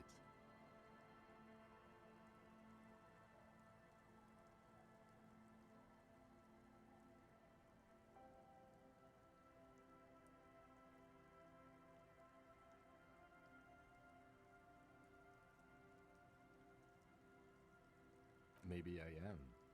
Now, how about some actual police work? We are not getting anything here.